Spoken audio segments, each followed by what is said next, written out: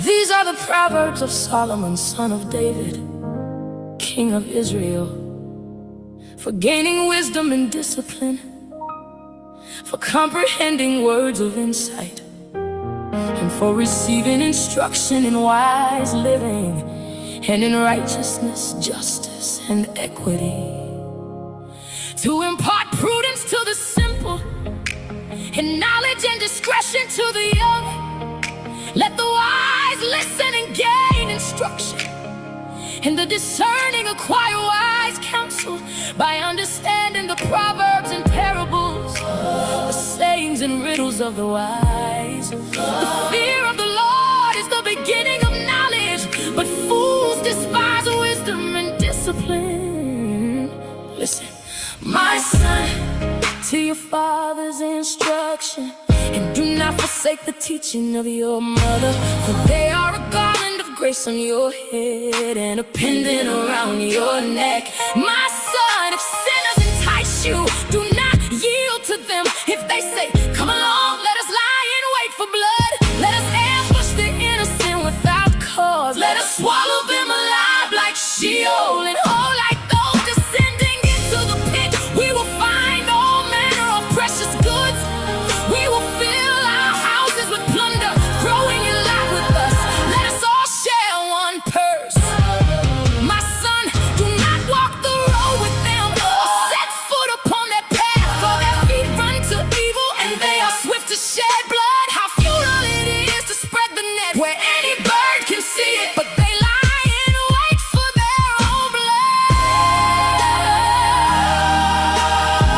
They ambush their own lives. Such is the fate of all who are greedy, whose unjust gain takes the lives of its possessors.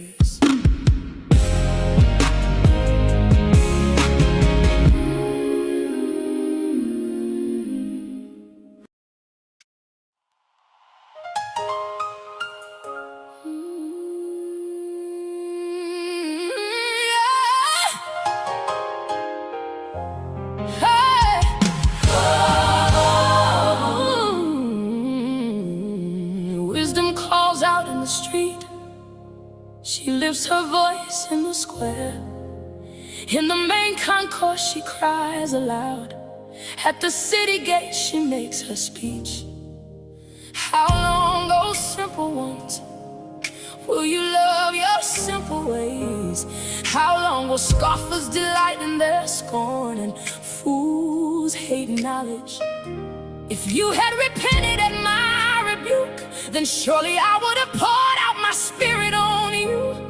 I would have made my words known to you, because you refused my call, and no one took my outstretched hand, because you neglected all my counsel and wanted none of my correction in turn. I will mock your calamity. I will sneer when terror strikes you, when your dread comes like a storm, and your destruction like a whirlwind. When distress and anguish overwhelm you, then they will call on me, but I will not answer. They will earnestly seek me, but will not find me. For they hated knowledge and chose not to fear the Lord. They accepted none of my counsel. They despised all my reproof. So they will eat the fruit of their own way and be filled with their own devices. For the waywardness of the simple will slay them, and the complacency of fools will destroy them. But whoever listens to me will dwell in safety, secure from the fear of evil.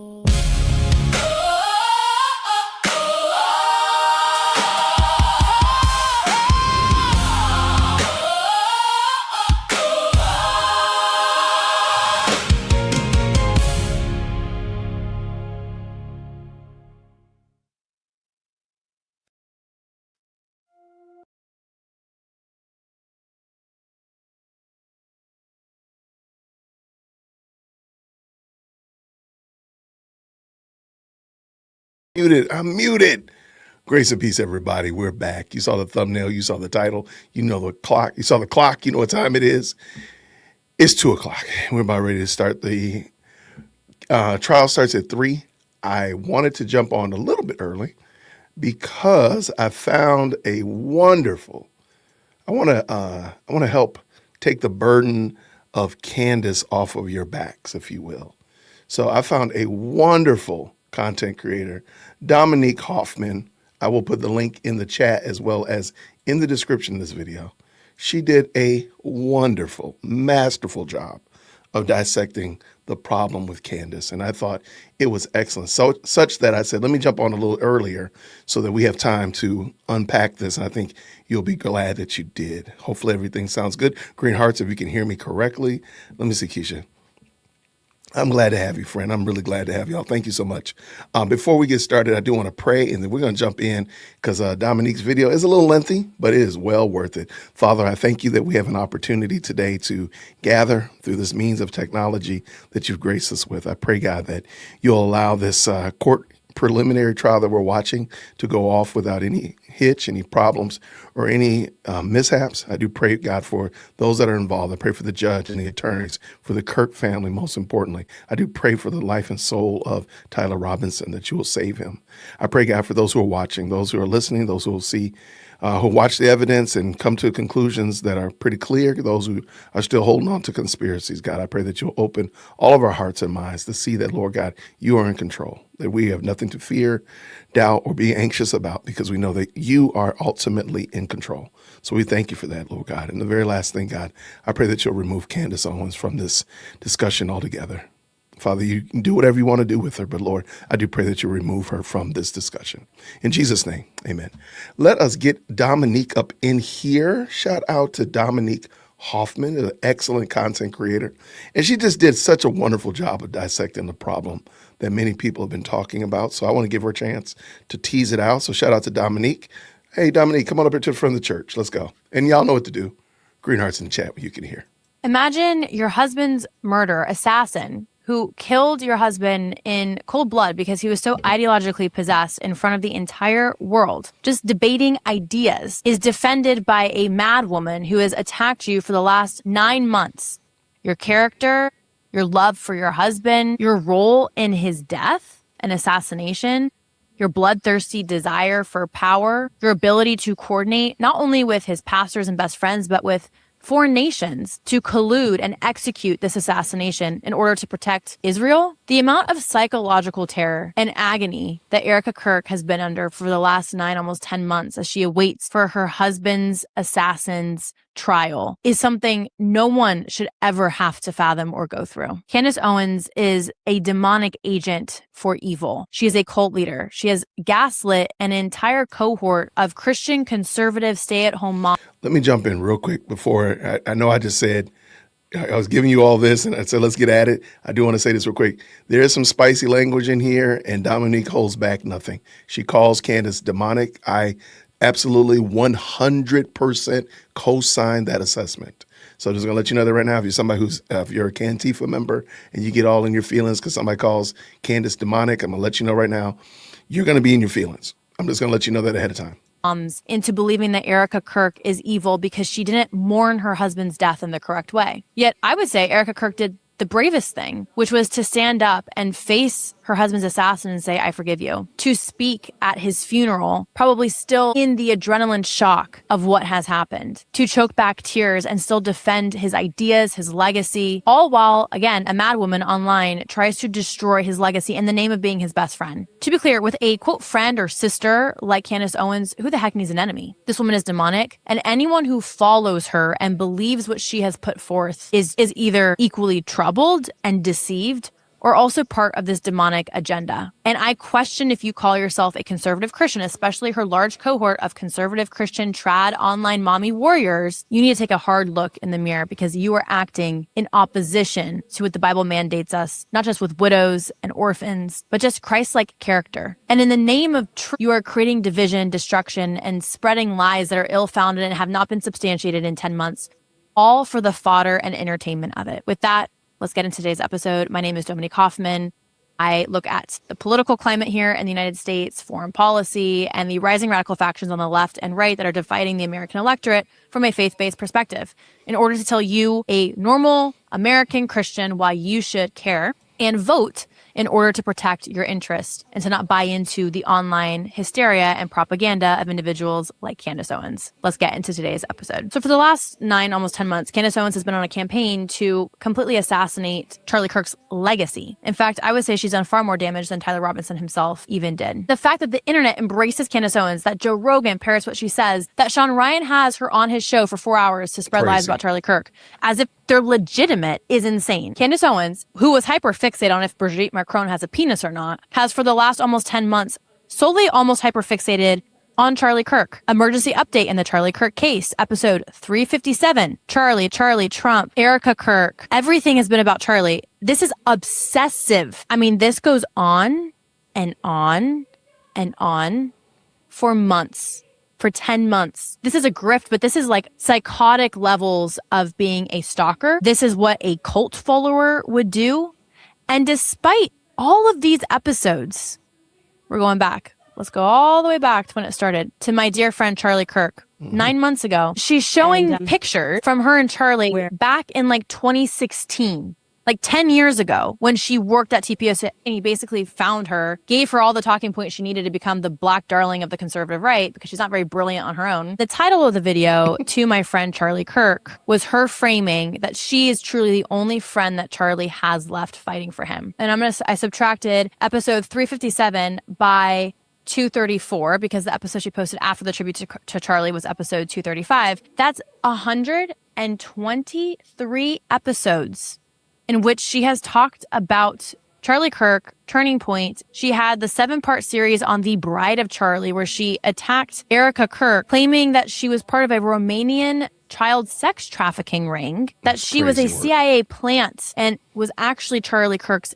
handler, not his beloved wife. I mean, that is the level of derangement. So going back to what I said about my friend Charlie, in that initial video, she set up 3 things that framed how she talked about Charlie Kirk. The video set her up against Erica Kirk as the true defender and basically like love of Charlie's life. It framed the Israel issue because in this initial video, she said that Charlie was changing his mind on Israel and also was becoming Catholic, of which there's no substantial evidence on either of those claims. And this video plants the seed that the true official narrative is actually not the official narrative at all, which primed her audience to accept absolutely any theory she put forth. Schizophrenic, paranoid theories that I don't think your average person could come up on, even if they were tripping acid. Yet Candace Owens, in all of her brilliance and her demonic possession, has put forth. And in that, she has created a true animus for Erica Kirk within the GOP. She's told people to resend their donations to TPUSA. Erica Kirk has received death threats, even preventing her from showing up at certain TPUSA events, including one in Georgia where she was supposed to speak with Vice President Vance due to death threats. Again, in the name of preserving Charlie Kirk and his interests, she has destroyed the legacy he built for over 10 years, which I think speaks far beyond a jealousy that Charlie loved Erica, but also a jealousy for the legacy that Charlie created. I think Candace Owens was so disgustingly jealous of those who turned out to support and honor Charlie Kirk, she made it her life's mission to destroy everything Charlie Kirk built. This so-called best friend didn't even attend his funeral. Crazy. And again, the Candy cult of middle-class conservative so-called Christian moms still truly believe that she's Charlie's best friend. So the second I watched the My Friend Charlie tribute that Candace Owens did, I said, that's weird. So I recorded on my phone. I believe this was the day after Charlie Kirk was assassinated. You can see here. Ooh, can you see? 7:30 a.m. on September 19th, 2025. This is Candace's Instagram page because I said to myself, this doesn't seem right. So let's take a look and see if Candace Owens, with 6.2 million followers at that time, who was following 195 people, let's see if she followed TPUSA, Charlie, or Erica Kirk. So I just went to Instagram. I mean, I could probably do this on my computer and show you guys better. But just so you can see, this isn't AI. This wasn't edited. This was a screen grab I took. Candace doesn't follow any of them. I even posted this to my story. Crazy how Candace Owens wants to speak on behalf of her recently assassinated, quote, brother, who she claims was going through an anti-Jewish Catholic spiritual revival when she doesn't even follow him on Instagram. Evil grifter. And oh, was I unprepared for the grift to come. So I want to look at the ways in which Candace has grifted, lied, and maniacally attacked Erica Kirk. And just for the audience's sake, and I hope that I get some Candy followers listening to me, this is why I'm talking about this as a Christian. Romans 1:28-31. And since they did not see it fit to acknowledge God, God gave them up to a debased mind to do what ought not to be done. They were filled with all manner of unrighteousness, evil, covetousness, and malice. Those are all adjectives I would describe Candace Owens as. Unrighteous, evil, covetous, and malice. They are full of envy, murder. You can't tell me Candace's heart's not full of murder if you're defending the assassin of Charlie Kirk. Strife, deceit, maliciousness. They are gossips, slanderers, haters of God, insolent, haughty, boastful, inventors of evil, disobedient to parents, foolish, fatherless, heartless, ruthless. That is Candace Owens. That is the Bible describing someone that God has given up to their own debased minds. Now, the game that Candace plays is, oh, I never said Erica killed Charlie. I never said anyone at TPUSA was part of his assassination. I never said it was Israel. I never said it was Netanyahu. Yeah, babes, you did. It's like Tucker, when then the reporter reads back to him what he said, when the reporter asked Tucker, why'd you call Trump the Antichrist? I would never. Insert clip where he called Trump the Antichrist the week before. And I don't know if it's like this demon possesses both of them and they truly don't remember what they say, or that's part of their game. That's part of their, plausible deniability. I never said that. We live in the technological age. And then the irony is that both Candace Owens and Tucker Carlson manufacture truth and suspicion for the official narrative out of nothing. And we're meant to believe that. But then when we instant replay things that they've said in the past, oh, I never said that. So let's look at some of Candace's recent and just truly demonic things that she has said. After saying that Miss Erica Kirk is not a, quote, real widow, Candace crosses the Rubicon and calls her evil. Quote, we recognize there is something deeply wrong and evil about Erica Kirk. Candace says, quote, they want, quote, us to bend to the knee of the sheerest form of evil. She makes these wild claims simply because Erica accepts Tyler Robinson as her husband's killer. Says the most evil person on the internet today. And this is what a cult follower does, right? Or just someone who is clinically insane, deeply narcissistic at the very least. She's using mere propaganda. She's accusing Erica Kirk of what she herself is doing. Erica Kirk is evil. No, she's evil. Erica Kirk has done nothing but show her grace upon grace and turn the cheek over and over and over.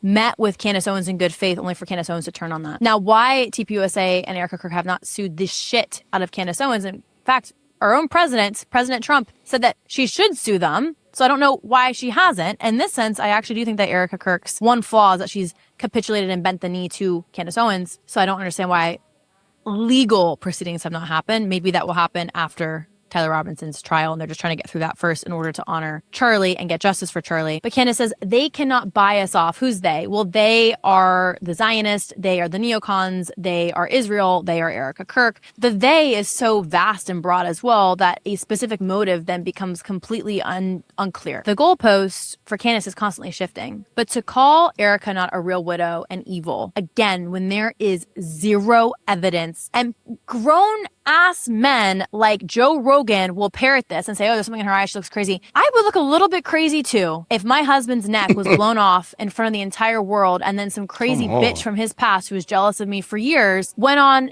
to assassinate my character for 9 months with baseless claims and the entire world believed her. I think I would have crazy eyes too.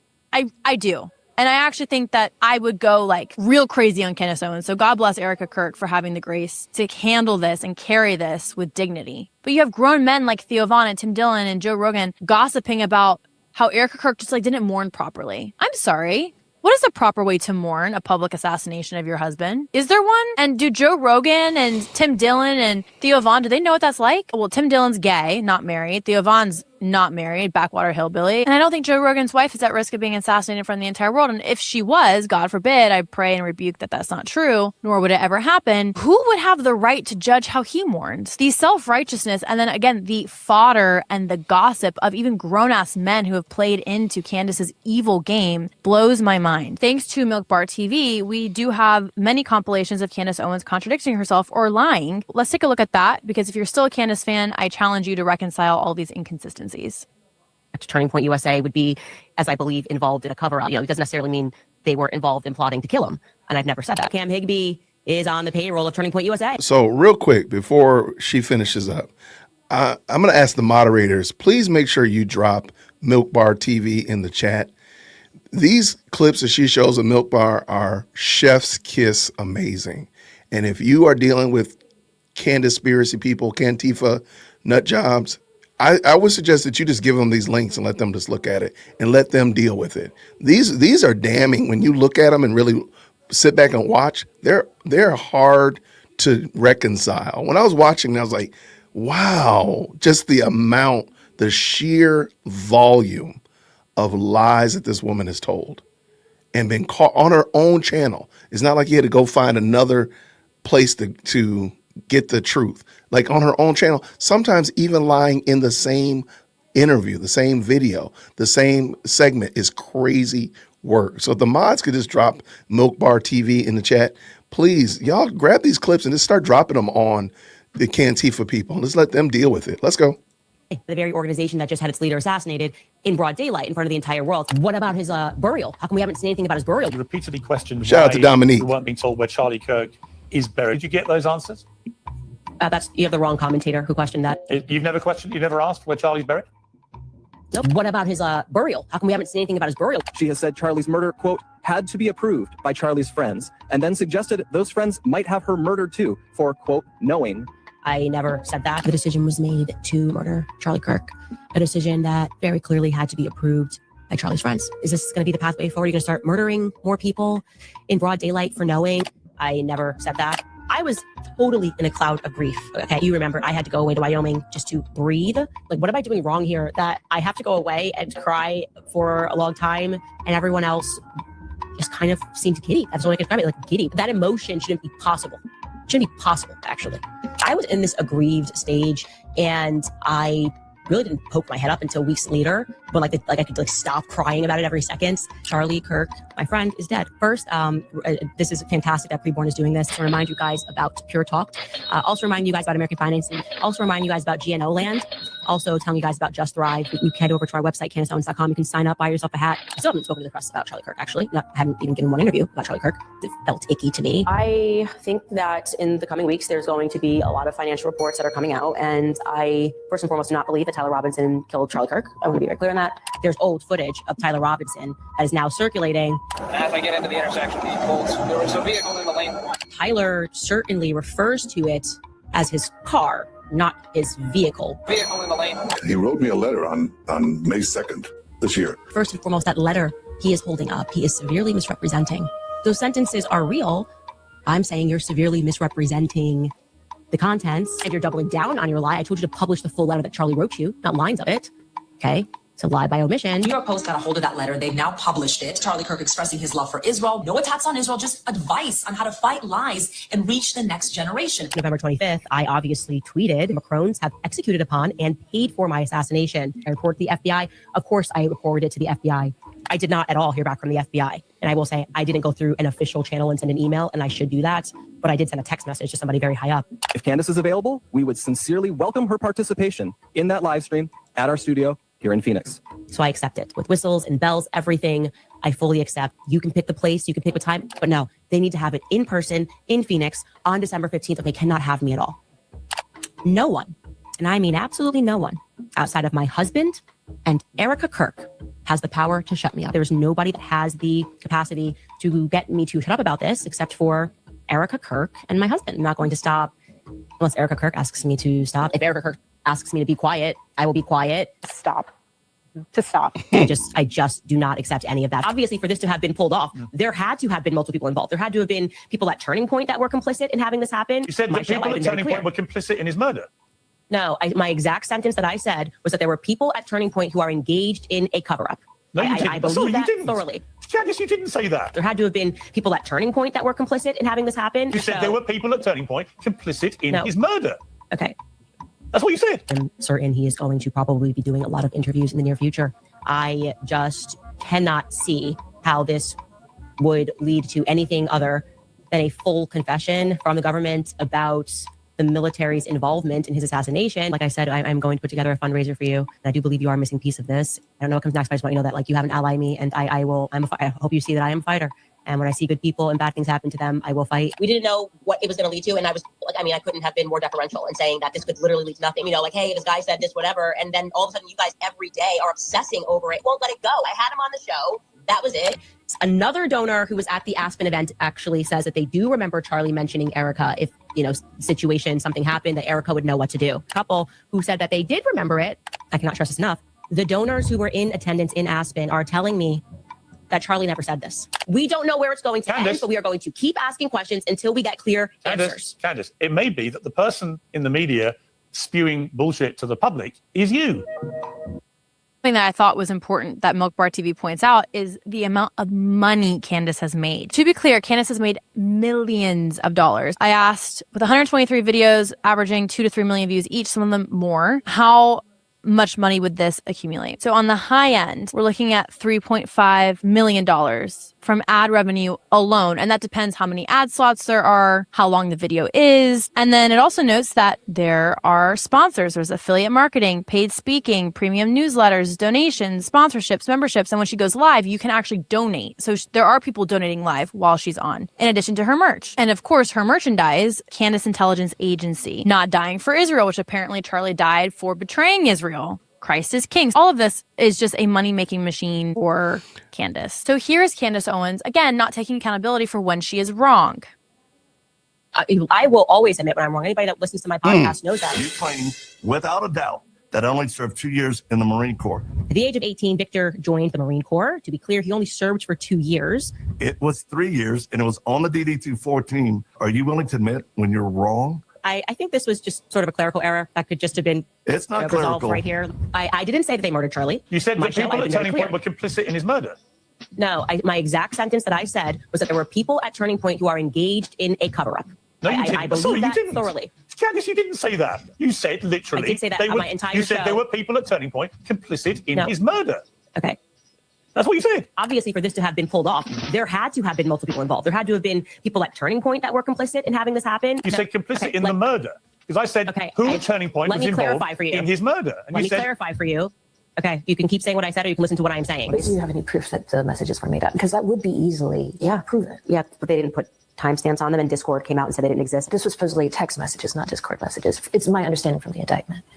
I actually did not read that they were text messages. The indictment calls them text messages. I pointed out that this foreign military plane arrived. They said, oh, she made a time zone mistake, like as if I'm on flight radar every day, accustomed to reading the data here. How interesting it is that the entire world came down on Kanye West when he tweeted that he was going to go DEFCON 3 on some Jewish people, I think is what he wrote verbatim. When he tweeted out, I'm about to go DEFCON 3 on some Jews. DEFCON 3 on some Jewish people today when Israel was literally going DEFCON 3 on Palestinians. He didn't say some, he said on Jewish people. Okay, sure. And now we fast forward to today. Grandfather grew up in a segregated South. And so when I'm walking through Jerusalem and you see, and they say these are the Muslim quarters, this is where the Muslims are allowed to live, that doesn't feel like a bastion of freedom to me.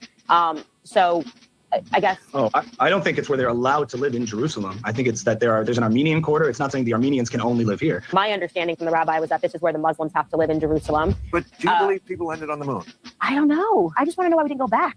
We did go back. We went back like 10 more times. Who went back? I'm not talking about space missions. I'm talking about actual people. Yes, landing on the moon and walking on it. But I'm just not interested in this topic like at all. The Nazis experimented on innocent people. They experimented on twins. I mean, some of the stories, by the way, sound completely absurd. I mean, like the idea that they just like cut a human up and then sewed them back together.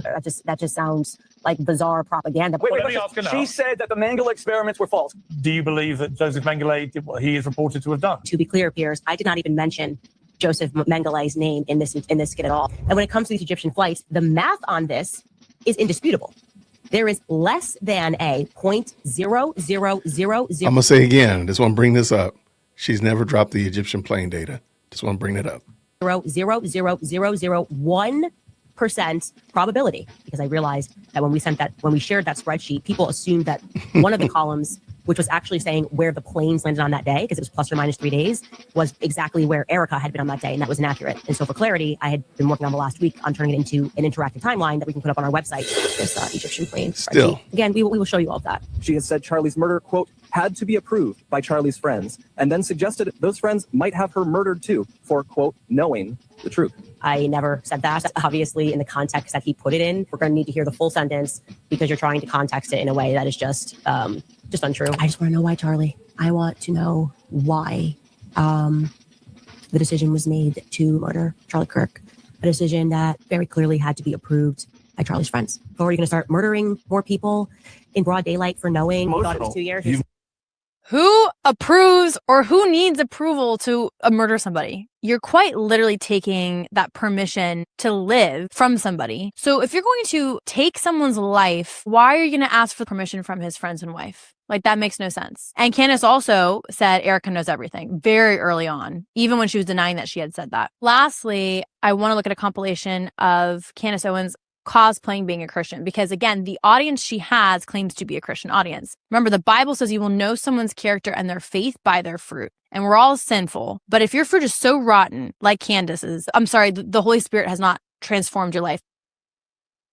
He asked me, "Are you a witch?" I laughed at him on the phone. I was in London and I said, "No." Why? What a ridiculous thing to ask me. And when you hear in the future somebody tell you, like, "We're going to Gaza Beach for a vacation," you need to look at them like they are the absolute vermin of our society, because they are. They are. Their children will be cursed, okay? There are, just in general, all of these inexplicable experiences that we have in life, and they try to make it weird for us to discuss them. Charlie and I spoke a lot about his third eye, spoke about the fact that we could both astral project, and we learned that not everybody does that naturally. Jeremiah 22:3, do no wrong and do no violence to a stranger, the fatherless, or the widow. The widow. Malachi. The widow. Has anybody ever asked Candace why she hasn't astral projected to Utah to assist the defense attorneys in this case? I'm just wondering, like, how do you astral project? And if anybody can tell me, explain, how do you do that? Do you do it like voluntarily? Like, I can astral project myself into the kitchen and tell my daughters to stop talking so loud? Or do I have to like voice project myself? Like, how does that work? How does it work? No. I will come to you. I will come near. If the money's there, I will. Everybody stay with me now. I've been overcome by the Holy Spirit. I'm just going to come right out and say it. I'm going to come right out and say, you need to go to CandaceOwens.com and give me money. And while you are there, purchase my book that is up for sale. I am telling you. She's serious. And this is not a part of Catholic canon, but you are allowed to read it, and you should read it. I read it on a plane. I don't even know what was going through my mind where I decided I needed to read the Book of Enoch. This is your real history. It is an absolute fact that Charlie Kirk thought that he was a time traveler. I said to him in response that I didn't feel the same way, and that I thought I was from another planet, that I was an alien. Hear you for judgment. I will be a swift witness against sorcerers and against those who exploit the wage earners and oppress the widow and the fatherless. You will be cursed. Every person who steps foot on that, every family that is set to inherit what they did, they will be cursed. Your children's children will be cursed. Explain this to you guys, that if I do something bad, I immediately, the karma of it, I would experience. Like if I stole your phone today, which is sitting on a counter and I stole it from a restaurant, I'd go back home and my house would be burned to the ground. That's my kind of very swift karma hits me fast. It is make him a sandwich. I'm going to come right out and say it, because the Holy Spirit just came over me right now on the podcast, you guys. And I'm just going to come right out and say it. And a lot of weird things used to happen to Charlie. He would go on runs. I think I told you guys this, after sundown. And when he was running, streetlights would go out. Like it was like he was a burst of energy, like he was a lightning bolt or something. We all have experienced deja vu. We are certain something happened, but we already did that. But it didn't actually happen. You're like, I feel like it did. Oof, I just got a bad case of deja vu. But I already knew George. That's how I describe it. I saw his face. I know that doesn't make sense, but it happened that way. I looked at my husband's face and I already knew him. It was like a sigh of relief. At least I'm clear. I'm speaking about politics and I'm giving you my opinion. I'm not going to dress this up in the word of God, okay? You know what? This is not my platform, okay? I genuinely believe this is God's platform. I'm a conduit. We love being independent, obviously. You can head to CandaceOwens.com and buy yourself some kit, buy yourself a hat. We really like our Make America Christian Again hats. I think they're just really beautiful. The green ones, nice color, and it's sophisticated. It looks like MAGA, but it's actually got a cross on there. That you should just buy that right now. I'll wait. Everybody go buy that right now. Our Lord She's God not joking. defines She means himself that. as a, quote, father to the fatherless and a defender of widows. Widows, widows, widows, the widow. You shall honor the widow. I caution the rest of the world to stay far away from that cursed land, because something is coming. You can't commit that much evil in broad daylight and not think it's going to come back to haunt you.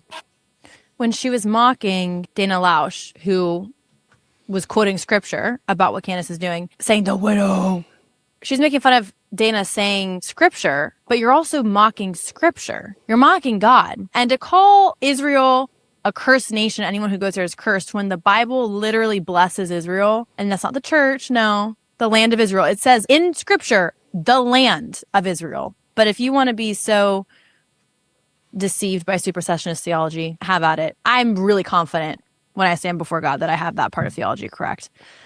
It's just, she doesn't understand theology. She doesn't understand what being a Christian is. The money is where she follows. It turns out that Christian conservatives needed a platform to come to after COVID-19 and after the hysteria of BLM, and she was already the conservative black darling, so she was the perfect candidate for that. When Candace was at TPUSA, she was into the New Age occult, and then she kind of became Protestant when she was dating George Farmer, and then when they got married, she converted a few years later. So her Catholicism is very new.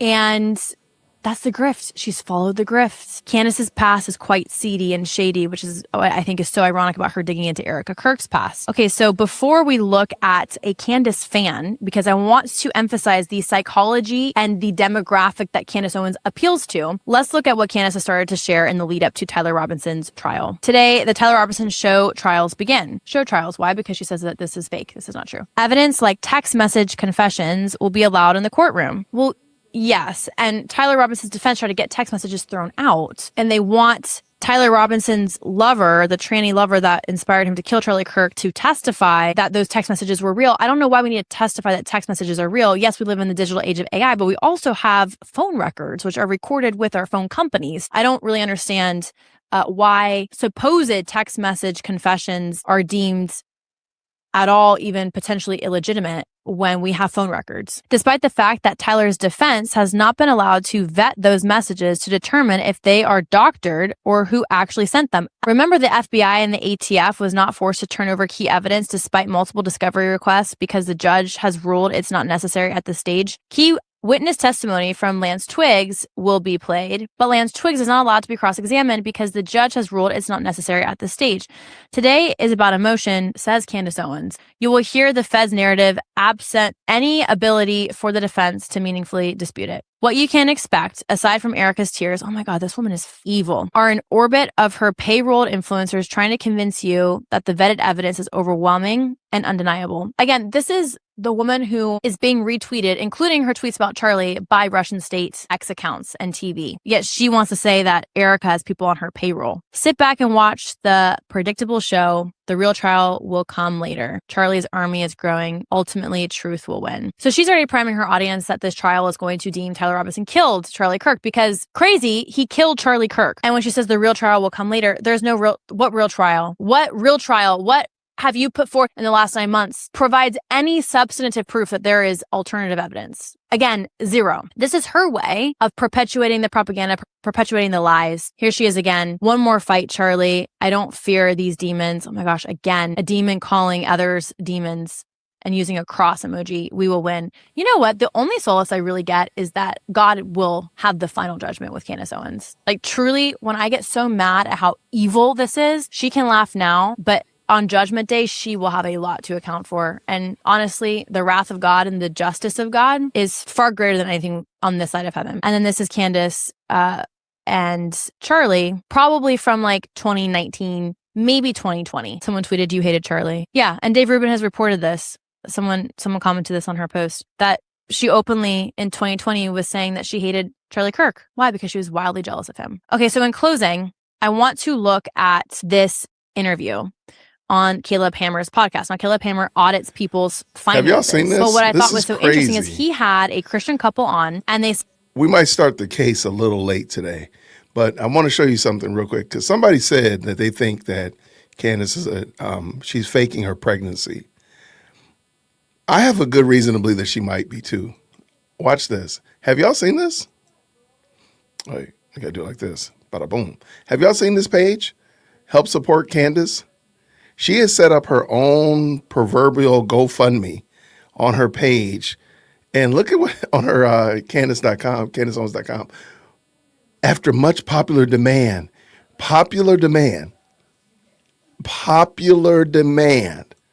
y'all, you can't make this thing up. We put together this page to help support Candace's fight. In case you missed it, we're fighting a few battles right now. And if you want to help support us, you can throw any spare change toward us. This woman is a multimillionaire. multimillionaire. Look at this. Funds given are not tax deductible. The IRS purposes the Georgetown Inc., DBA, Candace Owens will have to pay tax from these funds at the end of the fiscal year. Funds given will primarily be used in Georgetown Inc., DBA, Candace Owens to reimburse the legal and security costs that we have been currently are or will be incurred by Candace Owens LLC, or Georgetown Inc. Georgetown Inc. reserves the right to use the funds for other corporate purposes as well. For example, but not limited to payment processing fees, tax associated with these same support donations. Like, this woman is a multimillionaire, and she has the unmitigated gall to have a GoFundMe up to pay for her legal fees while she's on a 3-week vacation. Mind you, she was just in Russia. She was just in Rome. She was just on vacation. She's been on more vacations since Charlie Kirk died than some people have been in their whole entire lifetimes. I'm not even being funny. She's been on like 6 vacations or times away, whatever you want to call it. She's been on at least 6 in the last 10 months. I don't think any of us, or maybe I got some people in the chat that do, but I don't think any of us do that. If you've been on 6 vacations in the last 10 months, please not only put it in the chat, but please hit your boy up, jwitt@jwitt.com. Y'all, I think she might very well. I think this could all be a grift. It could be. Let's finish up. Shout out to Dominique Hoffman. This is a really interesting. I had seen snippets of this, but I haven't seen all of it. And this is very interesting. So let's go. They somehow get into conspiracy theories. And the reason I want to watch this, especially with the trial in mind, millions of conservative Christian stay-at-home middle-class moms have drank the Kool-Aid when it comes to Candace Owens, which has downstream ramifications with voting, with how those women raise those children that they preside over in the home, because these are mostly traditional homes. This should scare everybody, because this isn't just a clip from someone's financial YouTube account. Think of this as an audit of public opinion within a really critical demographic of the conservative right. Destroying this whole thing is your lack of trust in us. This shit is built on like conspiracy theories and like I don't even know what the fuck is happening. What are we? What the fuck are we talking about? We talk about finances. I'll get a mortgage right now. So that's why we're here, but if though, we're based on because he conspiracies, needs help managing his money. When I pay my bill, but what is this conspiracy shit? Okay, which one? Charlie Kirk's not actually dead. What? Selena Gomez is actually dead. What? And her and Justin Bieber's love child is with. What the fuck are we talking about? Well, it's conspiracy theory. Someone's killed my marriage like right here. that, man. Yeah. He doesn't really agree. I don't know. I saw some videos. Did you hear what that man said? This has almost killed my marriage right here. And the irony is that this couple is the demographic of the rising woke right, the new right. The new right, which peddles this idea that stay-at-home moms should outsource their vote to their husbands, that their value is stripped to that of being in the home, that they are inherently subservient to their husbands, using pseudo-Christian language to strip women of dignity and then give that dignity to their male counterparts. And you then get dignity by being your husband's wife. That has left an entire generation of millennial wives, of Gen Z wives, like this woman here, to then find meaning outside of themselves online because they have been stripped of all meaning in this political pseudo-Christian framework that they've bought into. A lot on Twitter that day. What day? Oh, yeah. Okay, that's fake though. So you saw some people die, probably. Did that look like death? No. Yeah, it's questionable. Oh, it's questionable, dude. I've seen people shot. I've been part of shootings. Movies. Does that look like death? World, That looks more like death than I don't Charlie think Kirk. movies are like. But it is. I'll put you this way. You look at when you look at this situation, right? First off, a man shooting a shot that far away has to be very, very, very good. Maybe he got also just very lucky. But the bullet that was supposedly used would have blown up his I'll head. say this. I was an expert shooter in the military. I scored perfect every single time I've shot a weapon in the military. The blood 300 didn't yards, even stain 25 his feet square, clothes. whatever, right? So where is he? Why would he do this? So he's so there's There we theories. go. So there's theories. Okay, so he can either his wife, Erica Kirk, was in on it, or like in on the conspiracy, and she's in hiding with so we him. got some Candace watchers. Or yes, 100%. We know. We know. Okay. We know. But we don't know. No. You think? We don't know. But we know. It's called a think, not a know. No, we know. So So either his wife, because she's got ties to child trafficking. She does. Based off of The work she did I don't know with now, children. but I She know. was kicked out of, what was the country? She I was don't kicked out know of the country now, but I know. It makes sense. for it. Yeah. So That country. You got to know this, dog. well, it was like Slavia. Not Slavia. He I don't- said dog. He Where calls is wife it? Where is dog. it? What was the Slovenia? country? No, there was a country that she did like Ukraine? Was it Ukraine? No, it wasn't Ukraine. She did.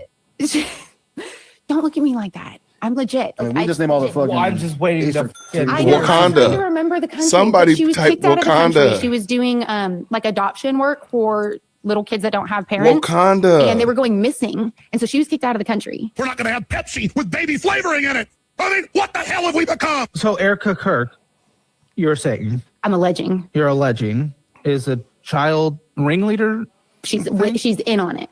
and Charlie didn't So, die because of that? possibly. No. So she's okay. So she's was basically his handler. And Okay. either there's two different theories. Okay. So either she was his handler, he found out about all her bullshit. Weren't they just like a classic Christian couple like y'all? Oh, no. Isn't So that okay. kind of what he was preaching? Well, in the video where he's being shot, it wasn't actually him. It was a hologram. You're an idiot. No, you're an idiot. Right? No, you're a bigger idiot. No, you're an even bigger idiot. Right? That's not an argument. Oh. She did say a It was in hologram. Romania. The claim is that she was sex trafficking children in Romania. Again, said a zero hologram, evidence, y'all. not substantiated. A Candace Owens lie.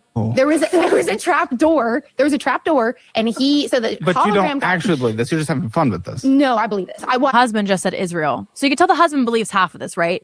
That it wasn't actually Tyler Robinson who killed him and that it was Israel. The wife has taken this a million steps further in lunacy, although he's already an idiot for believing that.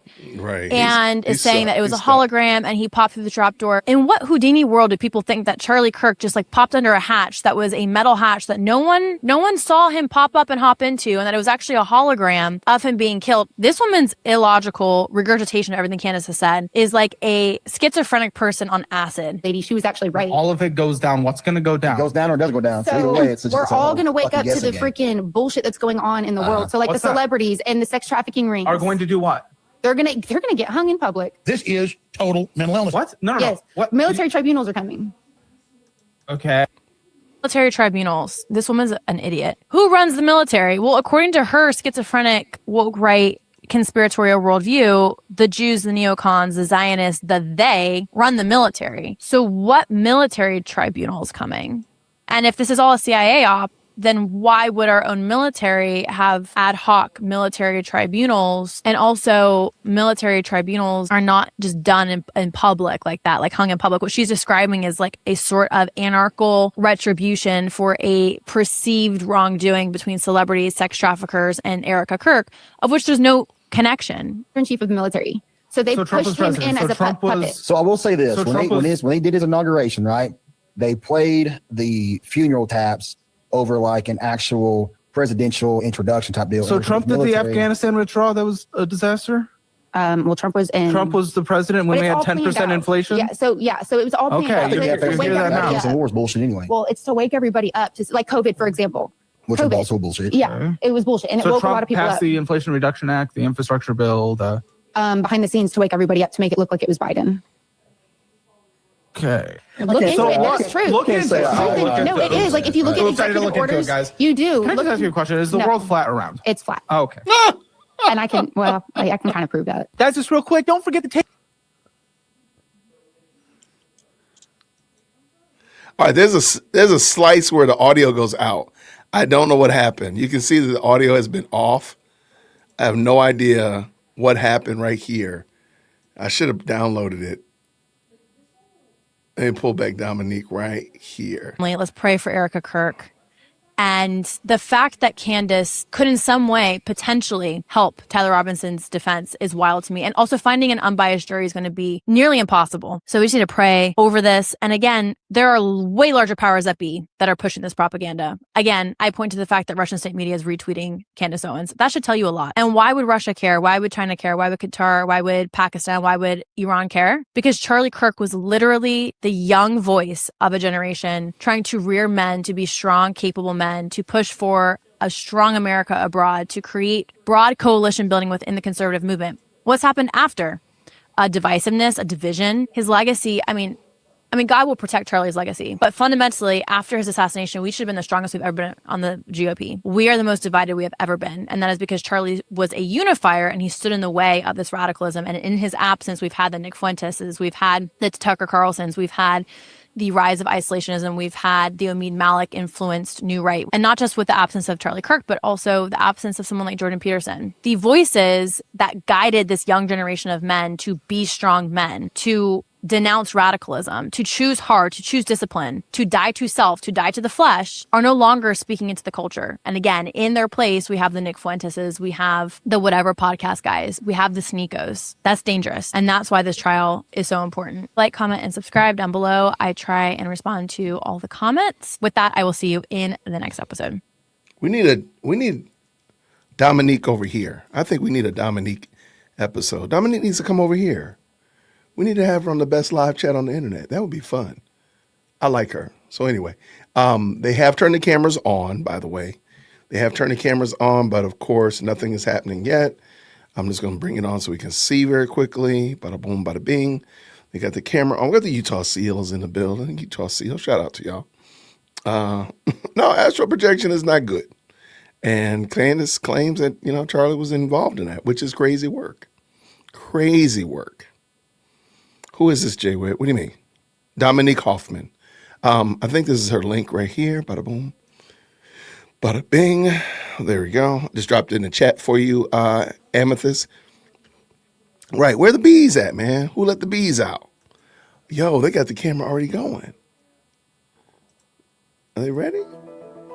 Oh, no, the camera is moving, though. It's moving. So I'm pretty sure it's going to be more DNA discussion, good people, today. Let me mute that. I'm pretty confident it's going to be more DNA discussion. I know that yesterday DNA discussion was not, shall we say, the most exciting, but that's what I know. There's going to be a good segment of that in the actual trial. So we just got to get ready for it. Twigs videos today? What do you mean? Really? Well, today's Wednesday, and they said they're going to be done on Friday, so they got to get a lot done today if they're going to get done by Friday.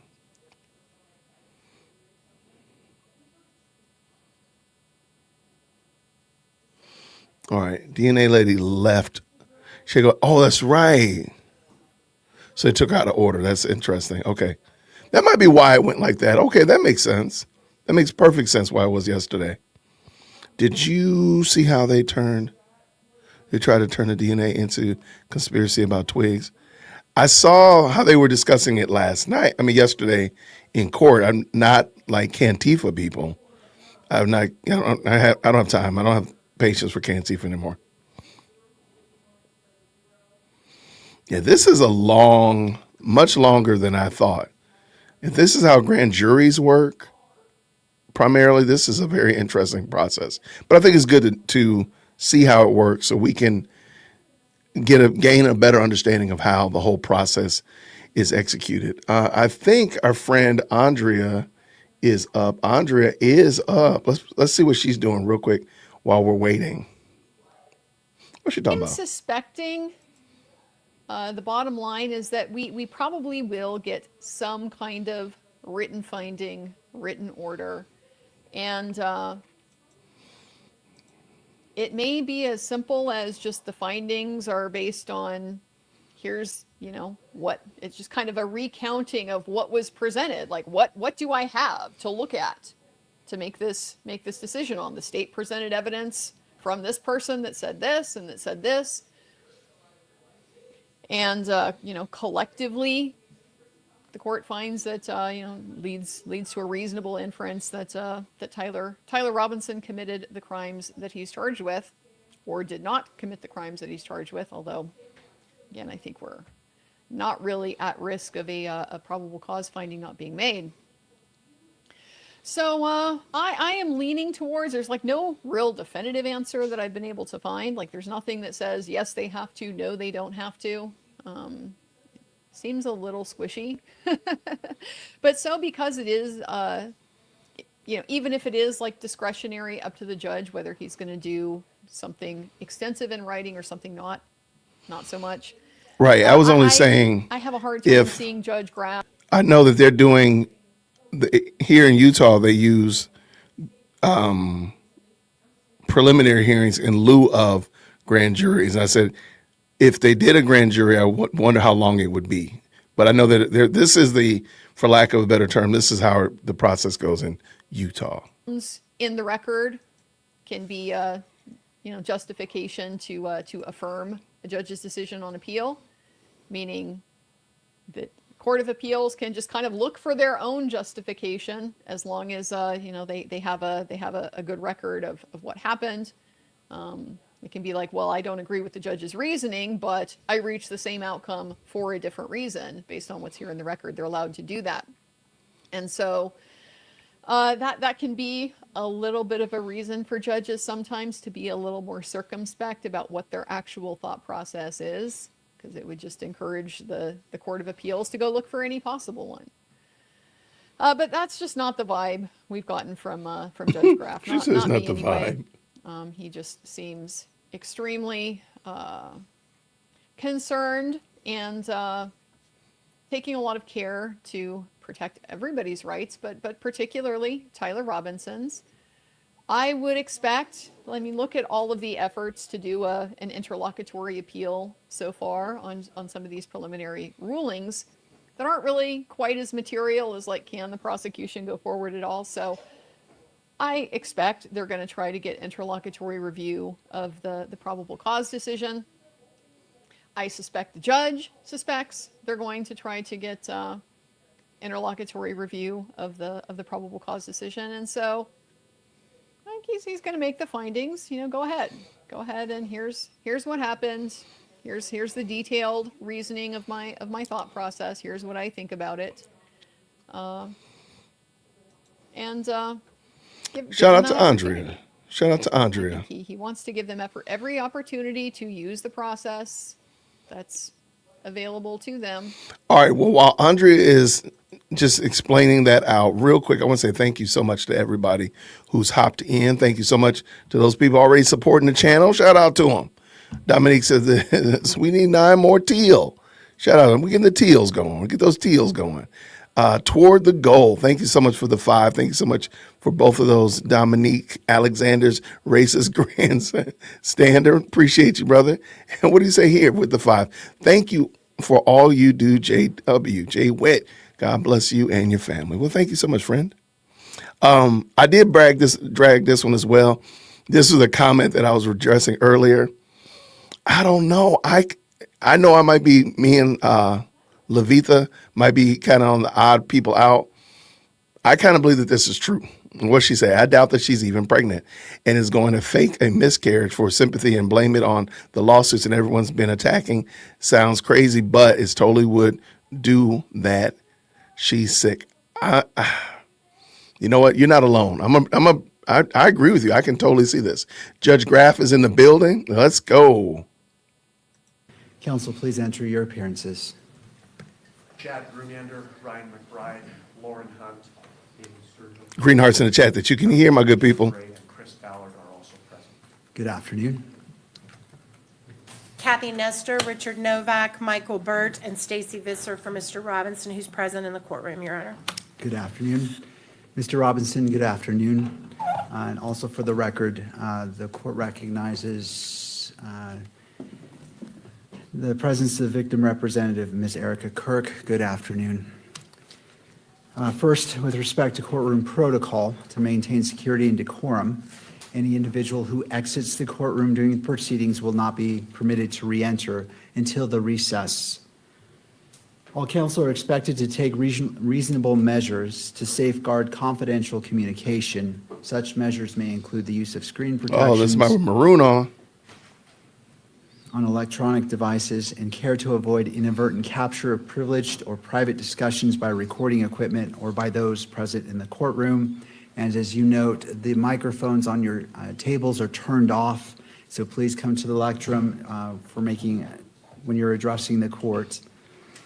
Second, the court will address the camera and still photographer camera operator and still photographer.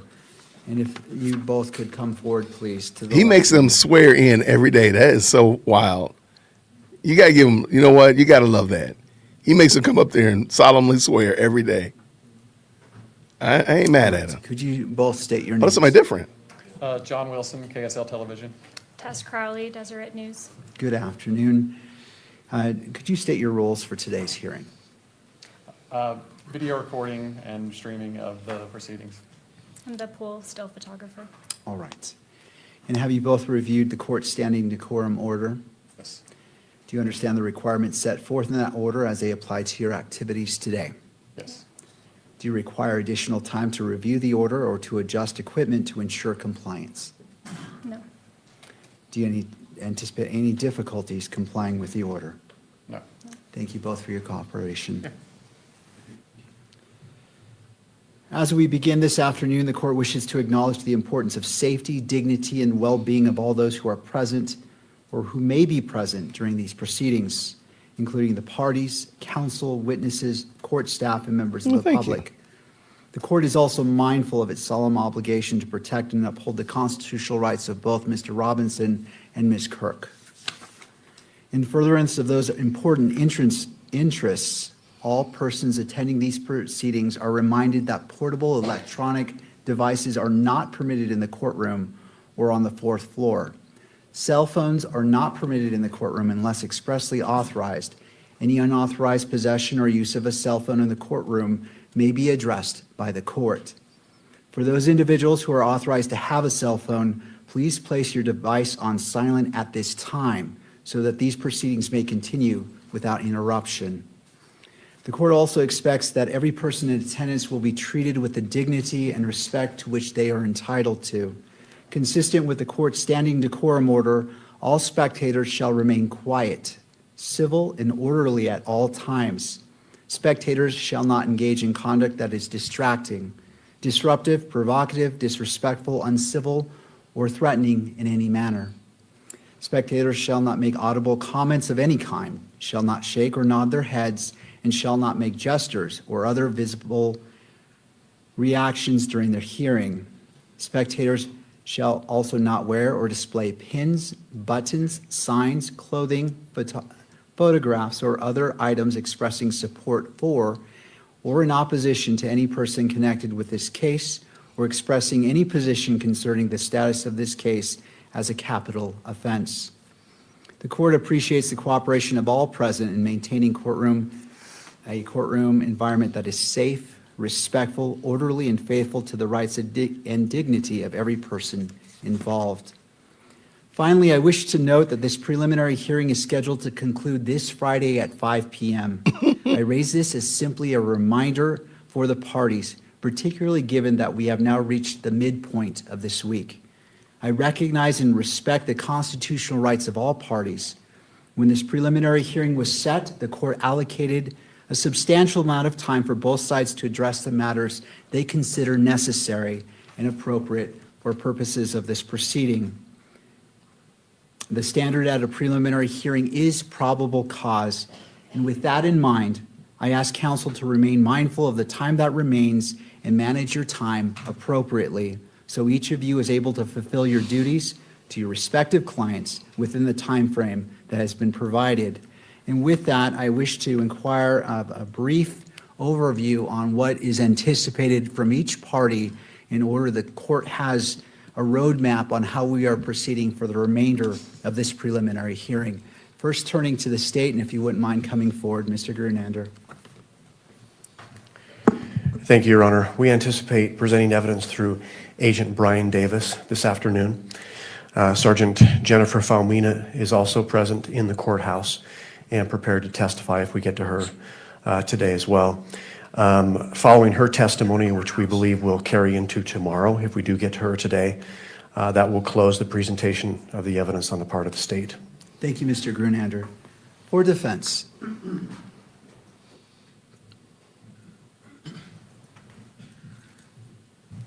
Good afternoon, Your Honor. Good afternoon. Michael Bird for Mr. Robinson. Judge, we have two remaining witnesses. That's not bad. Miss Oliver from the ATF and Miss Carner, also from the ATF.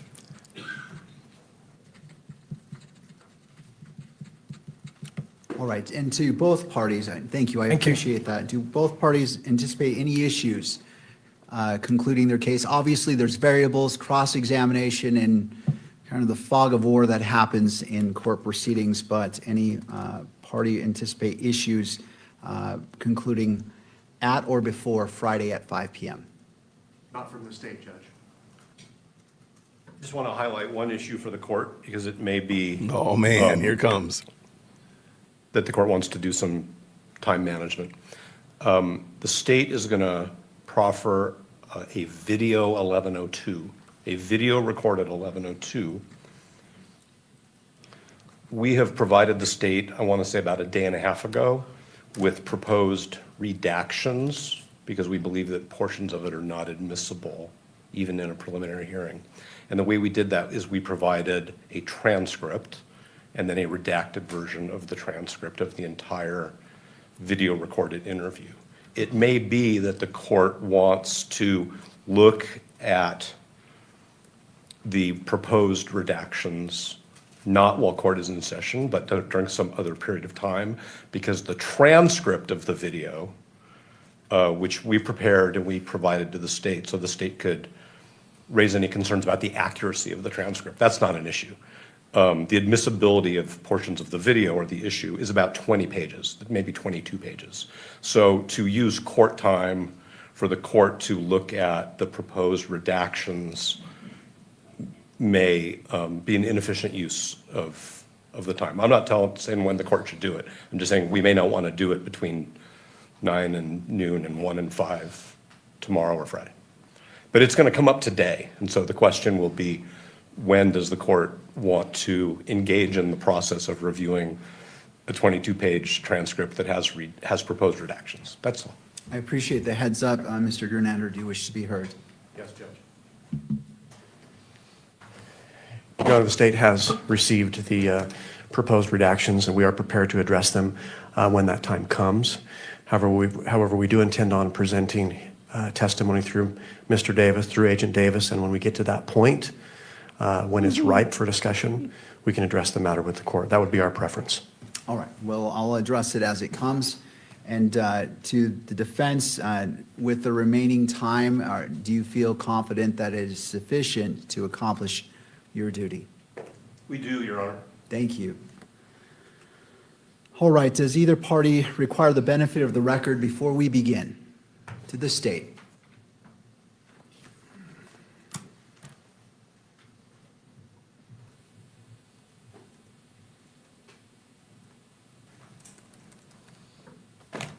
Ryan McBride for the state, Your Honor. Just to address an issue that's come up and we expect to come up as we enter the second half of this preliminary hearing regarding the admission of exhibits.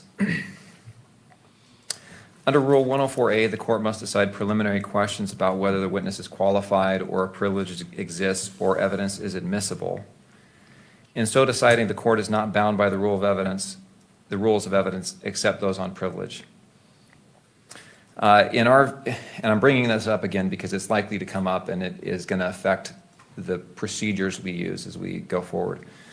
The court holds two roles really at this stage. One is a gatekeeper role on admissibility, and the second is the fact finder role as the magistrate. And I know you've referred to those two roles earlier in this proceeding. And the court, Rule 104A means the court can consider evidence even though its admissibility has not yet been determined in its gatekeeper role. And then after it has been admitted, it can determine the admissible qualities of that evidence or that exhibit.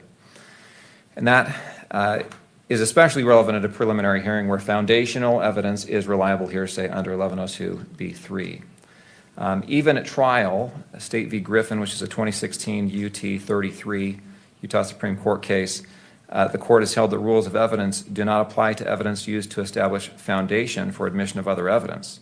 It's a quote from paragraph 33. So the point is, foundational rulings on admissibility can consider evidence that is not in and of itself admissible. That's proper. The second point is the courts of appeals recognize a presumption that the court considers, when acting in its fact-finding role, only the admissible evidence and disregards any inadmissible evidence. Most commonly, that comes up in a bench trial type case where prior bad acts evidence is admitted and it can have dual inferences.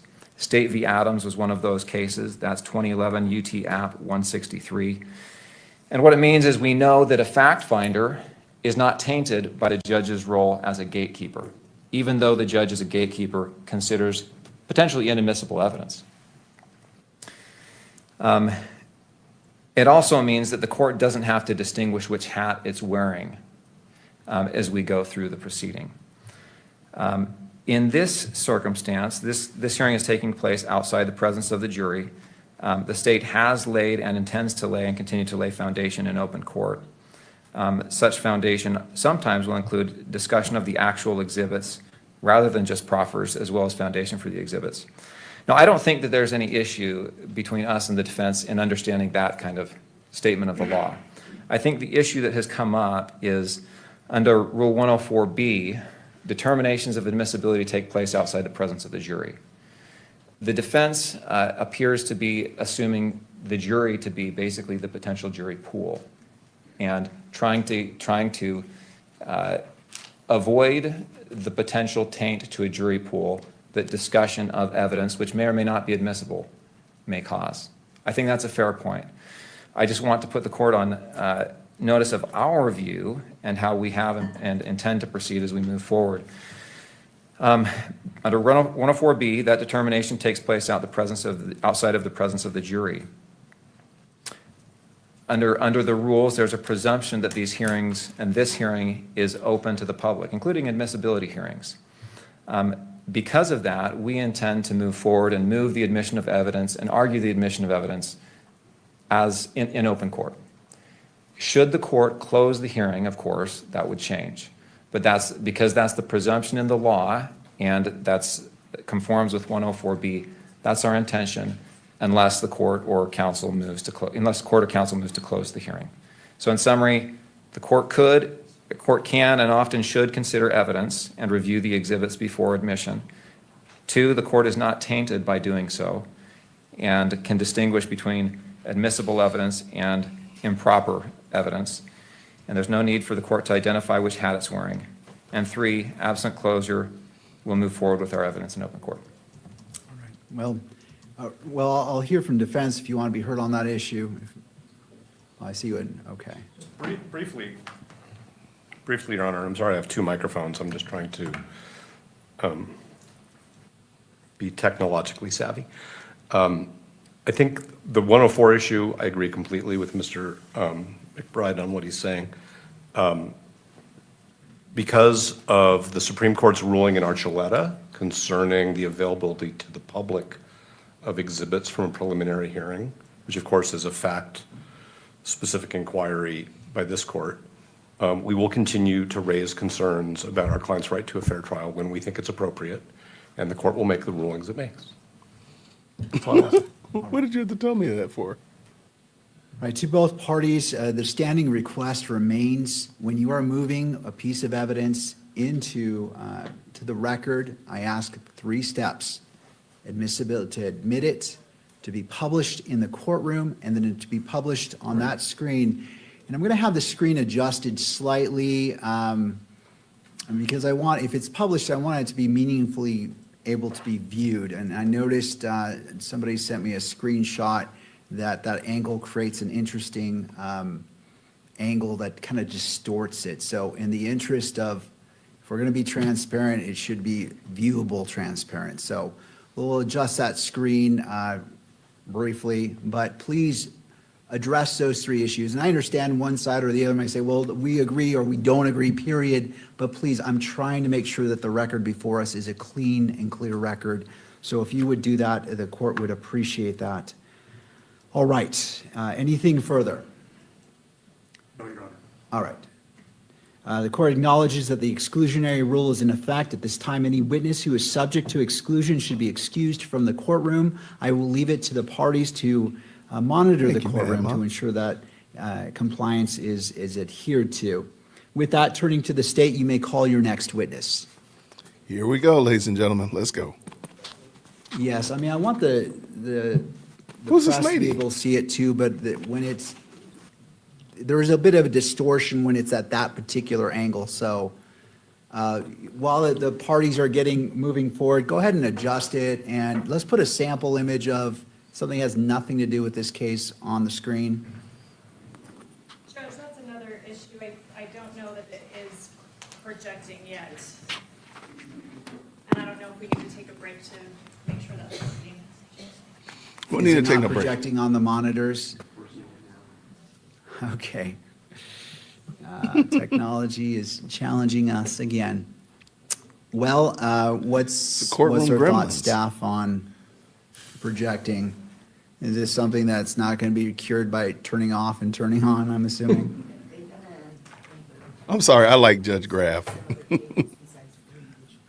You can tell he's All irritated right, though. all of you, council table, again, I'm trying to do this to get this out of the way so we can move forward cleanly. If you wouldn't mind turning off your monitor and then turning it back on. I'm all for it. Thank you. SC and- dog. Go dog. And if I could borrow somebody to do that to the witness monitor as well, so we all get them in sync. Thank you, sir. I appreciate that. And for the lectrum as well, let's just see if we can get that up, because that could cause a delay. I just want to knock this out first. Yes. You can tell he's frustrated by this. But he doesn't look really old. He doesn't look like an old guy. Where would at that all. TV go? But you can tell he's like, look, I'm over this technology thing. Thank you so much, That SC doesn't Dog. Who's address any down? Who's security down with the issues. $5 Let's do challenge? that. I love it. just Thank you wanna so make it much. easy. That way that TV can be I appreciate you. more flat and it's not a distorted view. And then the And media thank you, can look Mad at that Mom. TV. Again. Mad Mom, thank you so much for the 10. Thank you for the stream, Jason, and all your hard work to get out the truth. I got you. I got what you're saying. Thank you so much, friend. Thank you for the 10. I appreciate it. Yeah, and I mentioned this yesterday. Like, a lot of this is just the hiccups of the fact that they're streaming it, which, by the way, I much rather them stream it than not, because can you imagine if they weren't streaming this and people were just coming out of the courtroom telling you what happened in the courtroom? Man, it would be crazy work. I promise you, some of the stuff that would be coming out would be so terrible, man. Yeah, Erica ran up and punched Tyler in the head, and the judge is sitting there hanging out with TPUSA t-shirt on. The lies would be insane. So I'm glad that they're streaming it. I just hate that there's so many hiccups because they're not used to it. They probably need an overhaul. Just like here in Atlanta, the Fulton County Courthouse needed a complete overhaul because they just weren't used to streaming it and being judicious like this, make sure monitors were off and audio was working at key moments and stuff like that. So they might just need to start a whole new audio-visual plan, because I'm sure we'll never go back to just simple court cases. This is always going to be how it is moving forward. So the lies would be insane. Oh my gosh, I could only imagine if they weren't here. If we weren't able to see this, it would be just bonkers. I mean, the things that came out of the Carmelo Anthony case are going to be studied by science, man. They're going to be studied by science. They're right here. Yeah, the stuff that came from the Carmelo Anthony case was crazy work. All right, let's see what they're saying. They look like they turned that monitor off. Oh, somebody taking a swear. Let's go. Given the case now pending before the court will be the truth, the whole truth, and nothing but the truth, so help you God. All right, Agent, if you wouldn't mind having a he's an seat. To your agent. left is a water bottle. And after you're seated, you'll have to adjust that microphone, pull it down, and then pull it toward you to ensure that it Millions of is dollars. Millions. picking up your voice and we have a good record. Oh, he looked like a cop. Ms. Hunt, your witness. He looks like a cop. State your name and spell your last for the record. Yeah, it's Brian Davis, Davis. What is your occupation? I'm an agent with the Utah State Bureau of Investigation. You knew it. You knew it. How long have you been with, is it fair to call that SBI? Correct, yes. How long have you been with the SBI? A total 18 years. I want to briefly go over your experience as a law enforcement officer generally. Actually, are you a law enforcement officer in that capacity? Yes, correct. How long have you been a law enforcement officer? Total of 27 years. You mentioned you were with SBI for 18, is that right? Correct. Yep. What other agencies were you with prior to SBI? So Department of Public Safety, I've been a state trooper for 8 years, 18 years with SBI, and 1 year with Utah Transit Authority Police. Oh, giving out tickets. We've heard talk from other officers about POST. What is POST? That's Peace Officer Standards and Training. Did you complete that? I did. What year did you complete that? 1999.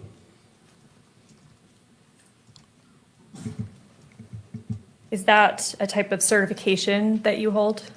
Yeah, it's a statewide certification that any peace officer in the state of Utah, local, state, county, all go through to become a certified peace or police officer. Has that certification lapsed or been any gaps in that time since you received it in 1999? Nope, it's been constant since then. I want to talk about a bit about your training experience within law enforcement. What roles have you had at SBI? I began as a call enforcement team. We did covert and overt operations. I was assigned to an ATF, the PSN task force, focusing on violent felons with guns and drugs.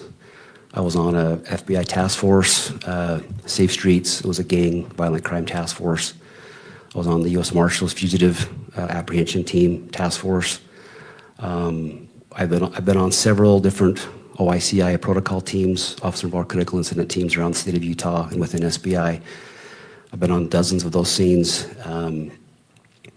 And within major crimes of SBI, I've been, we've worked a variety of cases. I work anything from violent crime, homicides, sex crimes, drug crimes, firearm crimes, white-collar crime, fraud. I was also on a task force with a FBI public corruptions task force as well. Was that all on-the-job training, or did you receive specific training or conferences, things like that? Yeah, throughout the years, various trainings, conferences in all those capacities over the years. You mentioned you've been a part of homicide investigations. Yes. Can you estimate how many? My best guess would be 60 plus, where I've had some involvement. I also currently work on a cold case unit within SBI, so we consult with agencies around the state of Utah, and I've probably consulted on over 50 of those as well in various capacities and roles. Have you received training specific to homicide investigations? Yes, I have. What types of things have you been trained on in that regard?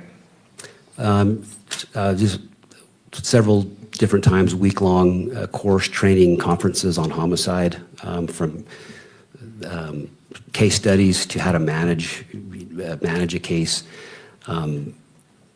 Also, I've been on several trainings with like crime scene investigation. I'm a FARO certified. It's a 3D FARO scan of crime scenes. What's a FARO scan?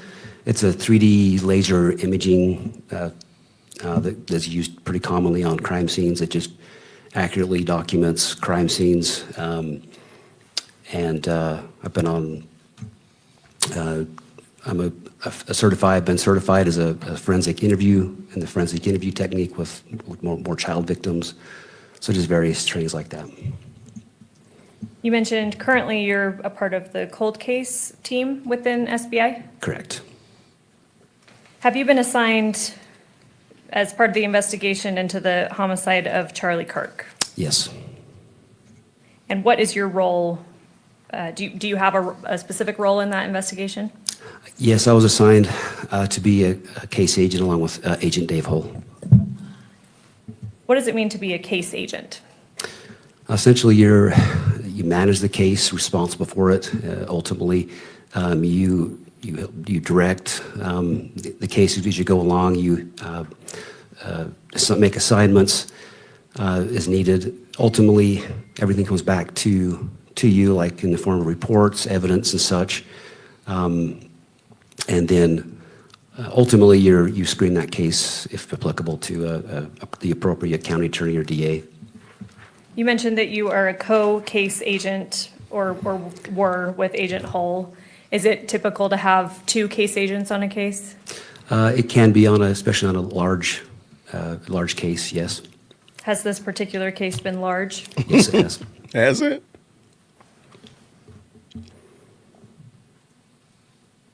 Have other police agencies been involved in the investigation of this case?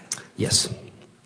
Who has been designated as the primary investigative agency? The State Bureau of Investigation is the primary investigating agency. I know there are probably several or dozens, but what other agencies have you been working with? FBI, ATF as well, several local state agencies, UVU Police, Orem Police, Utah County Sheriff, Washington County Sheriff, St. George PD, most of all the agencies within Utah County and even others outside of the county. So we've worked with a lot of agencies with this case. It was a pretty large scale investigation. You mentioned ATF. What does that stand for? Alcohol, tobacco, firearms. All right. I know a lot about what we've. So, as a case agent, have you been in court during this preliminary hearing? Yes. You've heard prior testimony? Yes. We've talked a lot about the events of September 10th of 2025. I want to direct your attention to September 11th, 2025. Do you remember that day? I do. What happened on that day in relation to your investigation? I spent the day at the command post with various assignments. That evening, it was about 8:30 p.m., I believe, of the 11th. I received a phone call from Sergeant Elsholz requesting that I travel to St. George. Who is Sergeant Elsholz? What agency is Sergeant Elsholz with? With SBI. And he requested that you travel to St. George? Correct. What was the reason stated for that? We received information that an individual was turning himself in or was going to turn himself in to police in regard to his involvement with the incident, the shooting on UVU campus. And I'm sorry, what time did you get that information, that call? About 8:30 p.m. Did you travel down to St. George? I did. On what day? Of September 11th. Did anyone else go with you? Yes, so we traveled to the Salt Lake City Airport to a hangar there, and we were flown down on a fixed-wing aircraft. It was Sergeant Elsholz, was Agent Folger with FBI, Agent Anderson with FBI, Ryan McBride and myself, and the two pilots. And who is Ryan McBride? With the Utah County Attorney's Office. What time did you arrive in St. George? We landed probably about 11:30 p.m. at the St. George Airport. And again, this would be the evening of September 11th, 2025? That's correct. Where did Hold on one second. When he said plane, how many of you all laughed when he said plane? He said they took a fixed wing plane to St. George. How many of you actually laughed, or was it just me? Please don't let me be the only one that laughed about that. I'm like, oh God, now they got a plane involved in this thing. Oh man. Oh, goodness gracious. Am I the only one? Please tell me I'm not the only one that laughed about that. Please tell me I'm not the only one, please. did you go once you landed in St. George? There we were transported via ground to the Washington County Sheriff's Department. Was it a black SUV? Did you coordinate at that time go to with any Delaware? other law enforcement agencies down in southern Utah? Oh, we did. You did? We did, yeah. What other agencies? Well, with FBI as we were traveling, and then along with mainly the Washington County Sheriff's Department, we also have agents within SBI assigned to the southern Utah area. So working with them as well, just making plans and coordinating resources and manpower and personnel. And you stated you went to the Washington County Sheriff's Office. Yes. What time did you arrive there? Probably somewhere close to midnight, maybe just a little bit before midnight of the 11th. What happened next? So we met several other investigators, agents, and detectives there, along with some other prosecutors. There were some federal prosecutors as well that were present. And from there, we began kind of making plans, determining how to handle the situation there. You mentioned the reason you went down there was you had been told that an individual wanted to turn themselves in. That's correct. Did you observe that individual? I did. And where was that person at the time? So when we arrived, we went into the room that we were in. It was one of their office, the cubicles there. On the wall, there was a television monitor where I viewed an individual on that screen that was sitting in one of the soft interview rooms. That room was equipped with audio video recording device, and so I observed him on that screen at that time. Were you aware, or did you become aware what time that individual arrived at Washington County Sheriff's Office? I was told he arrived there about 9 p.m. that evening. And was he with anybody else? He'd come there with his parents and a family friend. Did you speak with this individual that we've been talking about? Yes, I did. Did you get his name? Yes, we obtained his name and date of birth. What was his name? Tyler Robinson. Did he tell you that himself? He did. You mentioned other individuals came there with him. Okay, I noticed something here. First of all, the lady that you all love so much, Nestor, she's not here. The guy from yesterday is sitting first chair. And Tyler, I really wish they could just have Tyler Robinson on the screen the whole time so we could watch him. But he looks relaxed, as the guy said his name. So let's see how the rest of this goes. And then you also said that you had kind of coordinated with the team of law enforcement officers that were there. Were those other individuals spoken with by law enforcement? They were. Let's go through them. How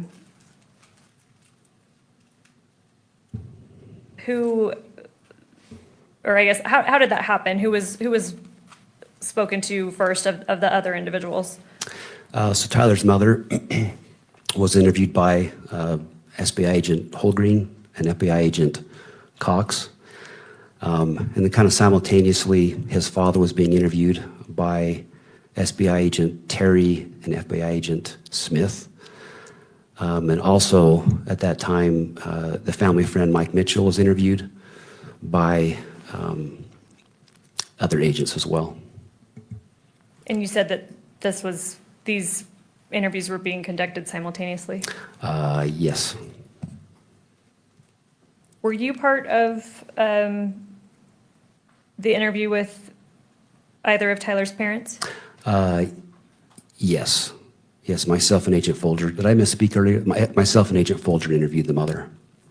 All right, let's make sure the record's clear on that. So Agent Folger, what agency is he with? With FBI. And yourself interviewed Tyler's mother? Yes, that's correct. I just want to make sure the record's clear. Who interviewed Tyler's father? Yeah, I think I might have misspoke. It was Agent Holgreen, Agent Cox that met with his father. And then who spoke with family friend Mike Mitchell? Agent Terry, Agent Smith. Down in St. George, Washington County Sheriff's Office, was Mr. Robinson detained at that time? Yes, he was. Was he formally arrested at that time? Yeah, after all the interviews were completed, when we talked to everybody, he was formally arrested at that time. And I'm going to come back to that in a second. Excuse me, where did the arrest take place? At the Washington County Sheriff's Office.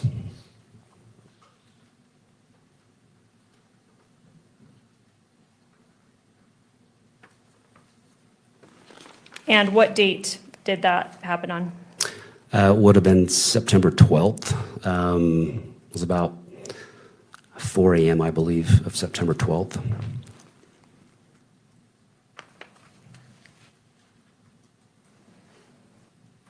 All right, I want to show just on your screen, not for public yet, what's been marked for identification as State's Exhibit 15. Let me know when you're able to see that.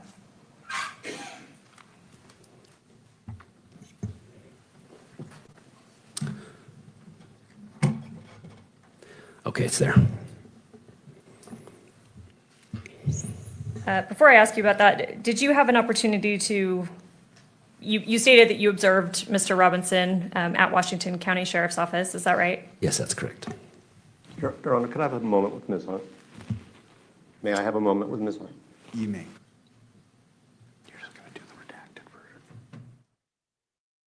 Thank you. And that may happen a couple more times as we go through exhibits because of I can hear agreements you and whispering. disagreements that we have. Thank you for the heads up. At Washington County Sheriff's Office, where you initially observed Mr. Robinson, you stated that he was in a room. Is that room equipped with video recording? Yes, it is. Is that standard practice for a facility like that to have video recording in such a room? Yes, very, very common. Have you reviewed that video? I have. And in your review of that video, does it fairly and accurately depict Mr. Robinson at that time? It does. You see on your screen what's been marked as State's Exhibit 15. Do you recognize that? I do. What is that? That's the interview in which Mr. Robinson was seated and waiting.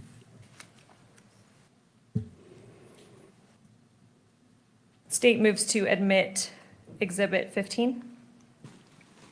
Ms. Hunt, and the other two steps, what's your request? We would ask to admit it into evidence. We have, defense counsel and I have agreed upon, I guess, redaction of the video, and I would ask to publish it both to the courtroom and to the media. Mr. Novak? It's silent, correct? Ms. Hunt? Yes. Yes, Your Honor, Ms. Hunt is correct. The state had originally proposed a longer image with audio, and we've agreed to a shorter image without audio. And so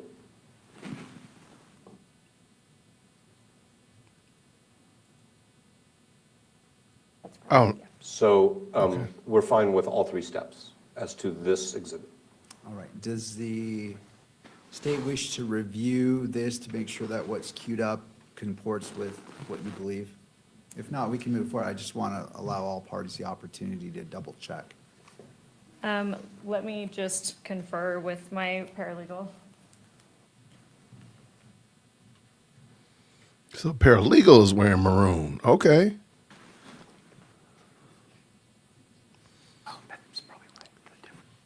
I can hear you talking.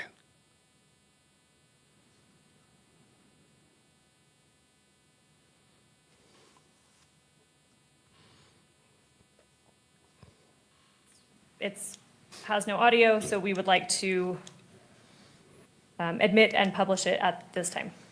All right. Okay, State's I see it. Exhibit 15 is admitted pursuant to discussion and may be published in the courtroom and may be recorded or transmitted electronically. Just And Your Honor, of course, this is subject to all of the objections which have been previously reserved in writing and reiterated over the last couple of days. I assume that we don't need to start over with that today.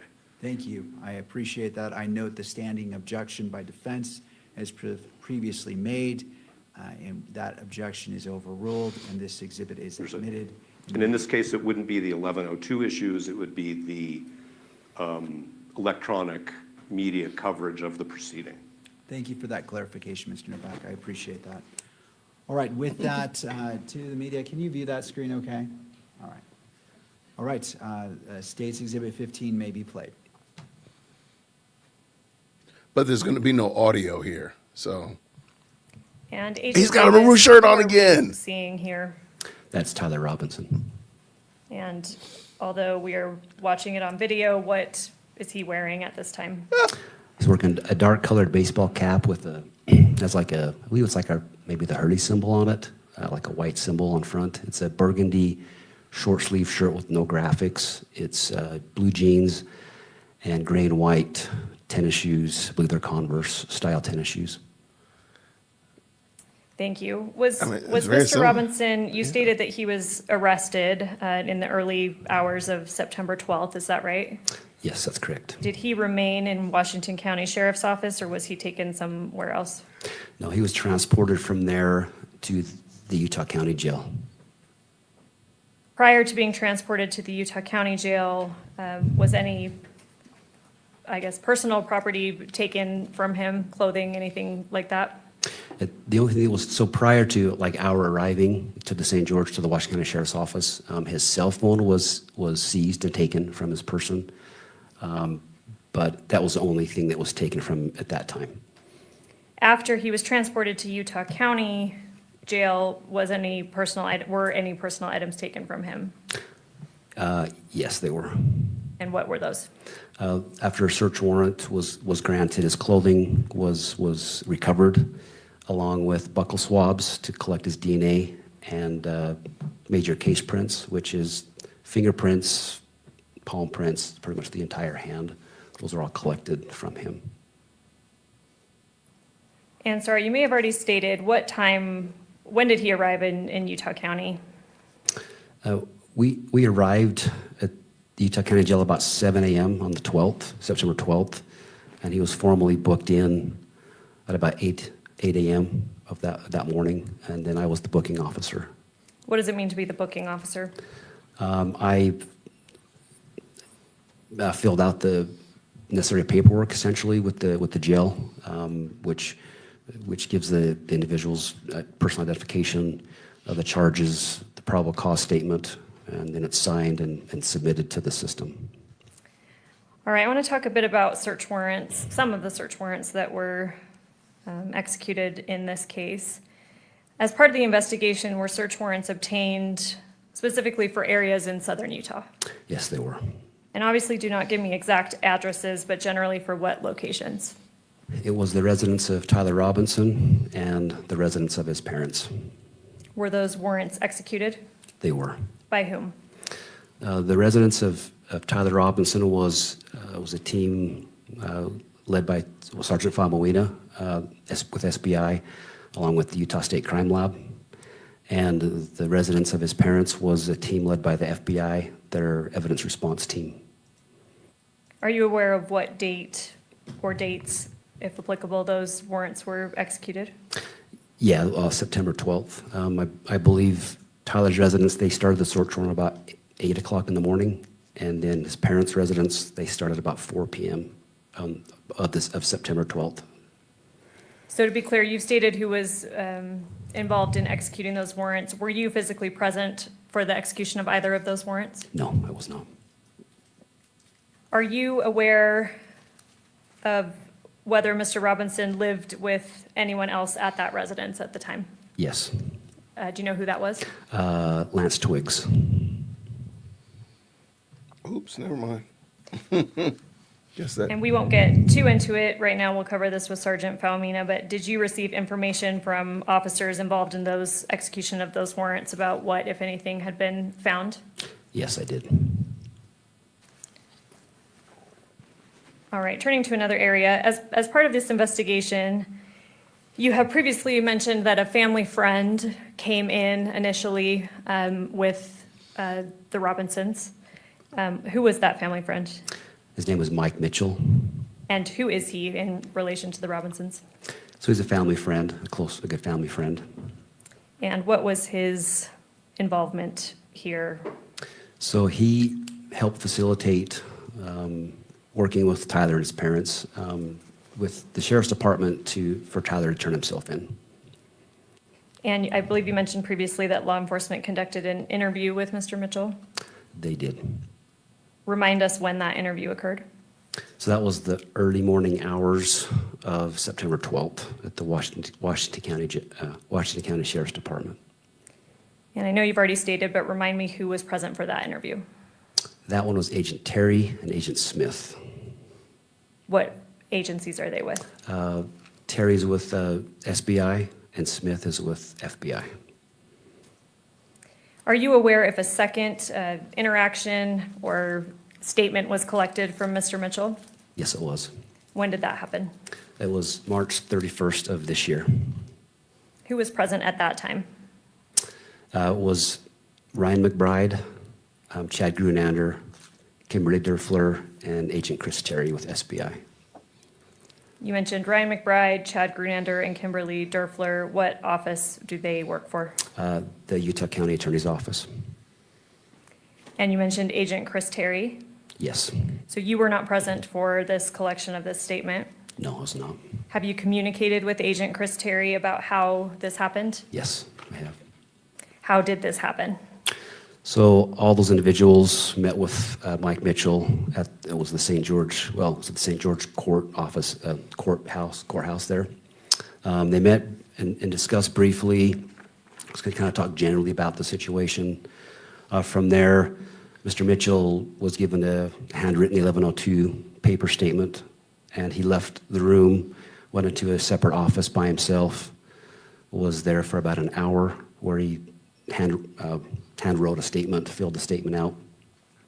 When that was complete, he came back into the room where the others were waiting and provided that 1102 statement to them.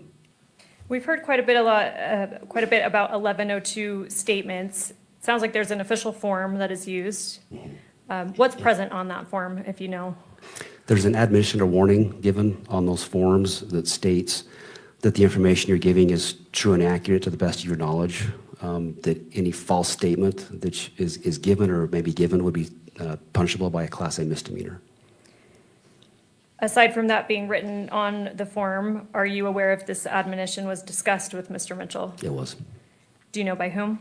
Yeah, Ryan McBride provided that admonition to him. And you stated that Mr. Mitchell then went into a separate room for about an hour and wrote his statement down? Correct. Did anyone, including prosecutors or law enforcement, direct him what to say? Foundation, objection. Personal knowledge. Would you like to respond, Ms. Hunt?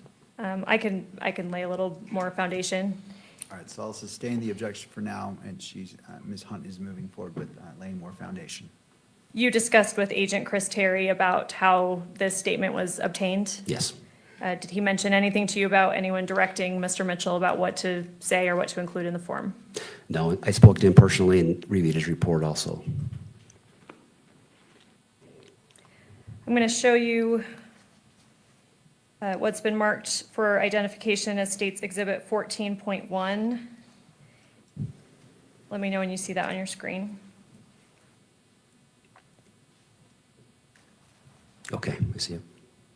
What is that? This is the written 1102 statement that was provided by Mr. Mike Mitchell. Your Honor, may I have a minute with Ms. Hunt for the same purpose?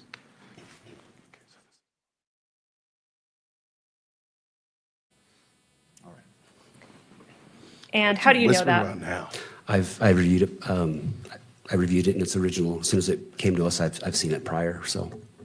And Kimberly, if I can have you slowly scroll down.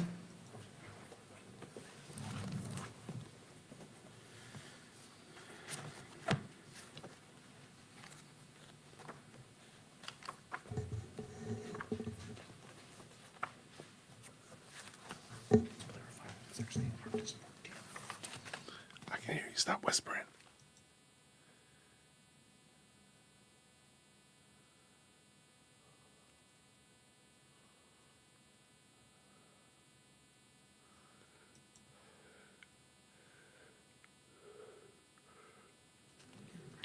Sorry, Judge, if I can just have a moment. You may.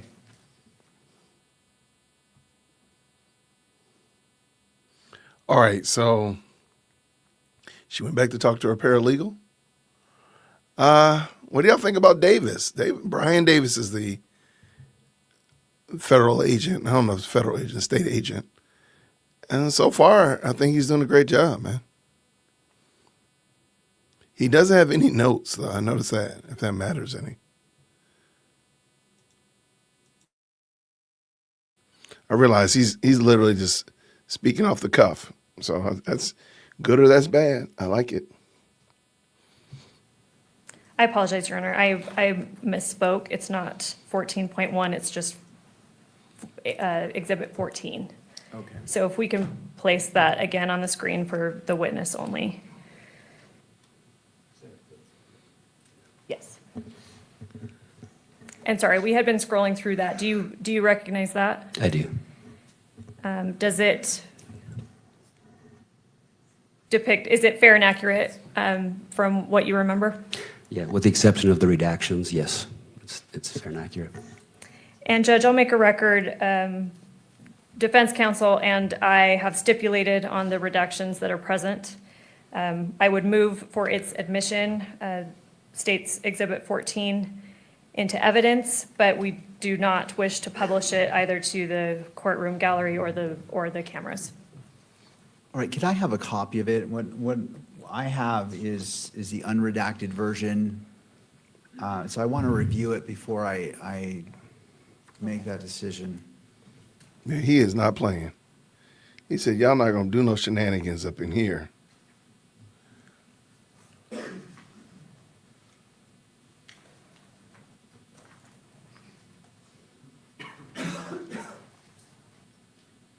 We're shenanigan free up in here, he said. If I may approach. You may. Thank you.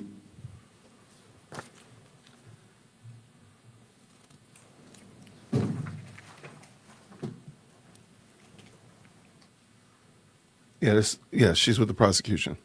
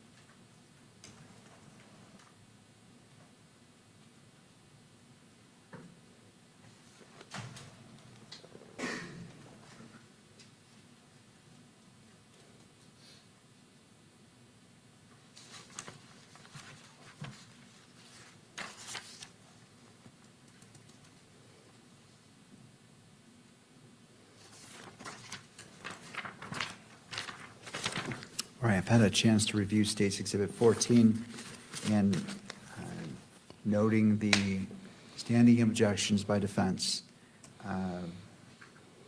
concerning 1102s. The court accepts into evidence State's Exhibit 14 and pursuant to the parties is not published.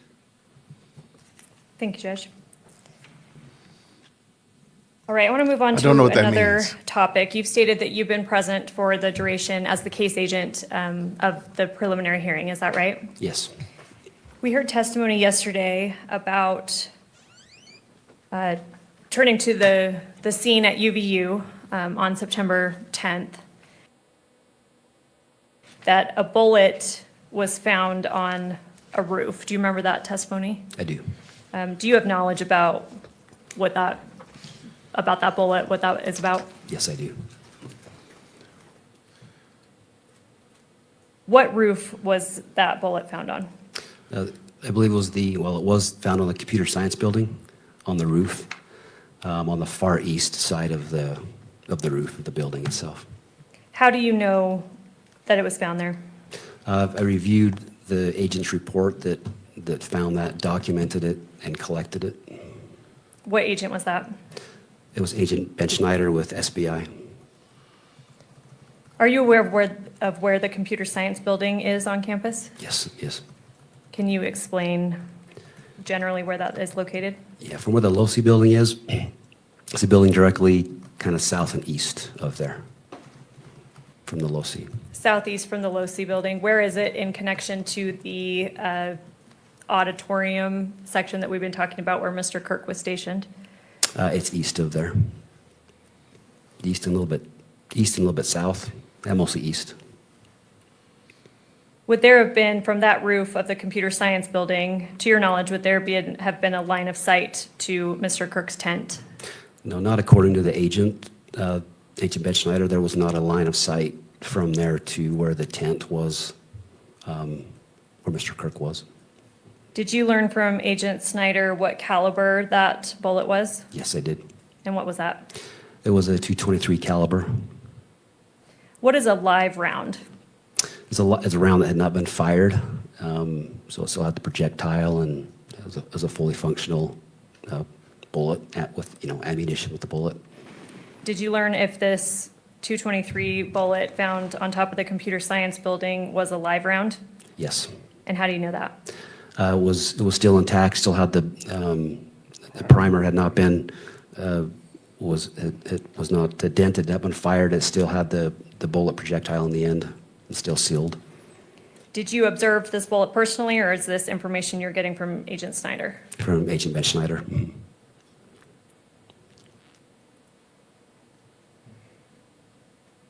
All right, turning to a different topic. And Judge, I'm aware that there are going to be some objections about this that we'll have to address, but I just want to lay a little bit of foundation first before we get there. You've mentioned him already. Are you familiar with an individual named Lance Twiggs? Yes, I am.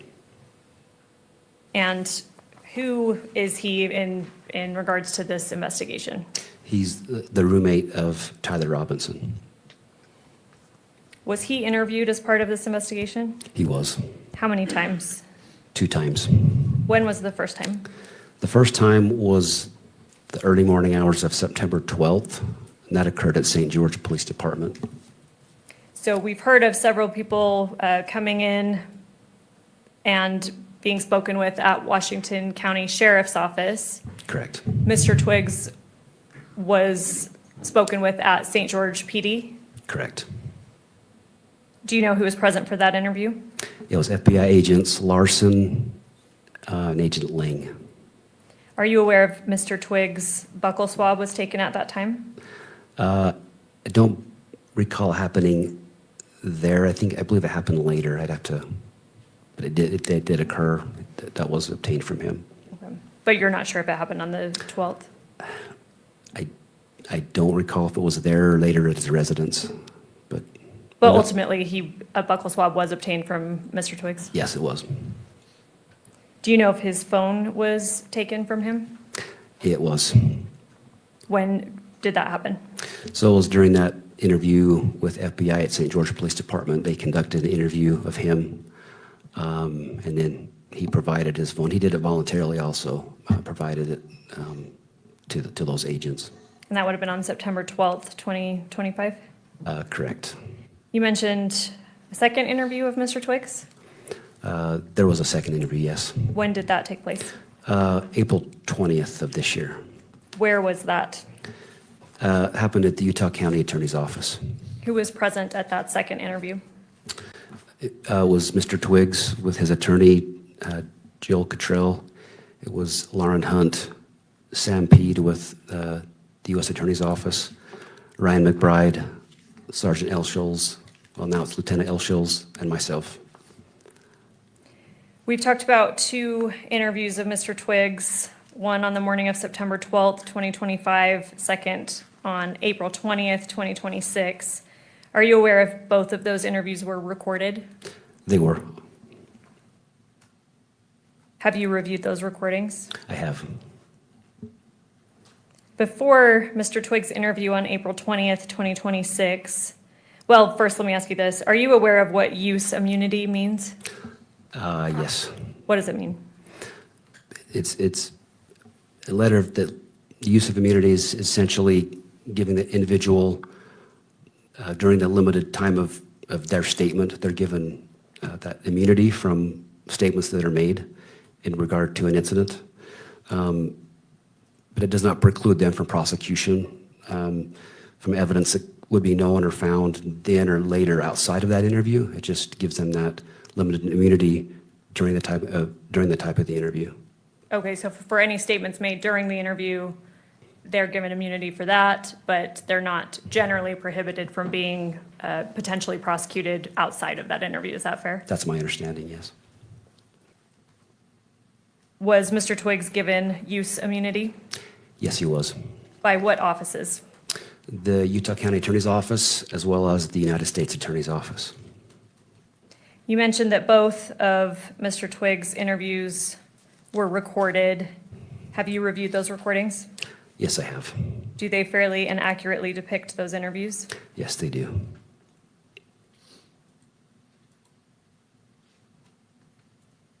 We've talked about 1102 statements. We've talked about a form, and you talked about that there's an admonition on there that warns that if false statements are given pursuant to 1102, then that person may be subject to a Class A misdemeanor. Is that fair? That's correct. Was a similar admonition given to Mr. Twiggs during his second or before his second interview on April 20th, 2026? Yes, it was. By whom? By Ryan McBride with the Utah County Attorney's Office. And again, you were present for that interview. I was. Did Mr. Twiggs say that he understood that admonition? He did. Yep. Yes. Was he told that the April 20th, 2026 interview was being taken in lieu of him having to come and testify at the preliminary hearing? Yes, it was. Yes, he was. All right, Judge, I'm aware that defense counsel has objections to this recorded 1102. I think now is probably a good time to address them. But I do have, I guess, I understand that they are suggesting redactions to the video. I have some procedural objections first, and if Your Honor sustains those, I think it may make the substance of the statements or the objections or the redactions that defense is proposing moot. So I'm wondering if Your Honor will entertain my responses procedurally first before we get into the substance of what defense is objecting to. Does that make sense? Yes, but if you want to move it, because right now nothing's before me. Yes. Well, what I want to move, so defense is proposed about a day and a half ago. They created a transcript. Mr. Novak has proffered this earlier to Your Honor. On April, and I'll give you a little more proffer. On April 28th, 2026, the Utah County Attorney's Office provided this recorded 1102 statement of Mr. Twiggs to defense counsel. They have acknowledged the receipt and mentioned the recorded statement at previous hearings. In fact, they even filed a brief that Your Honor has decided about whether 1102 can be applicable to Mr. Twiggs at this hearing, which Your Honor has ruled upon. Monday at about 4 p.m., defense counsel sent us a transcript that was prepared by the defense team, and it had significant redactions that they were suggesting. It was about a 21-page transcript, and their suggested redactions are approximately 11 pages of it. In total, redactions appear on 16 of the 21 pages. My procedural objections to this are that this is essentially by surprise. We were already a day into the preliminary hearing. Defense counsel had been aware since at least April 28th, 2026, when the recorded 1102 of Mr. Twiggs was provided to them, that is how we intended to proceed. And like I said, they had already briefed the 1102 issue as it relates to Mr. Twiggs. At that time, they did not raise any objections to the substance of it or propose any redactions that they wished. And yeah, frankly, it's by surprise, and it's at this point disrupting the hearing. It's not, I did mention that defense prepared a transcript of this recorded interview. How the state intended to present it and how we have given it in discovery to defense is it's a video, audio and visual. Making redactions to that is not as simple as a transcript where you can just, block out sections of the text. So it's far more complicated than that to edit or redact portions of the video at this time. So we would object procedurally, basically on the timeliness of it, that they had an opportunity to make these objections if they had them at the time when the 1102 issue in regards to Lance Twiggs was briefed and decided by Your Honor. They did not do that or raise the issue at this time. And so we would object just procedurally. Just get out of my way. On those grounds. Additionally, the remedy requested, which I'm assuming is that we make redactions to the video or present it as a transcript rather than a video, is disproportionate. Even assuming if there are isolated statements that the court would not ultimately consider, again, as Mr. McBride pointed out, and as Your Honor has stated throughout this hearing, this is a preliminary hearing to the court. It's not to the jury. The court is fully capable of disregarding any statement it determines exceeds the proper scope. As Mr. McBride cited this morning, several cases gave Your Honor that authority and presumption that judges are able to basically make the difference between what's admissible evidence and disregard what may not be at a preliminary hearing or even at a bench trial. State v. Adams is one of those cases. If Your Honor wants the citation, again, I'm happy to give it. State v. Featherson is another one. That one is 781 P2D 424. State v. Hannigan is another one, 2014 UT App 165. And State v. Rosecrans, 2024 UT App 128. And those cases all stand for the notion that essentially judges, and this is to quote from Rosecrans, judges are not subject to many of the same concerns about prejudices and improper influences as jurors. And so, again, procedurally, the remedy, asking us to now, in the middle of a week-long preliminary hearing of which everyone was aware, edit or alter or redact portions of this video recording 1102, that remedy is disproportionate. If there are any potentially objectionable statements within that, Your Honor has the ability to disregard those. And so we would prefer not to get into the substance and argue each statement line by line. And we would prefer to just move for its admission and have the court use its discretion as a judge to take what's proper versus improper, disregard anything the court might find improper. If we would like to move into substantive objections, then we're happy to, but if the court can rule on those procedural objections first, it may make any substantive objections moot. All right, so you're moving into evidence States Exhibit 16 Yes. All right, let's see how it goes. as it relates to publication. What is your request?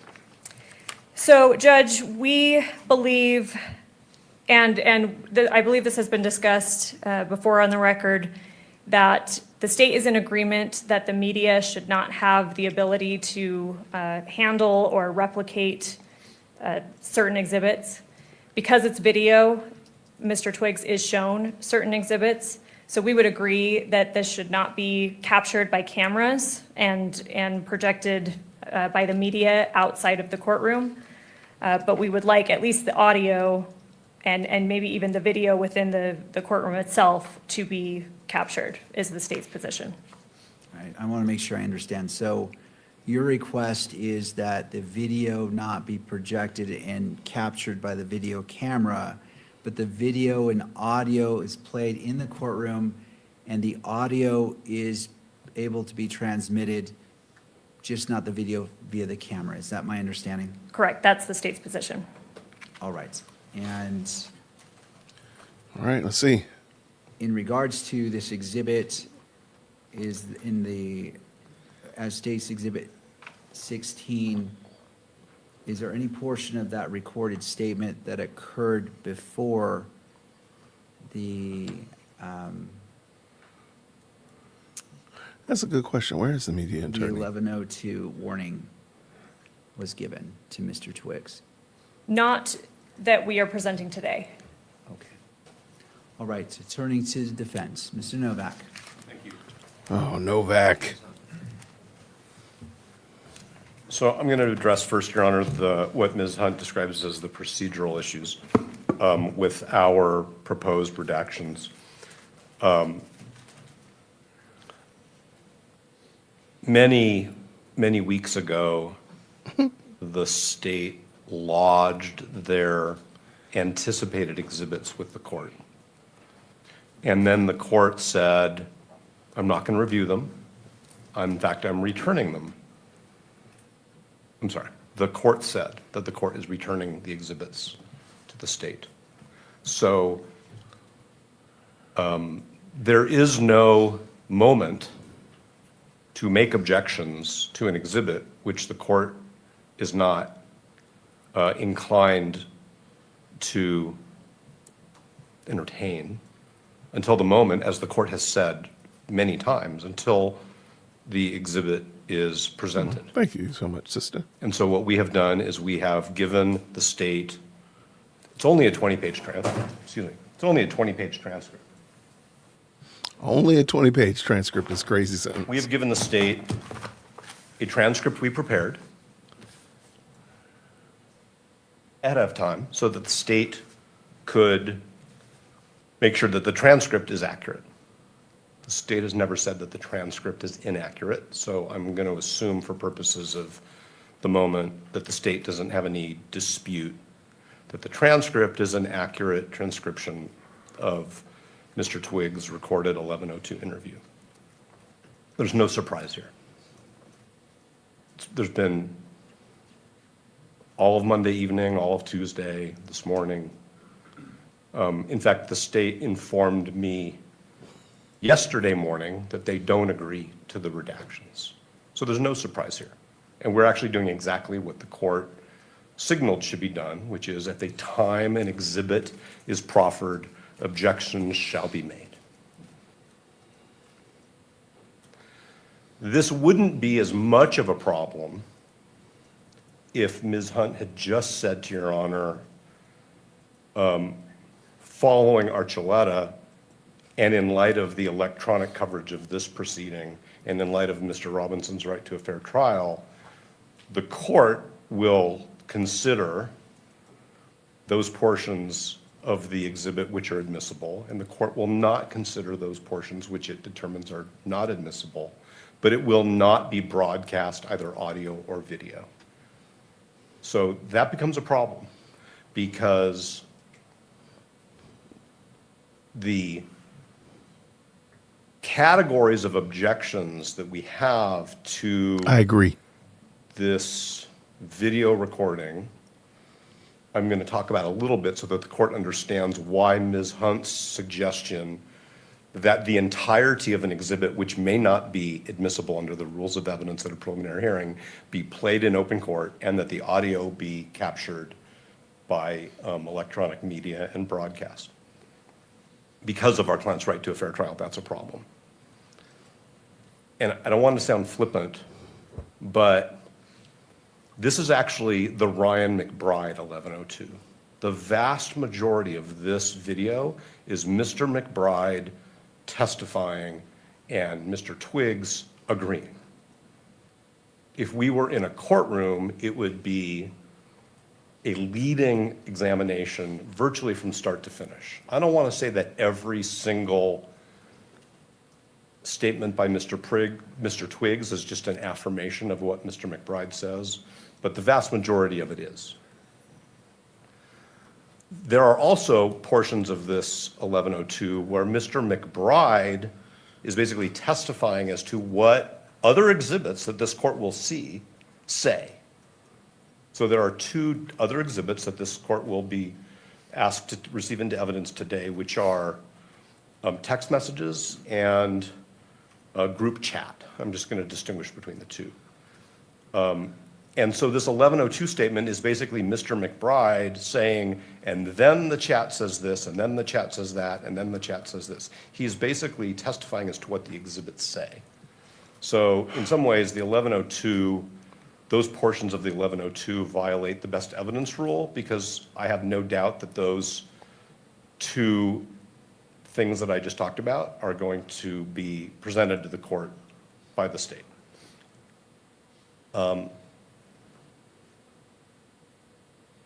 There are also portions of this 11:02 which are not relevant and really implicate Mr. Twiggs' privacy rights. And I am not Mr. Twiggs' counsel. As Ms. Hunt said, he has counsel. I don't know if he's, well, I don't want to speculate. But it's not relevant. There are portions of it which are not relevant, and there are portions of it which I think, especially to be broadcast, implicate other privacy interests. So I'm not trying to create complications, and I'm definitely not trying to take the state by surprise, because I went to great lengths to provide the state with a transcript, with a proposed redacted transcript. And in fact, today, we prepared to make it easier on the state and actually on Your Honor. Instead of having redactions with big black sections, we highlighted them instead. So if the court wants to look at our proposed redactions, the court can do that without having to compare two documents. The other thing I want to say is that if the court did order ultimately that portions of it would be broadcast in any way, in the courtroom, outside the courtroom, we're not trying to change the state's exhibit from a video You sure about with audio that? to a transcript. The transcript is really being used as a tool to address the inadmissible portions of the video. Because there's no way to communicate to the court efficiently which portions of a video we think are not admissible. It's much easier to do it on paper. So the transcript is just a tool.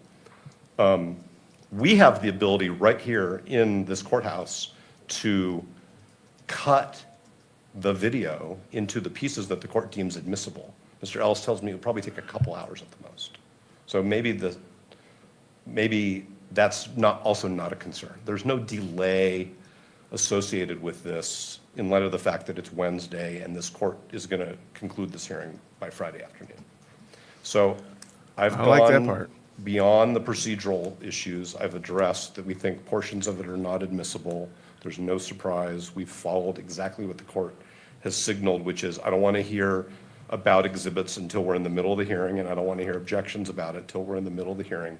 The litigation over whether Section 1102 is constitutional under Mr. Robinson's federal due process rights and the other rights that were addressed, that litigation does not mean that we should have brought to the court proposed redactions to an exhibit in a hearing which hasn't started yet, in a hearing in which the state hadn't, until 20 minutes ago, even proffered an exhibit. So I understand that the state wants to avoid the substance by trying to short-circuit this with a procedural argument. And Ms. Hunt is a very excellent advocate for her client. But the reason why the state is going to the procedural issue is because the state, because the exhibit contains significant content that is not admissible even in a preliminary hearing.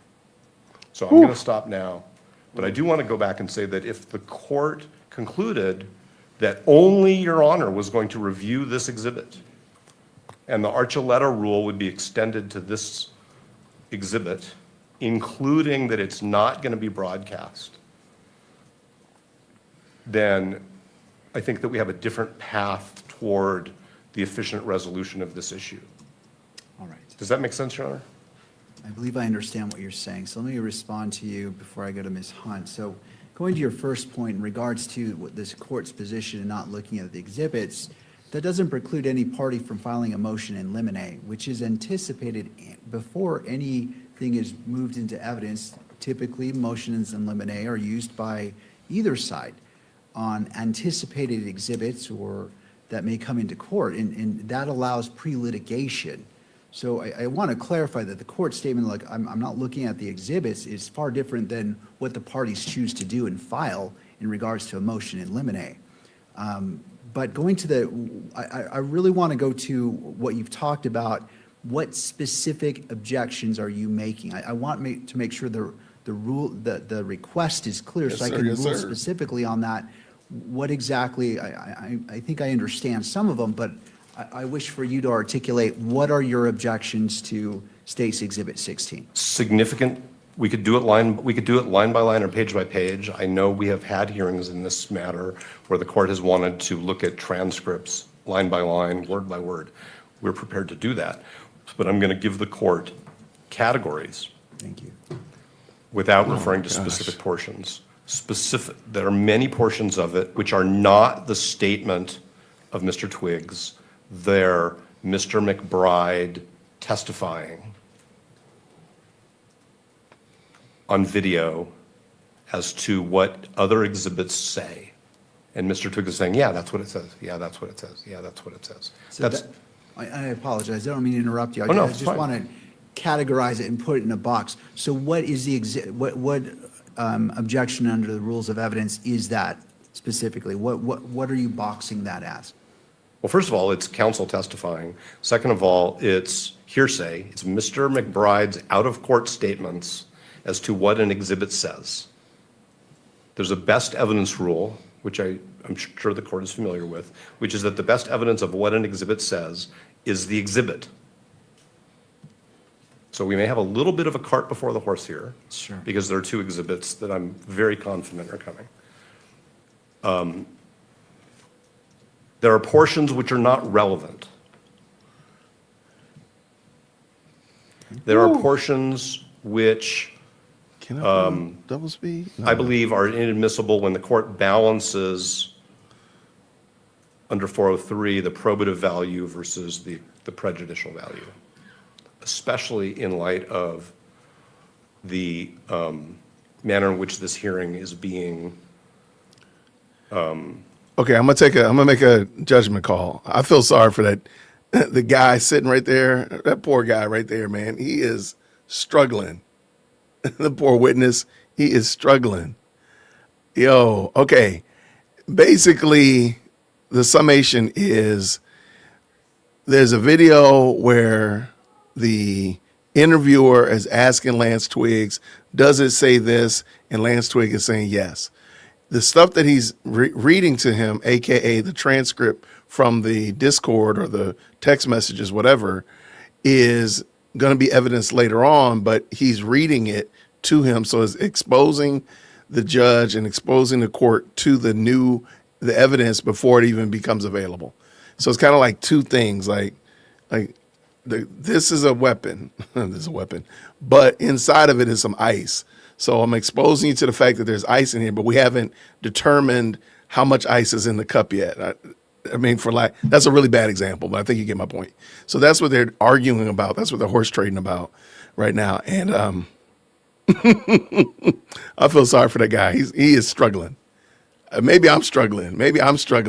And I'm trying to impose it on him. I don't know. But I appreciate y'all. Thank you so much for this. We're going to hang in here. Let's see what happens. I'm also checking to see if Andrea pulls an audible. And she is not pulling an audible either. So I guess she understands it. So I guess we're supposed to understand it in pre-K law school. Look, I'm tired. Y'all with Lance Twigg. I don't think Lance Twigg is the biggest issue in the case. I think he definitely is. I think the biggest issue is the forensic evidence that Tyler Robinson was at UVU. The gun was there. I think we saw a lot of good evidence yesterday, in my opinion.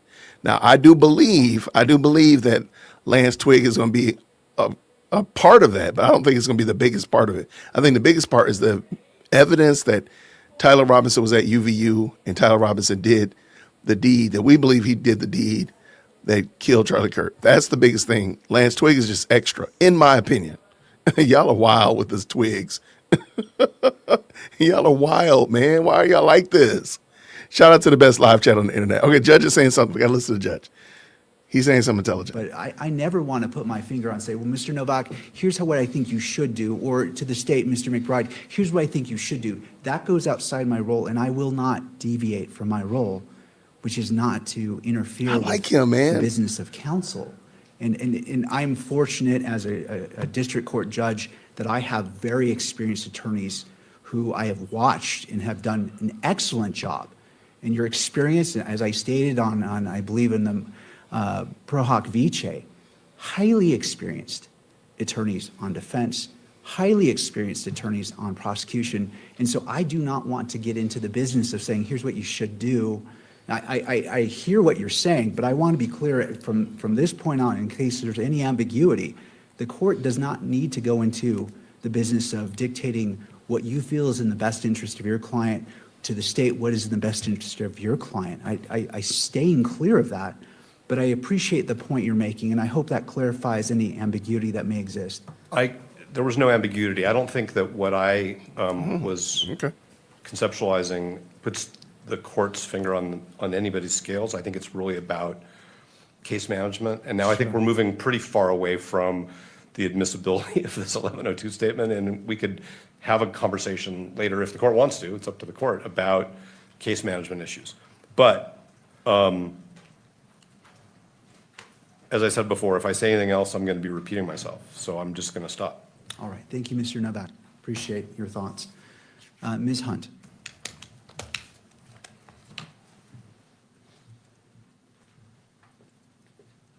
Yes, thank you, Judge. And as I tried to parse out, obviously we have procedural objections, which may, depending on how the court rules, make the substantive objections moot or unnecessary. But to Mr. Novak's point about this not being by surprise, yes, to be fair, he did send me a transcript with proposed redactions Monday, I believe at about 4 p.m. It was not accompanied by any objections that he actually had. So we had to compare the transcripts and, to our best guess, come up with what the substantive objections may be. I am ready to respond to what I believe they may be, and obviously he's now given categories. But I think we're now at the point where the court needs to exercise its ability and obligation under Rule 104A to decide a preliminary question about whether evidence is admissible. But before we do that, because to argue the substantive objections, I want to actually get into the substance of it. And so I think we need to consider whether this is going to be a closed hearing. And then probably, I don't know, I'm assuming the media attorneys will want to weigh into that, because I do want to quote specific sections to be able to advocate for my position, the state's position on this. I think we will need to get into the meat of what is actually stated here. And so I think the court needs to decide if this is going to be an open or a closed hearing, and hear from the media or any other parties that need to weigh in on that. All right. Anything further from the parties as it relates to that?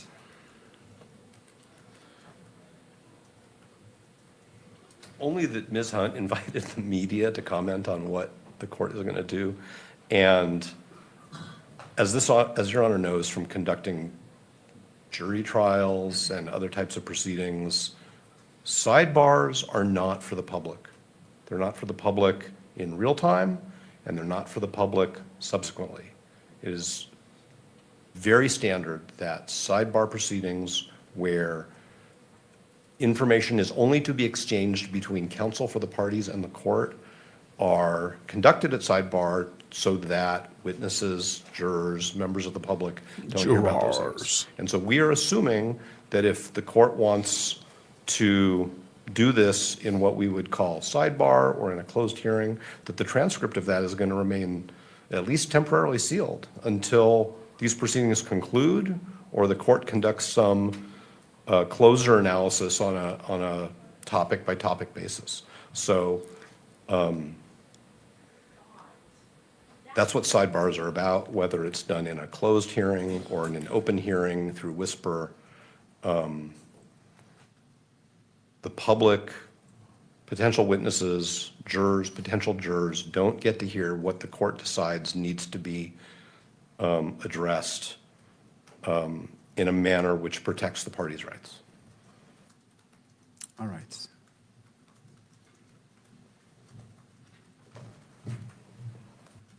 Your Honor, if I may, Michael Judd on behalf of the media. A request to close a court proceeding isn't a sidebar, and calling it a sidebar doesn't make it one. The court knows the rules at this point. Any attempt to close a hearing requires that the court engage in some sort of hearing about that closure that is open to the public. It can't be done in whisper. That can't be done with the cameras off. There are occasions where a court may find it necessary to put some portion of some hearing behind closed doors. But the conversation about whether or not that happens, of course, has to take place in public. I don't want to belabor any of the points that are made. I think the court recognizes the interests at issue here and what the media's position would likely be on these. I'd like to find common ground. It appears to be a significant piece of common ground here is that everybody seems to believe that the video interview that is at issue here is very important. And that, of course, makes people want to invoke protections, invoke closures. From the media's perspective, from the public's perspective, of course, that pushes the other direction. There may be moments of this preliminary hearing, there may be exhibits that do not present significant pillars of support for the decision that the court will ultimately be called on to make as a gatekeeper and as a magistrate.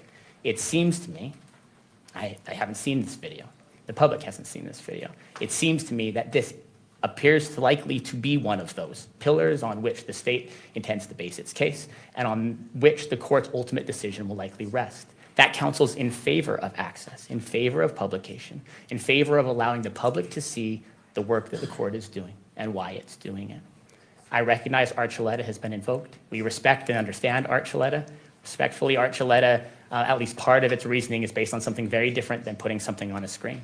In Archuleta, there was a request to say, hey, is there a murder weapon? Are there crime scene photos? Can we come handle those, right? Can we look at them? Can we turn them over in our hands? And part of the reasoning in Archuleta was we're worried about that will impact the quality of the evidence and the obligation everybody has to keep that evidence reliable and safe. Putting something on the screen doesn't present any of those sorts of risks. Because this is so important, so this interview appears to be such a critical piece of the case being presented here in this courtroom today.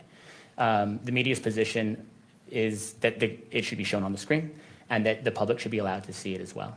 To the extent there's any sort of compromise at all, the one that is presented by the state, which would allow the public to monitor and oversee and understand and comprehend and assist with the work being done by the court, then something like the state has provided, which is we allow the audio to play. If there is some sort of, it sounds to me like what the state is saying is there's some sort of witness privacy issue that would be served by turning that video off.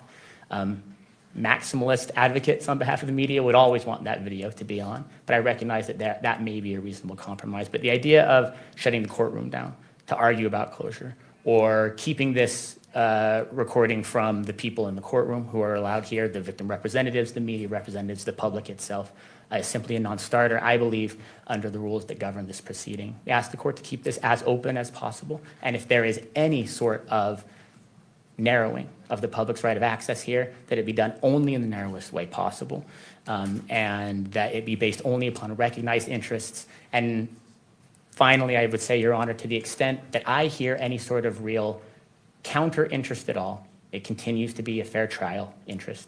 We take that important. We recognize that it's important. We take it seriously. The court has also over and over again recognized what the right approach to that is to say there are mechanisms in place under Algier to say we do an expanded voir dire, we do a jury questionnaire. We can handle those counter interests. And on behalf of the media and the public, I'd ask that the court handle this dispute that way. Thank you. Any further comment by any of the parties? I'm gonna go up there and comment. All right. Mr. Novak. Oh, gosh, Novak's Only, back. That I want to make an additional assertion about why the court should handle this exhibit pursuant to Archuleta. But I want to make that argument a sidebar, because the whole point is to protect my client's right to a fair trial. And by making part of this argument in open court, it's a self-defeating exercise. So when the court resolves whether it will hear from us at sidebar, we're prepared to do that. All right. The issue is sidebar is public because the transcript's open.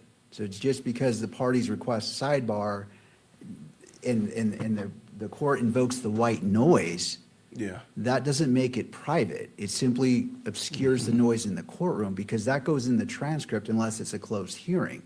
So Then we would like to have a very brief closed hearing to lodge another objection about the publication of Look at his this, face. of any portion of this exhibit, of certain portions of this exhibit beyond Your Honor's eyes. Okay. That's what I'm saying. thank you. All right. Right now, what we're going to go ahead and do, and what I want to do is I want to look at the redactions that you're proposing and take a look at that. And it's also a perfect time to take a break because we need to bring in the monitor potentially for future exhibits. So that's going to give us our 15 minutes. I want to review that so I can be brought up to speed because the transcript, from what I understand, is just a transcript with suggestions of what defense wants to redact. Is that correct? That's correct, Your Honor. And so what I would suggest, well, if this works for the court, is we will email to the court staff something we've already given the state, which is the proposed redacted version of the transcript. I understand that the state wants a video to be presented as evidence. We can get there if the court concludes there should be redactions. Well, it's been a long time. It's not redacted through blackout, it's highlighted. So the highlights are the proposed defense redactions, and Mr. Ellis can make sure that your court staff receive that, and it can either be emailed to you or printed out, whatever works. Any objections, Ms. Hunt, from the court reviewing the proposed redactions in order to bring the court up to speed at whatever argument the court may entertain? No, Judge, but I want to clarify for the record and for myself, is the court ruling on my procedural objections, and I want to reserve the right to make my substantive arguments using what's actually in the exhibit. So being able to quote directly from it, knowing that if it's not a closed hearing, those portions of what I'm saying are going to be on the record and broadcast. So the court is not making a ruling right now. We're just going to take a break, and then we're going to come back on the record. But on the break, I'm trying to maximize the time, and that's why I'm asking, is there any objection to me reviewing what it sounds like defense has sent you, which is just the transcript highlighting what they're anticipating redacting? I just want to bring myself up to speed. So on the next step, when I make my ruling, the court is ready to go. Okay, And fair enough. maximizing the time, because we also want to put up a monitor. So there's like 3 things we can accomplish in the space of 15 Fair minutes. enough. The state has no objection to that. All right, Mr. Novak, if you wouldn't mind sending what you sent to the state to the court for review, and we will take a 15-minute break. It is now, well, let's go a little bit longer, just I want to make sure everything is in place. Let's come back at 3 o'clock, and we'll proceed from there. Court is in a brief recess. Oh my gosh. All right. We're going to jump over real quick to Andrea, because I know she's talking about this. So.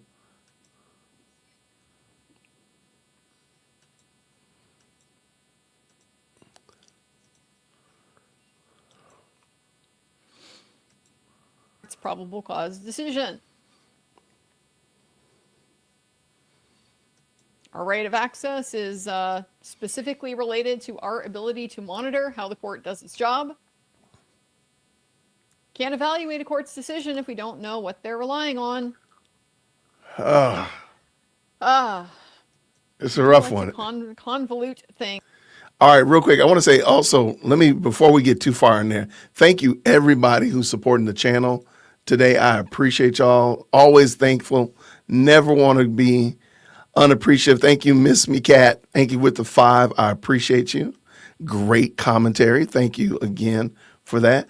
Christelle says this, I really enjoy your commentary. I would also like each of Candace's false theories to be discussed and debunked. With this live, people still believe her. I'm actually putting that list together right now. I'm putting that list together as we speak. So I've got 12. If you want to email management a theory that Candace has had that has been debunked so far or will be debunked by Friday, you can email management and I'll add it to the list. Jason at jwitt@jwitt.com. Thank you so much for the 5. I appreciate you. What'd you say? This SC Dog been supporting us for a long time. Who's down for a $5 chat challenge party? Well, I appreciate it. Thank you, love. And for getting that started. Thank you so much. Of course, Mad Mom 70 with the 10. Thank you for the stream, Jason, and all the hard work to get the truth out. Thank you so much. Pure blood 2 with the 2. Cantifa yelling, I object at the TV. Hey, you know they are. You know they are. And SC Dog has been a member for 5 months. Thank you so much. Judge Graff basically told defense to cut their crap. Hey, Judge Graff is trying. I like the fact that he is keeping his, as difficult as this is, that's probably why he's a judge and I'm not. Because I would absolutely been like, what are you talking about? What is going on here? You got to get done with this. But he's doing the right thing. So we got to give him that credit for that. Thank you so much, everybody. We're going to jump back over to Andrea. Love Andrea Burkhart. If these mods could please make sure. Uh-oh, did I lose our audio? Tell me if you can hear this. Green Hearts, if you can hear this.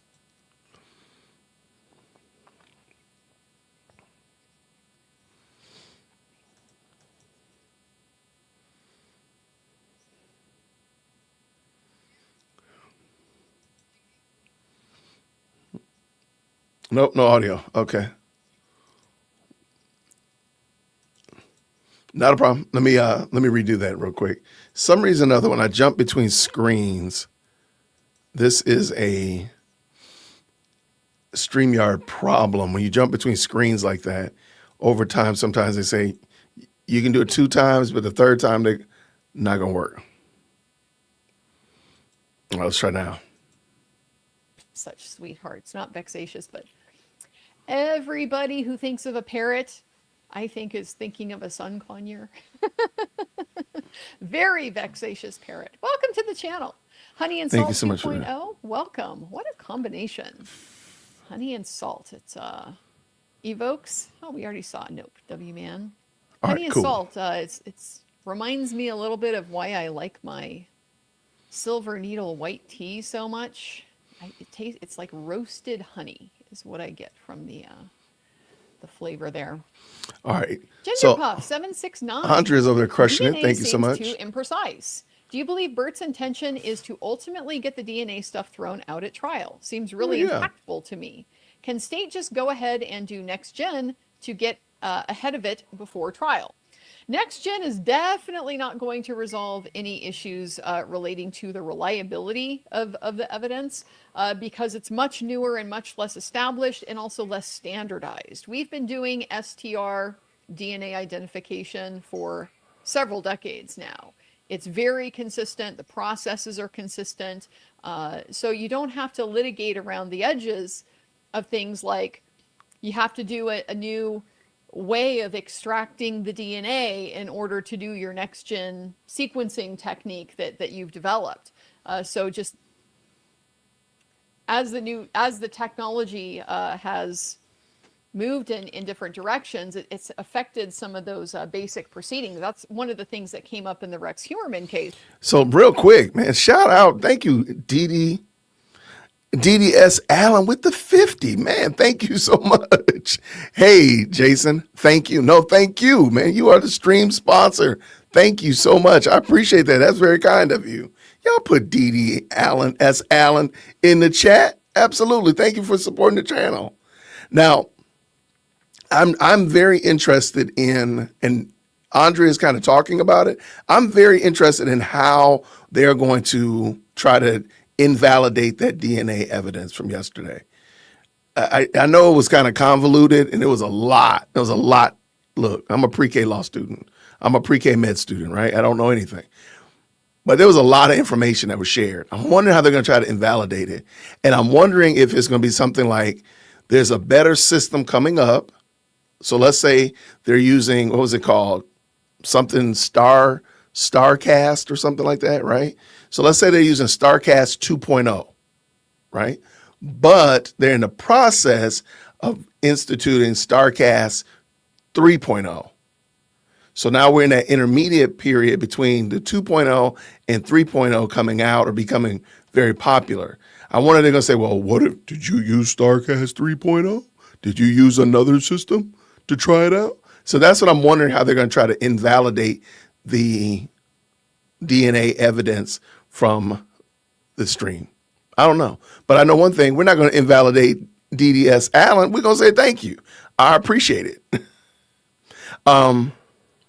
Maybe invalidated through not enough collaboration. Yeah, that's what I'm saying. Like, would they say, hey, well, did you try? It's kind of like saying, well, you counted to 2 + 2 on your fingers, but did you do 2 + 2 on a piece of paper?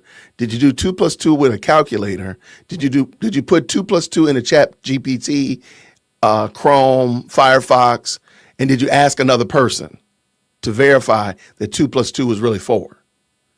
That's what I'm wondering. I mean, that's kind of a very elementary because I'm an elementary school teacher, but I think that works. Did that work? Somebody's harassing me? Artie is harassing you on his live. Me? Oh no. What about Artie? That's my guy, I thought. Artie needs to harass me and call me back. How about that? Tell him he hasn't called me back. Artie trolls. Is he talking bad about your boy? Hold on now. What's he saying bad about me? I like Artie. Is he saying bad things about me?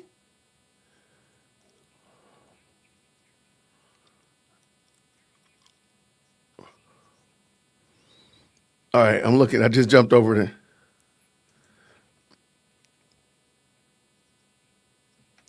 All right, I'm gonna just. I mean, Artie is cool. I like Artie. Artie has a.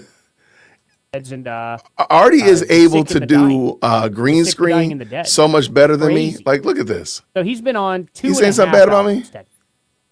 What did he say about me? Oh yeah, Winter Sun Storm intro is beautiful. Every song Winter Sun does is beautiful, though. I've been Winter Sun has been my band since I was 14 years old. What that about has just ever since I heard them. the nothing Jay comes Witt close.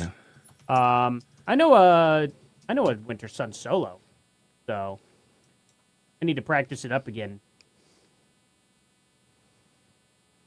Did you see the military playing at the Mount Rushmore? The guitar player was awesome. I need to check it out. I actually did miss that. The solos in Dystopia are really good. Oh All right, yeah, so- Kiko Lourero's an insane guitarist. I love Angra. I'll reach out to Angra, Artie I again. found We them were when I trying to was do in a high school. project last week. We just haven't gotten it together.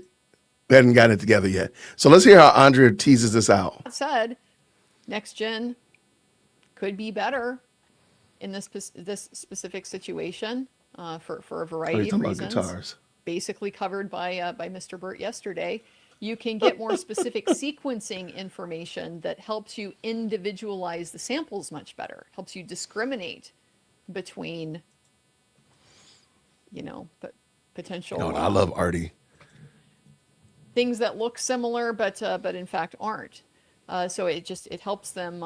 It's good. It's particularly good for this precise situation where you've got complex mixtures that need to be deconvoluted. So, to look at her question without knowing exactly how Andrea answered it, I think it's a catch-22 because remember, I said if they're using StarCast or whatever that was, 2.0, and then they're transitioning to 3.0, I could hear the state saying, well, there's not enough people who are 3.0 certified and authenticated and qualified, so therefore 3.0 is no good either. I could see the state doing that. I've seen so many people do it. It's crazy. Okay, what is this? We just know too much. We know too much. I would love to serve on a jury. I really would, but kind of doubt I'm ever going to get that opportunity. Jeff did, though. Jeff got to serve on a jury, so it's not impossible. It's not like lawyers are routinely kicked off. I mean, like automatically kicked off, but just we tend to not be preferred as members of the veneer. Friendship dues from Animals Over Human. Well, thank you so much for that. That's very sweet of you. Appreciate your support.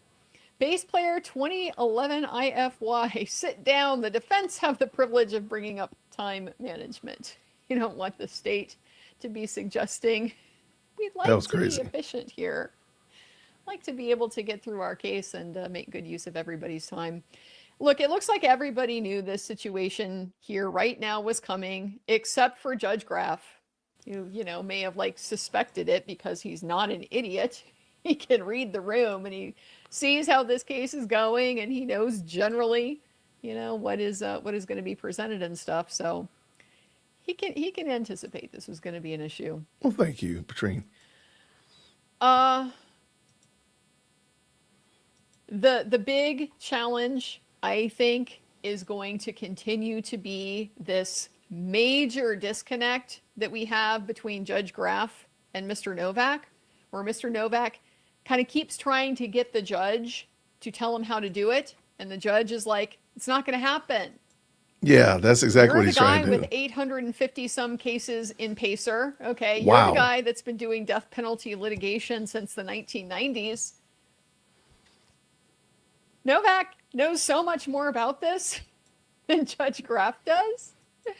But I really do appreciate so much that attitude from the judge. because we see the alternative, the micromanagers, the Judge Bevs and the Judge Goals, who want to like tell you how you're supposed to be running your case, but they're not in your shoes. They don't know what you know. They don't have the same, you know, same incentives as you do. They don't have the same interests at stake. They don't have the relationship with your client, the duties to your client and stuff like that that you do. So a judge being so willing to just be like, you do it your way, you know, you figure it out, kind of a breath of fresh air in many ways for me. To Truth for Liberty. Maybe Tyler is scribbling out a confession note right now. Yeah, just like he was confessing to his lawyers in open court at the first in-person hearing, right? According to the lip readers, just like that. Because of course, like they'd never talked about the case before in the 4 months or so he'd been in jail leading up to that hearing. So we're going to jump back over to Artie real quick. I just sent him a super chat Is he? to cause chaos with him. Can anyone hear Artie? Oh, am I? Sorry, am I quiet?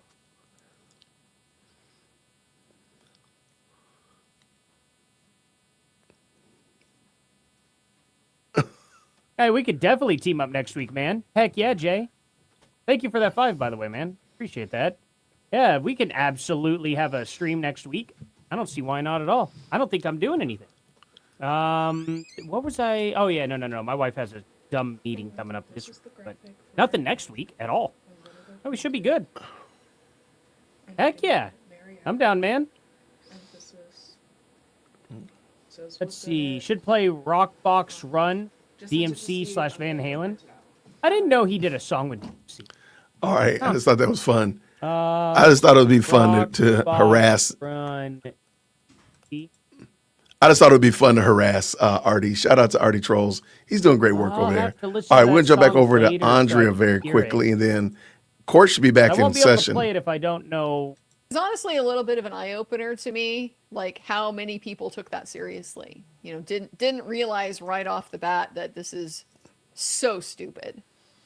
So stupid. It was really dumb. Loso J30, do they go to voir dire next? No. Nobody is likely to be voir dired in this process. You know, there's no jury here. So procedurally, what's going to happen? He's going to make his ruling on probable cause. I mean, not obviously today. At some point when the hearing is concluded, probably I'm guessing in writing, you know, announced on WebEx and so forth. And then Tyler is required to enter his plea only right. after he's bound over following the preliminary hearing. So he hasn't entered a plea yet. So they will formally arraign him on the indictment if and when he's bound over for trial. Not sure procedurally how it works in Utah, but it's very common to set the trial date at arraignment. It's often not fixed, you know, but it's just a kind of projection, a way to make sure it doesn't like fall off of everybody's radar. You have some kind of like outside thing that at least will, like a tickler, you know, grab your attention to remind you, hey, it's been a year. Mark your calendar. Trial yet. But nobody's anticipating this is going to be a fast trial. I guarantee you that. Everybody knows it's going to take a long time. There's going to be a lot of litigation. There's going to be a lot of investigation going on in the background that we're not going to see, but just part of the ordinary preparation of a case for trial.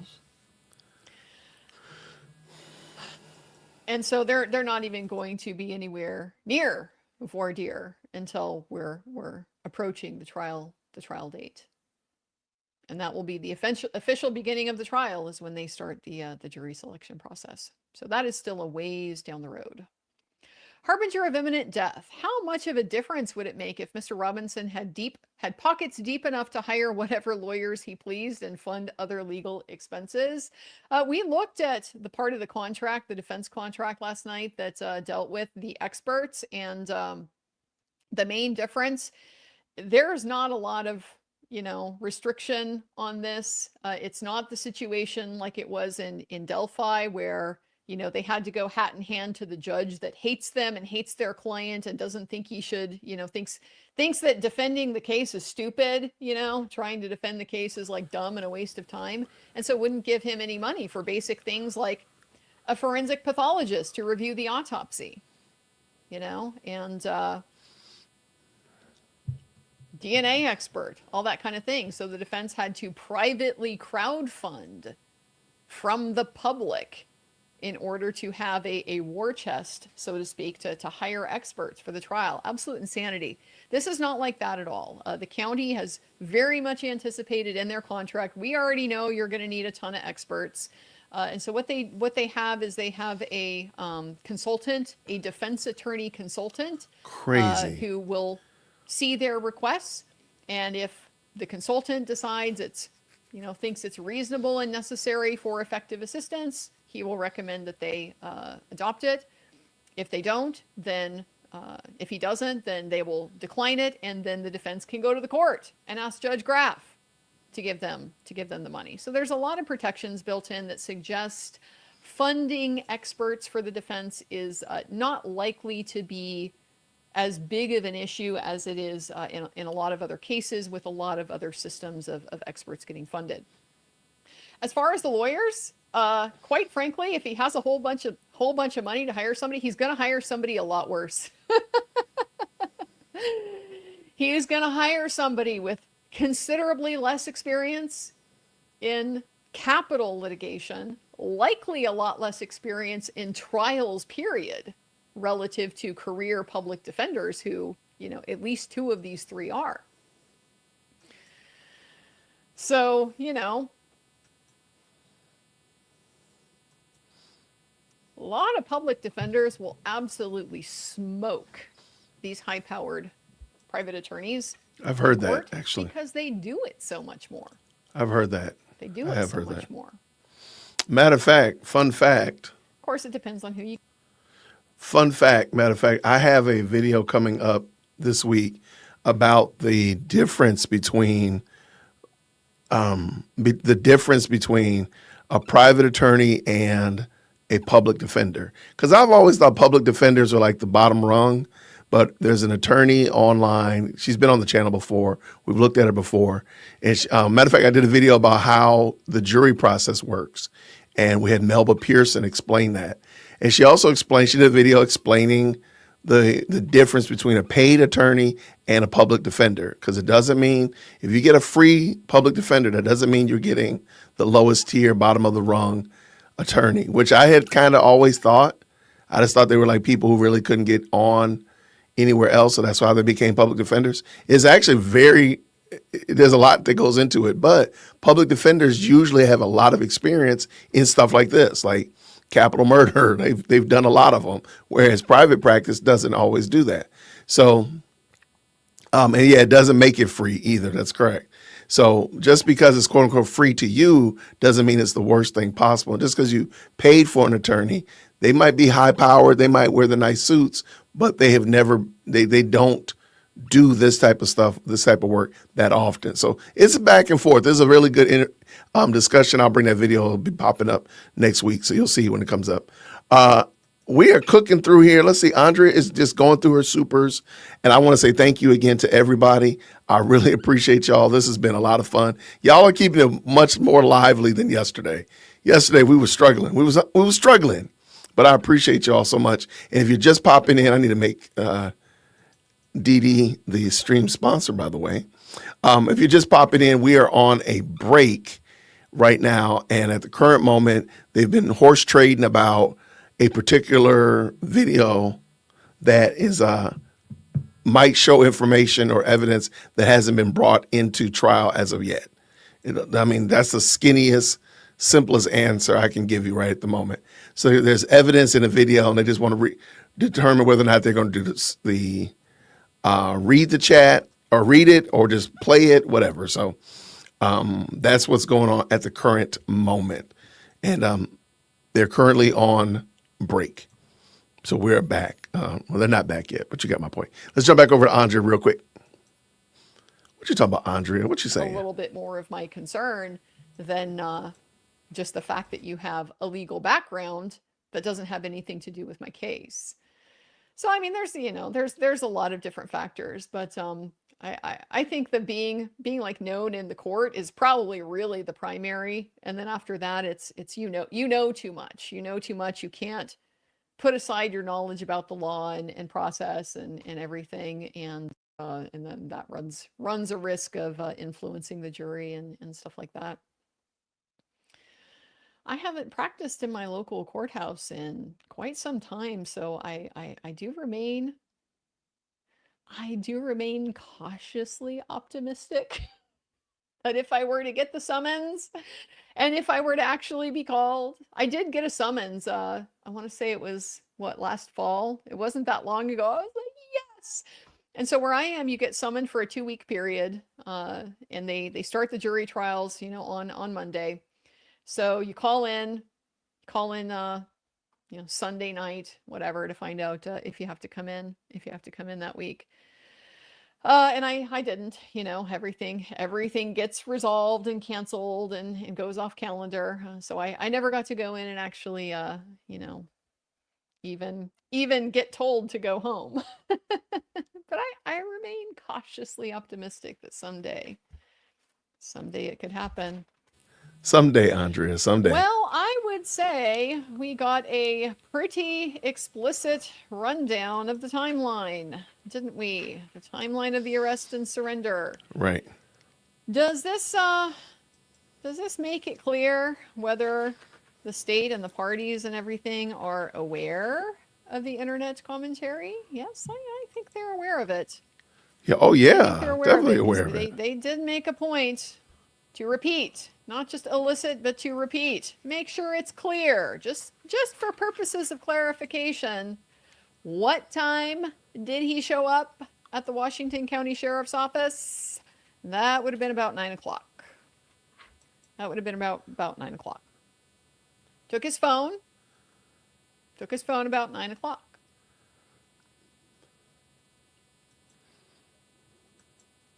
Well after 7:30 in the Discord messages and so forth, which There you go. obviously intimately related to this issue that we're having right now with are we going to get to see or hear anything relating to Lance Twiggs's interview? Because part of Lance Twiggs's interview is to authenticate those exhibits. Mhm. This is where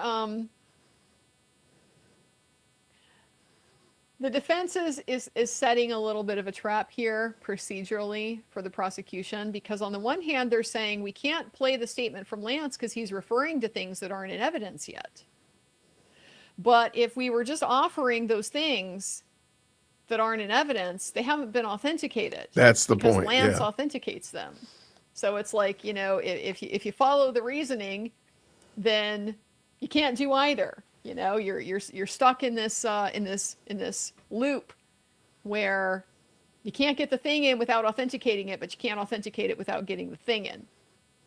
So I wonder if Judge Graff has anticipated that, because that seems to be a big part, of the defense's objection. But I also expect the judge is going to be respectful and cognizant of the issues the defense has stated vis-a-vis the privacy. And so that could be sticky. The defense or the state, I mean, I can anticipate what this is, right? This is the gender, sexuality, ideology, whatever, kind of stuff. But the state is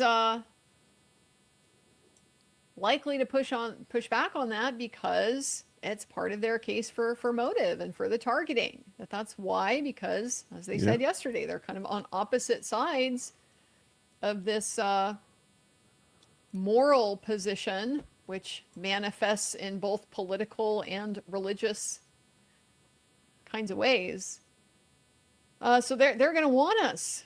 They're going to want us to see that or know that. I would expect, or at least the judge. They're going to want the judge to be aware of that. But I can definitely see the judge being a little bit sympathetic to that. Judges like to handle witnesses with kid gloves. The witnesses don't want to be there. They often don't have any choice to be there. We heard that here it was the choice between, Lance, you can sit down and do this recorded interview, or you can be compelled into court by subpoena. Which do you want? He doesn't want to be here. Hopefully that's crystal clear by now. He chose no. I will go have the recorded interview Why do in they my give him- lawyer's office and not have to be here. And How do they get away with doing that, though? That just seems like, I always thought you had to be a witness in person. I guess not. I guess now I think about it. I guess you're not. Okay. do this in person. That's interesting. Okay. Hey, He's- thank you so he's not much. enthusiastic about this process, and frankly, that's really. Thank you for the surprising at all. 2. Nova the Great. I appreciate you. What else did we get? So I like. Just for the Go heads ahead, up, I Andrea. mean, for anybody who cares, I've muted on X like every variant of Fed slop that I can come up with. And, like, if that's what you have to say is the thought terminating stuff, then we can move on. It's just it doesn't matter. Come up with something better than that, and it's worth my attention. But I don't care about Fed slop, name calling stuff. But I did find it notable when they talked about all of these variety of different agencies involved. But the There's a lead lot is of the SBI. It's a state. It's which I would expect. This is a state prosecution, but it's not even like a Fed case. I don't think There's people a care about state. that. But that's not going to matter. That's not the real problem. I guess just the feds being anywhere near this is a problem, even though it was like super awesome that the feds were really near Karen Reed. I don't know. Hard to keep things consistent sometimes. I am already anticipating, because of course there's a lot of to do about Miranda rights and time and so forth, and the previous document. A lot of this is built on the previous document the defense filed with an excerpt of a transcript of him receiving Miranda rights, and it's undated, but it has 6:25, as the time, 6:25 p.m. as the time associated with it, and so that's like part of the argument that he was already in the Washington County Sheriff's Office because he would have been Mirandized. I've already addressed, you don't have to be Mirandized until they are going to interrogate you. This is not TV where they slap on the handcuffs and then dramatically read you your rights. It has nothing to do with arrest. It really doesn't. It's required when you are in custodial interrogation, but custodial doesn't require a formal arrest. It just requires circumstances that are similar to that a person who is being subject to the questioning would be led to think this is kind of, am I under arrest? Yeah. Free to You under leave. arrest now? So they're looking for how much restraint are you under, not has there been a, formal decision made to place you under arrest or not. So they don't Mirandize you until they are going to interrogate you. But we heard that Agent Davis himself went and spoke. He spoke to the man. Wouldn't that have required Miranda rights? No, he said he got his name and date of birth. This is biographical information. This is a well-established exception to Miranda. Don't have to Mirandize somebody in order to ask them their name and their date of birth. So it would not be required based on this. So real quick, a lot of you all are asking, why is Candace not on today? To me, Personally, I don't right think, here, like I the think she's sequence of off events. because she knows that this case would be going on during her witching hour, during the time that she's primarily on live stream. This would be still going on during her stream. And she did not want to fight with this case because she knew that she wouldn't be able to keep people's attention while this case was going on, and it would be a lot of back and forth. And she wasn't ready for it. I'll just be honest. She could be in Spain. She could be on a plane. She could be on the other side of the moon. I don't know. But I think the reason she's not on, she could be on vacation. That's fine, even though she's been like 6 vacations since Charlie Kirk was assassinated. I do think that, and even while she's in Spain, she's been losing it, right? So you're not getting any rest or relaxation on the Lido deck. You wilding out. So what's the purpose? But back to my point, I think she realizes this would be going on during the prime time that she would be on show, and it's hard for her to she wouldn't be able to keep control of the narrative. And of course, she's homeschooling her children at that time during the day, so she wouldn't be able to prepare, so on and so forth. That's what I believe the narrative that she would spin. But it doesn't matter. I mean, this is proving so many of her narratives false that it's pretty bad. It's pretty bad. I'm looking up. I mean, news articles are being written about this. By the way, if anybody has access to the Free Press, they wrote an entire article about all of the lies that have been shared. I don't have access to the Free Press though, but if anyone will help a brother out, send it to me, jwitt@jwitt.com. So I think this is going to be very interesting how it teases out. They're moving the cameras, but they're not actually starting. Okay. So back to my point. I think that's one of the reasons why she's off this week, because she knew that this would be going on and she would not be able to contain. And this would break the containment if she was on and her lies were being proven false in real time while she's online. I think it's worse than when we can just go back and look. But if she's actually online trying to defend these false statements that, Tyler Robinson was never there, all these other foolishness that she's put out there in real time and it's right there, I don't think she could really handle that. Now she'll get on X and say whatever, but I just don't think that she would be able to handle it in real time when you're really truly being proven false, because we're looking at it right here, which is crazy work. So that's why, right now they're discussing the whole thing about when did Tyler Robinson or when did he come in to turn himself in? Well, he turned himself in, but he was not under arrest, so he still had his phone. He was still able to text or whatever it was, Discord, and that's why those messages don't line up with the time that he allegedly was turned in. When he walked in, he didn't just give over his phone. So we see that pretty clearly now. So that's probably another reason why Baron Coleman's not going to say anything, because they're being called out in real time right here, basically in center court. That's my thoughts. What do you think? Comment down below. She admitted through her meltdown that Charlie was shot. Right, but then she's been talking all last week and the week prior about the exploding microphone theory, which is insane. So,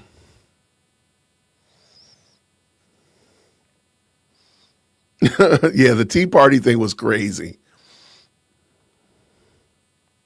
I can't imagine being on vacation messing with X at all. I can't. I just can't do it.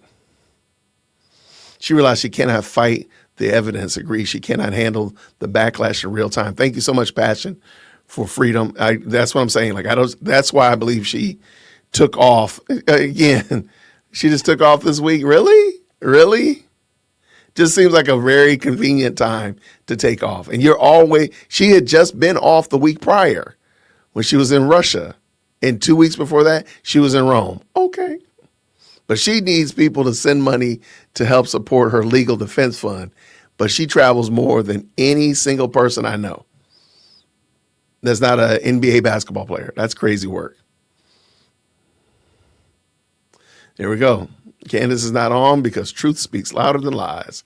And that is true. That is so true. Jeremy Boring and Ben Shapiro made her have a meltdown this morning. What did they say? Jeremy Boring and Ben, what did they say? Hit me up, Ruben. Let me know. Hit me in the email. Yeah, she said that the 4th of July was the Boston Tea Party. It was a crazy sentence. I'm like, wait, what are we doing here? They will say Robinson wasn't even on campus. Then the next day, Robinson was bending his knee in the video, so he must not have a gun. They're just all over the place. Jason, I think you hit the nail on the head. She's on full meltdown mode. Yeah, let her melt down. She's flown too close to the sun. I have no idea why they have not gotten started. I thought they had already been started. She has been getting cooked. Why is she on X of all places? That just seems like such a weird. Her social media strategy as a content creator, her social media strategy makes me scratch my head. It makes no sense whatsoever. Like, why are you on X when you clearly have your phone. You have no problem doing shaky cam videos. You got no problem doing the shaky cam video. So why aren't you just doing videos in real time on YouTube. Her strategy makes no sense to me. But a lot of stuff she does makes no sense to me. So I'm just going to leave it alone.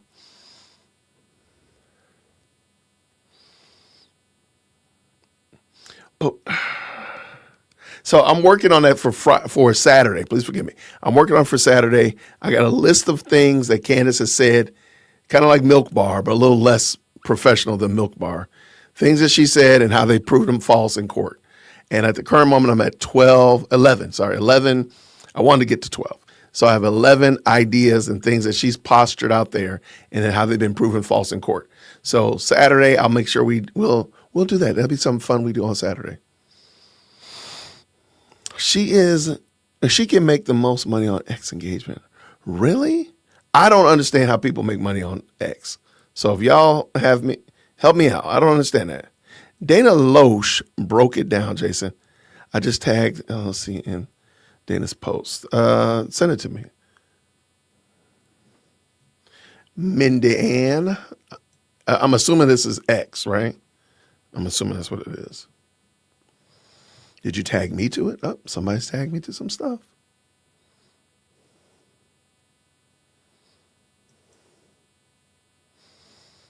Bum, bum, bum, bum.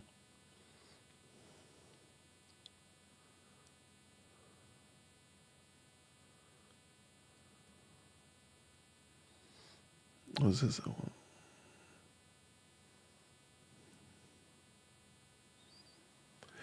I'm very interested in people who are saying that there's been no evidence. That is such a weird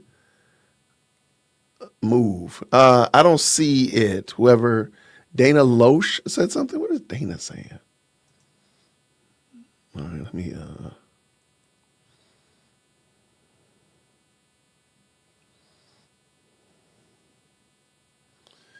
All right.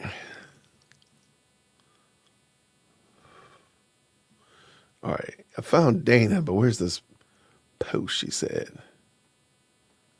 You said it was this morning? This morning? Oh, I guess this is it. Today's show.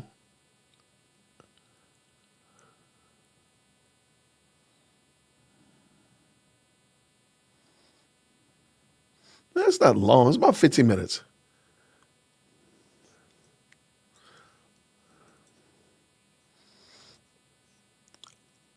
Dana Loesch, and we are here to go on one wild ride. I feel like Willy Wonka inviting you into my little riverboat on the chocolate current here. Come on, come get aboard. Who knows what we'll see. So welcome. Gosh. You can find us on channel 347 DirecTV. You can also watch us on YouTube, Facebook. I wouldn't watch us on Rumble because that's a piece of burp. Yeah, I did say it. Rumble is burp. What? Anyway. Rumble is hard, man. Rumble's difficult. I could expand on this. Rumble is a very difficult welcome. platform. Here, when we have POTUS over in NATO, talking over in Turkey with NATO, it's a whole other bag of worms that we're going to kick here. I don't know why we're kicking bags of worms, but that's what we're doing. With Turkey, NATO, and all that stuff. We'll get to that here in a little bit. Bag we of also worms? have and Lorraine's has been following this every day over at the Scout, right? Chapter and verse. If you want to go and check it out, which I highly encourage you. She's been going through the prelim every day because this is a preliminary hearing. It's not like the trial. They're basically put it in layman's terms, they're figuring out where the boundaries are, right? And determining evidence, et cetera, et cetera. So she's got like the new footage that's up there, all kinds of stuff about this case and the killer. And there was a lot of Podcastistan was really kind of turned on its backside because now in the courtroom, they're talking about actual evidence, not conspiracy theories, but actual like evidence, right? So then this is what I see this morning, and I'm just going to tell you, buckle up. So this is what I see this morning. I saw that my friend Ben Shapiro was trending. I know that there are some people that don't like Ben Shapiro because he's Jewish, and that's really the only reason. They can't really substantiate it. They can't name a single issue with which they disagree with him on. They're just like, well, he's Jewish. Let's be honest, that's it, right? It's like how Thomas Massey says, like the Epstein class. Dude, you literally refused to actually do anything about it except stunt on it, which is one of the reasons why you lost your re-election. Anyway, But I wake up and, and I following all this stuff and I see something starting to trend and I look at it and it's a bunch of idiots who have no idea about standard operating procedure as it pertains to protecting principles. So I know a little bit something about having to have had security teams, not to the level that Ben is required to have it or some other people. But when after Parkland happened, we had to have 24-hour security. I could not even go to Kroger. I could not go to the grocery store. That's a without sin and a having shame. detail with me. We had people breaking into our house. It was insane. Like we literally had people coming to our house with rope and pills, and they were. I mean, there's a lot of stuff that you guys don't even know. Some stuff that was they investigated, and we had to get legal, and there was a lot of stuff that happened that I wasn't even at liberty at the time, and in some instances, just to be smart about it, don't take it to air. So I know a little something about this. And there are a lot of really good firms out there, but there are some firms that people go back to more than they do others because those firms have a reputation, they have a full suite of skills, for the lack of a better way to put it, because they're used to dealing with principals, and principals what you call your protectee in so many different situations, right? So Charlie started having to have security absolutely everywhere. And that's a thing, particularly with conservatives. Progressives, they have the luxury of not having other progressives wanting to come and kill them because of wrong thing. So I see now that Gal Sharpton, whose name I am loath to say because I'm afraid it gives people audible aids, decided that they were going to make a big conspiracy theory out of one of the dumbest things I think I perhaps have ever seen, and that is the security question. Okay, So real you quick, had real Gal quick. Sharpton out there who decided. Hey, good folk, good people. Court should be coming back on. Do y'all want me, green hearts, if you want me to jump back into court? Red hearts if you want me to keep playing this. Because when court comes back on, they're going to be horse trading about the video. Okay, just letting you know. Green hearts if you want to go back to court. Red hearts otherwise. Caps lock We'll go back to court and eventually. ask why it took a while for the video of Charlie being shot to go viral. Caps lock. How the hell did Ben Shapiro know that he had been hit within just a few minutes?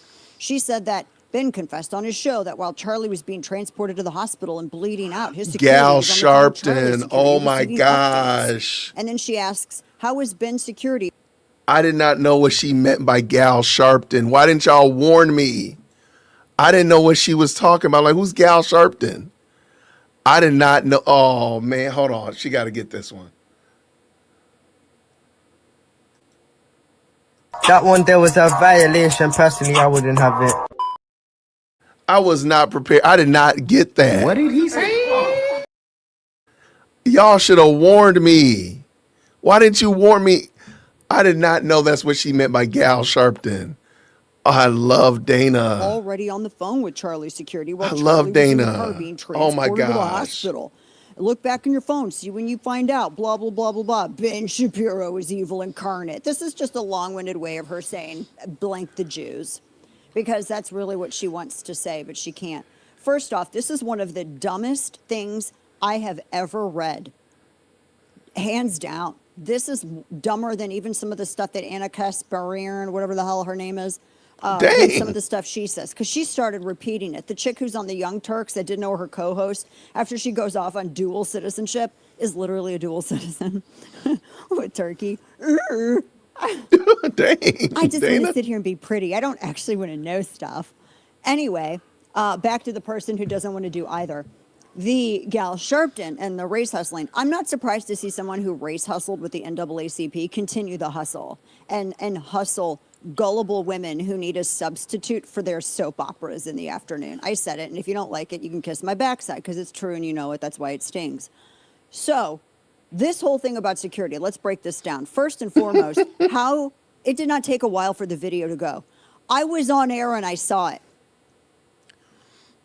We were live on air. We saw it seconds after it happened. And everybody else did too. It went viral within minutes.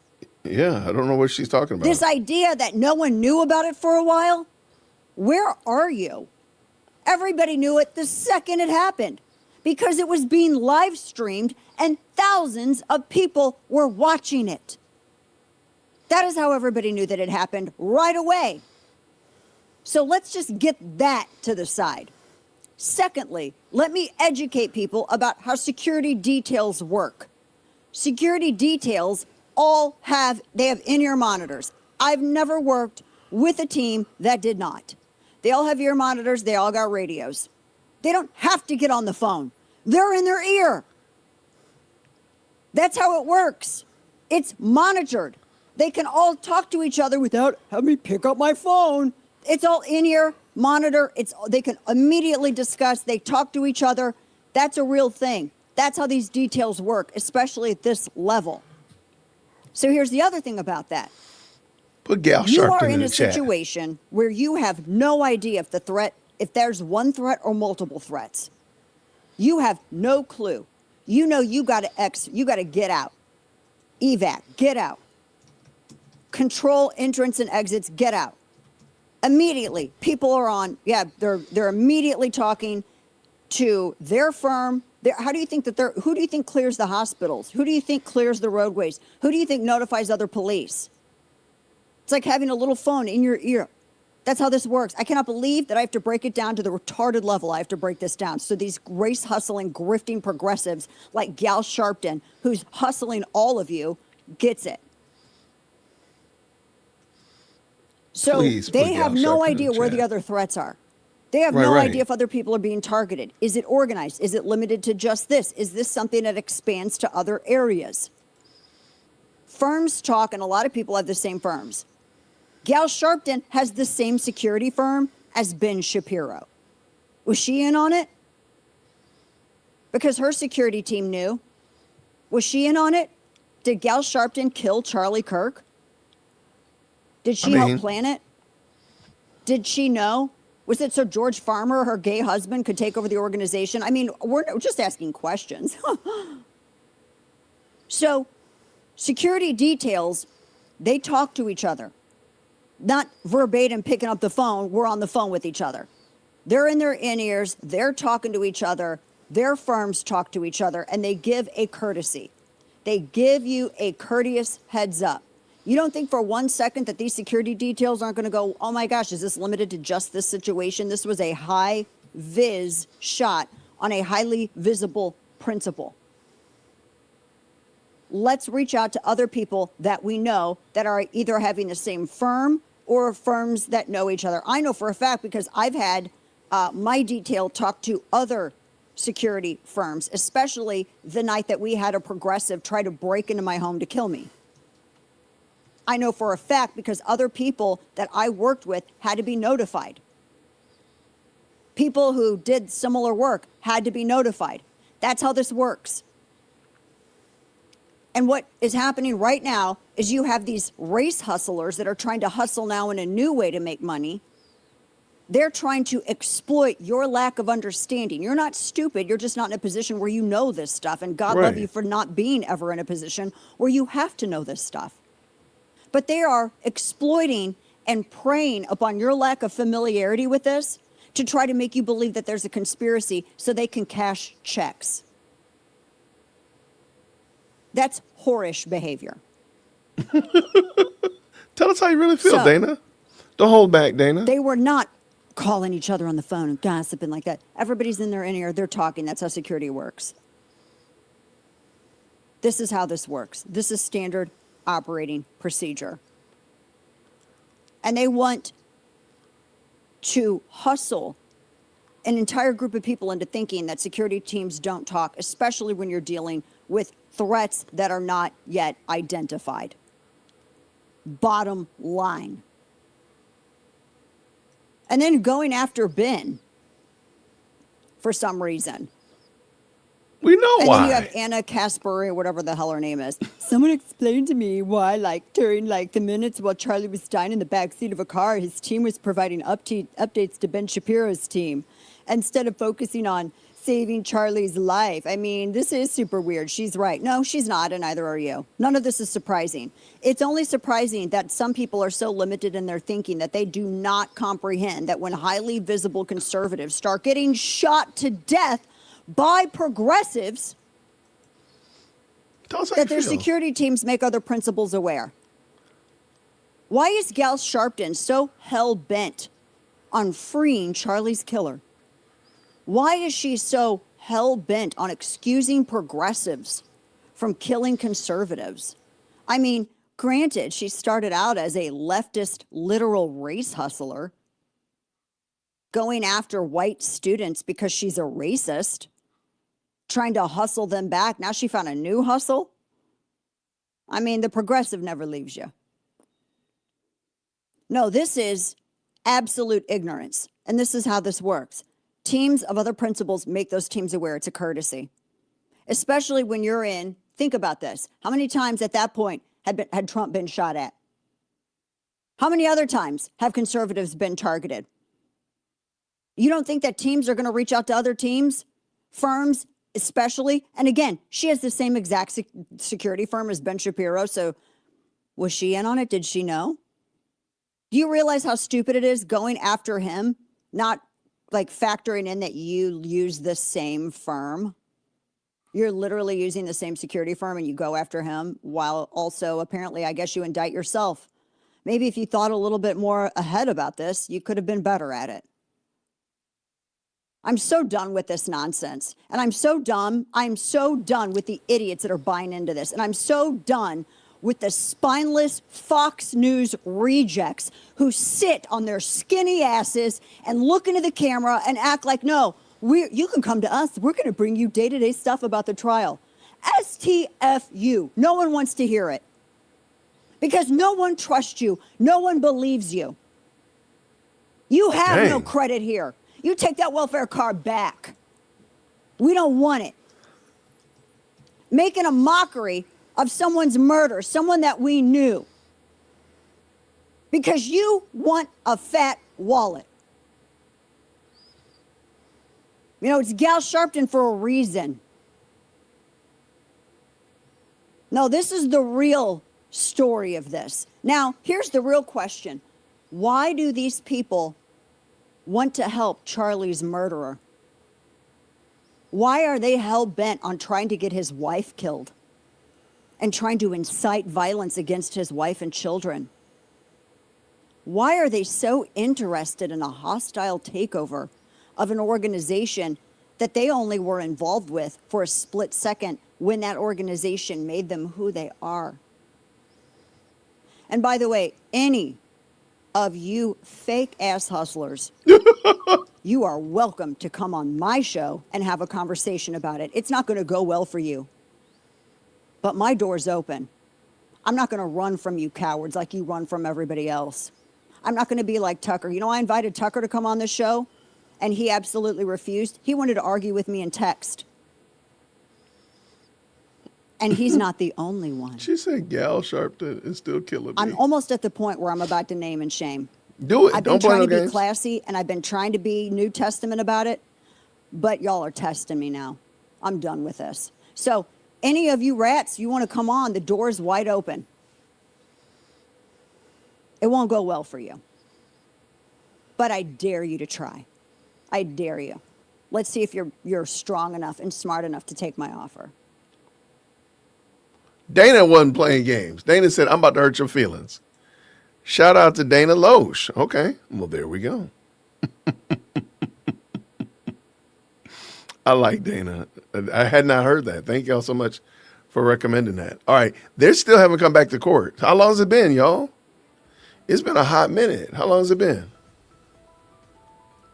It's been better than 40 minutes, I think. Definitely 30. We're still looking at the screen. Just so you know. Yeah, Dana, don't even play games. At this stage, just go name names. Thank you very much for that, Mindy Ann. Thank you so much. Lash? Oh, that's how she pronounces it? Okay. It's been an hour? No way, for real? Wow. Lash. Okay, gotcha. Yeah, they're about to close. Yeah, they're gonna close it. Yeah. Oh, here they go. They're back. Court is back in session. Noting the presence of counsel and all parties, I appreciate your patience. Sometimes it takes time to save time, and so that was the intent of this court in addressing what is before this court as it relates to State's Exhibit 16. Green hearts in the chat, and you can hear. Counsel, this time I've taken time to look at the video anew, also reviewing what Mr. Novak submitted, the redactions requested, and reviewing all parts of it in great detail.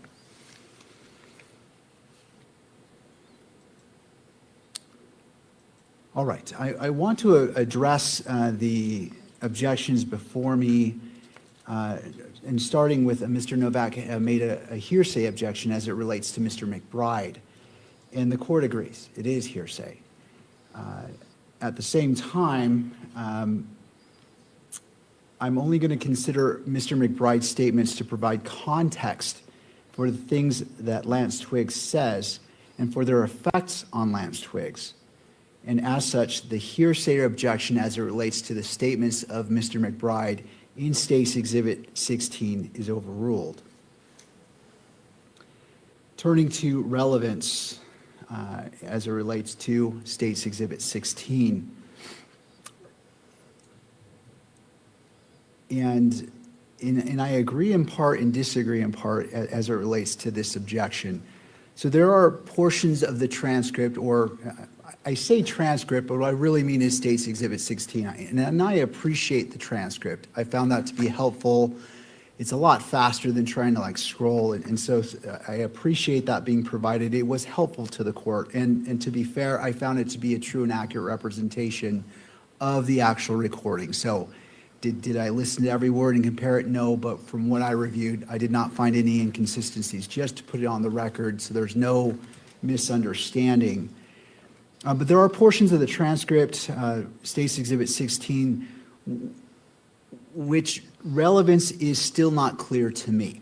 However, as the magistrate, I am able to distinguish between what is relevant to a probable cause determination and what is not. And what I take into consideration when I make my ultimate decision about probable cause, I will not take into consideration what is not relevant. So that is a constant balancing and evaluation I'm making throughout this hearing. And after this hearing, my intent is to review everything again, to be thorough. This is not a case where I'm going to be shooting from the hip in making that determination, because this is an important determination. So I will take the necessary time as is required and is as necessary to ensure that the constitutional rights of all parties are upheld. So as I'm making determinations, where I land is pages 19 and 20 of the transcript as it relates to State Exhibit 16 may contain irrelevant information, but I will reserve whether I consider those portions until I've heard the rest of the state's evidence. Therefore, as it relates to relevance, that ruling is reserved. Now, turning to the other objection, which is Rule 403, prejudice. As I am acting as a magistrate, I do not have the same concerns that my decision will be influenced by undue prejudice as that of a jury. Therefore, for purposes of admissibility, the defendant's objection is overruled. Even so, there are portions of this transcript, and again, State's Exhibit 16, that may not be admissible at trial and whose relevance I have not yet determined. In the abundance of caution and to protect the jury pool, the potential jury pool, from hearing potentially inadmissible evidence, I'm ordering that the audio cannot be published in the courtroom or on camera from page 19, timestamp 3255, until timestamp 3548. In other words, the state may publish the audio for all portions of the interview other than that one portion. And when I say audio, I mean audio and video, so both. I recognize there's approximately only 1 minute after 3548 the state can fast forward to that point for, it's an approximate 1 minute and 12 seconds, or may take the time to redact the video as they see fit. So where I'm landing today is up until from the beginning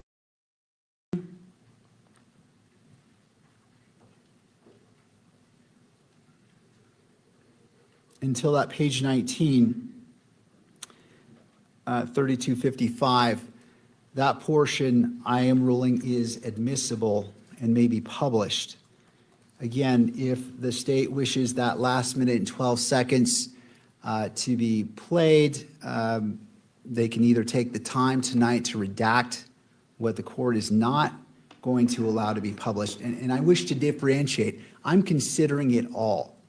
But for publication purposes, that portion is not going to be permitted to be played in the courtroom. Your Honor, would you state those times again that you are ordering not to be published? I've got 3255 to 3548. Right. Those are the two timestamps for that. And I hope that's helpful as both parties are trying to review on the transcript and State's Exhibit 16. And that's from 3255 to 3548. Right. Okay, thank you. Is not publishable in the courtroom or on to be broadcast. Finally, I want to recognize both parties wanted the benefit of the record to be more specific in their arguments concerning their objections. So if those arguments pertain to timestamp 3255 through timestamp 3548, I'm willing to allow you to do that in a closed hearing. Please be mindful of the time and keep your argument succinct. With that in mind, do the parties have any arguments they feel I have not considered in my ruling that require a closed hearing?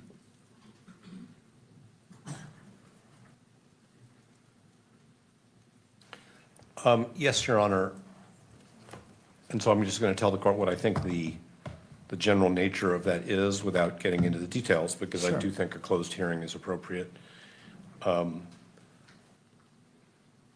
There are, okay, setting aside the 1102 issue and objections, there are statements in this video by Mr. Twiggs attributed to Mr. Robinson.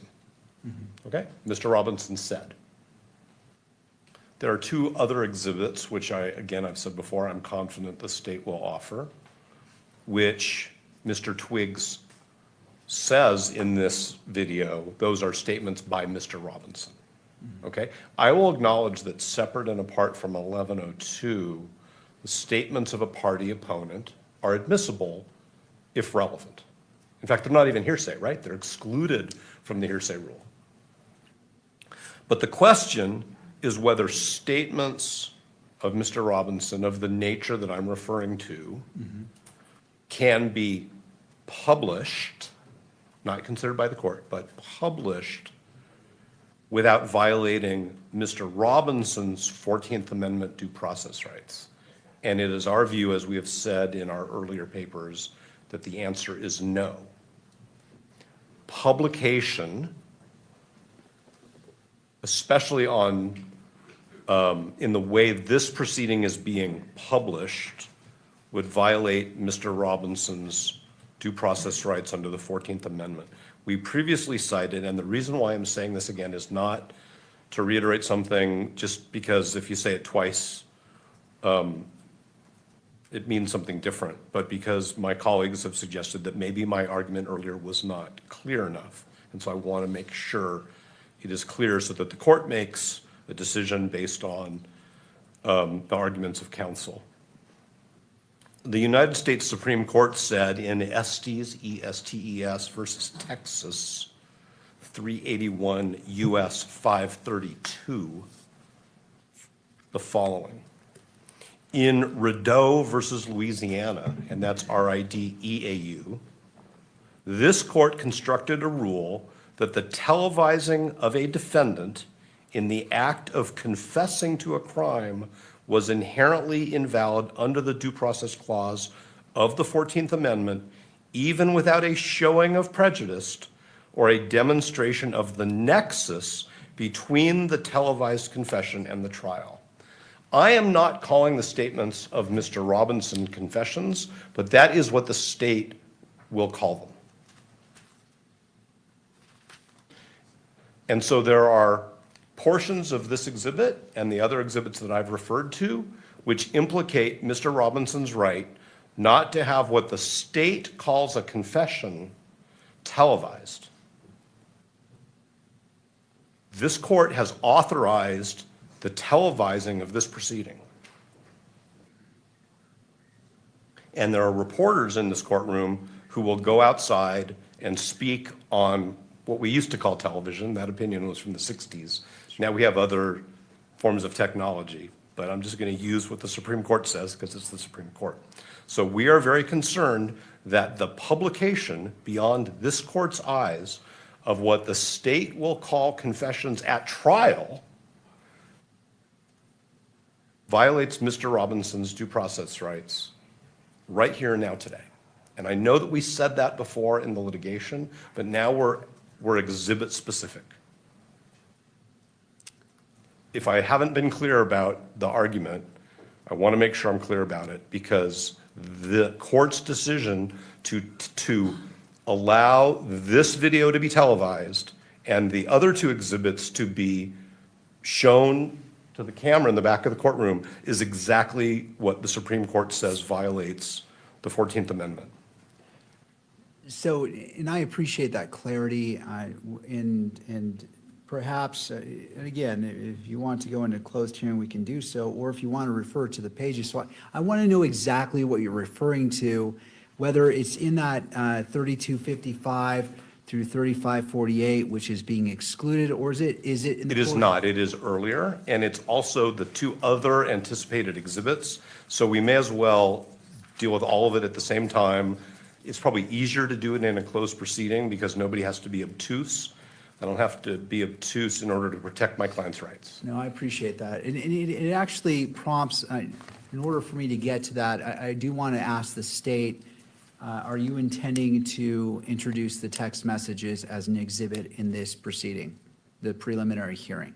Yes, Judge, we will be attempting to and moving for the admission of the text thread, the Discord thread, and I think, and the note that is referenced in Mr. Twiggs 1102. All right, and let me take one step at a time, just for clarity. And again, Mr. Novak, I really do appreciate you being so precise. It's helping me parse it out so we can address it, because it's important, and I recognize that you're advocating for your client, and so I want to give it its due time. The text messages, from my understanding, and either side weigh in, my understanding that those were released to the public months ago in their entirety. Judge, if I may, they were not released in their entirety. Portions of them were placed into the charging document, the information that supported, in part, the charges that the state has filed. We did not put the entirety of them in. And now we wish to publish more of them than were included in the charging document. I see. For some reason, I thought it was as part of an exhibit for a motion, but Mr. Novak, I'm not sure if that's ringing any bells. I'm aware of the issue that the court is commenting on. I think the state needs to account for its decision to publish text messages that directly implicate the Supreme Court law that we're talking about.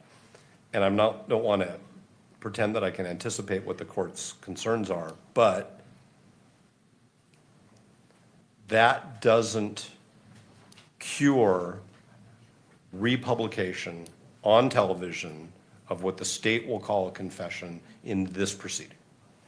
So in other words, this is not like, oh, the cat's out of the bag or the barn door's open. This is another opportunity to violate Mr. Robinson's constitutional rights. And I'm not at all suggesting that somebody is intending to do that, certainly not the court, and I'm confident that the state's counsel would never intend to do that, but that would be the consequence of further televising what the state refers to as previously referred to as confessions and certainly would refer to here in this proceeding as confessions. We are so acknowledging that they are statements of a party.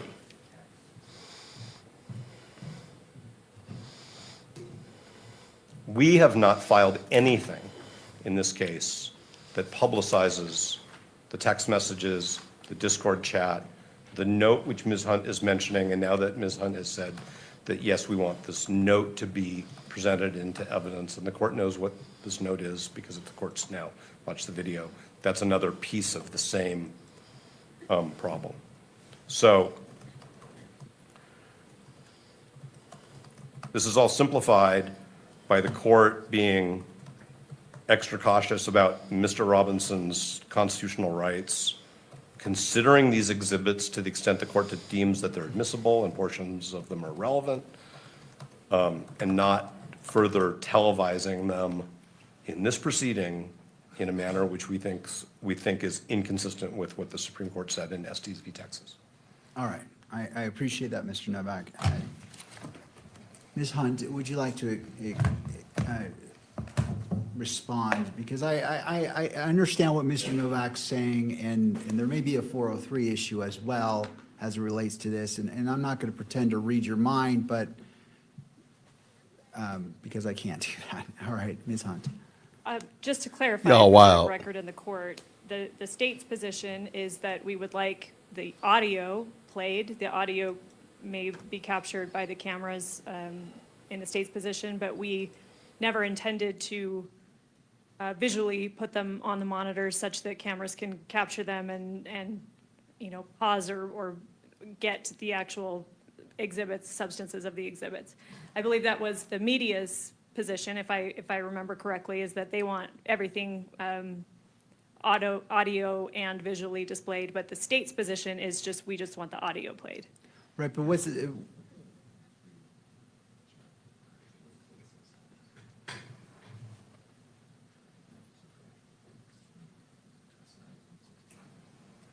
so I'm just focused on 16 right now. Okay, yes, and that's the state's position with regards to Exhibit 16.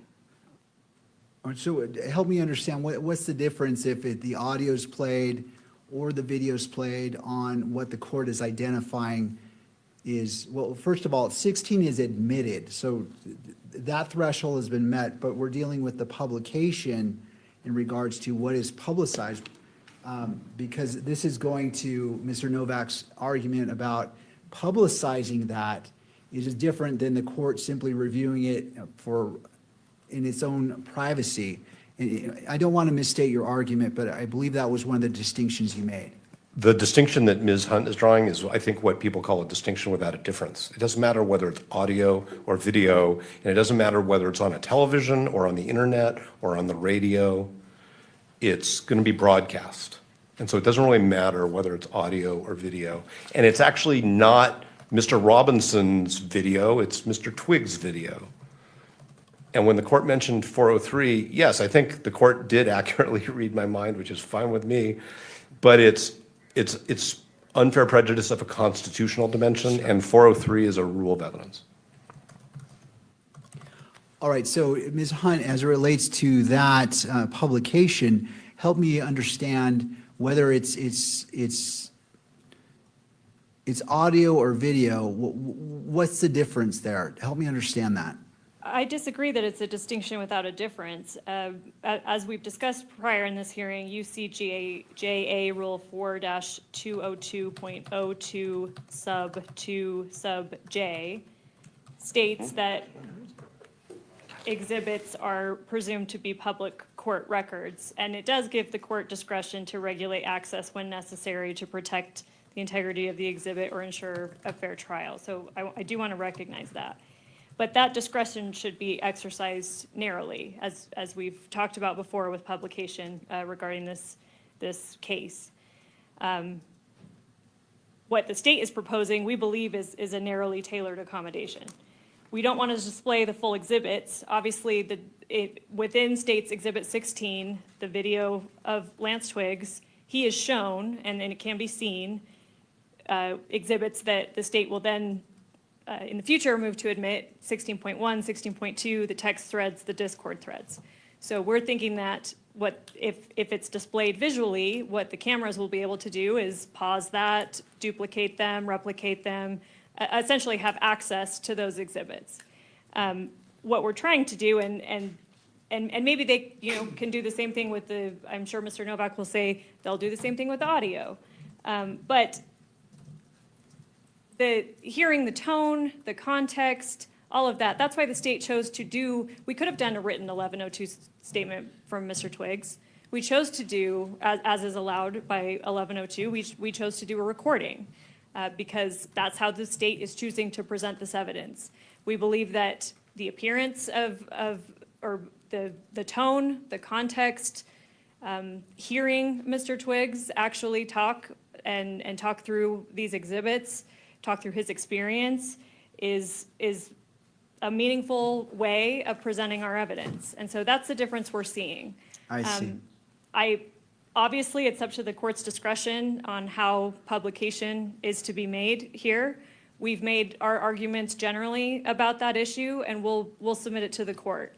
Our prime issue is that the exhibits be admitted into the record, that the court consider them as part of the preliminary hearing standard and bind over, but we'll submit it to the court on publication. But that's the state's position. All right, Mr. Novak.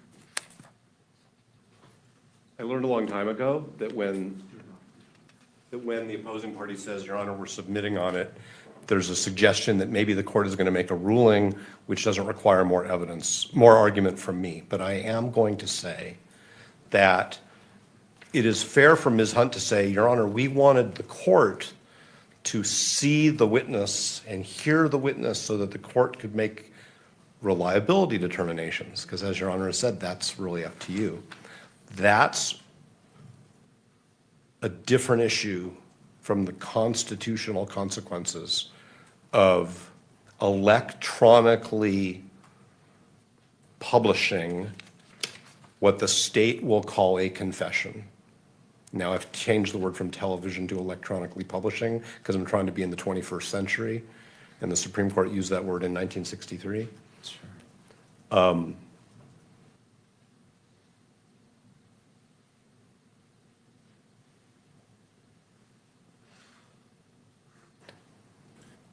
Citation He done to lost his own train of thought. state standards for what is or is not a public document are not the issue. There's a constitutional issue here. And I think that the court has already heard from me at least 3 times about what we think the court should do here. It's a preliminary hearing. It's not a jury trial. There may be a jury trial in the future at which we have to voir dire on yet another issue, which is whether potential jurors were exposed to media replaying of what the state called a confession. That's exactly what was structural error. There was no prejudice question in Rideau versus Louisiana, and that's why in Estes v. Texas, the Supreme Court said, we have a rule. You can't televise what a prosecutor calls a confession before trial. Thank you. All right, thank you. I appreciate both parties advocating and arguing. It's helpful for the court.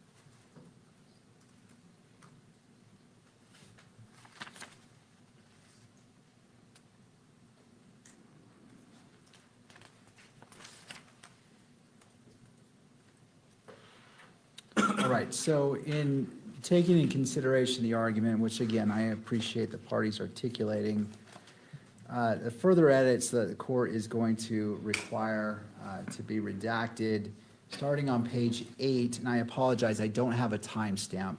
Starting on page 8,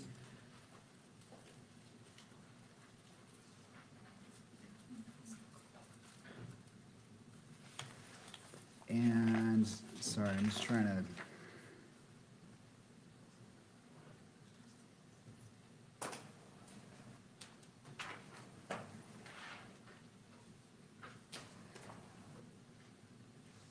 Sorry, it's starting on page 7, right after, is that at 8?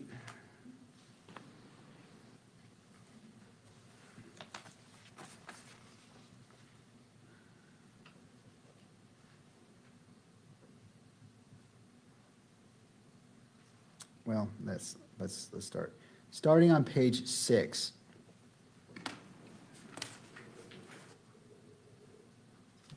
Now, let me go back here. He keeps going back. He gonna be on page 0 in a second. Starting on the cover page. Starting on the table of contents. Starting on page 6, after 6 minutes and 56 seconds.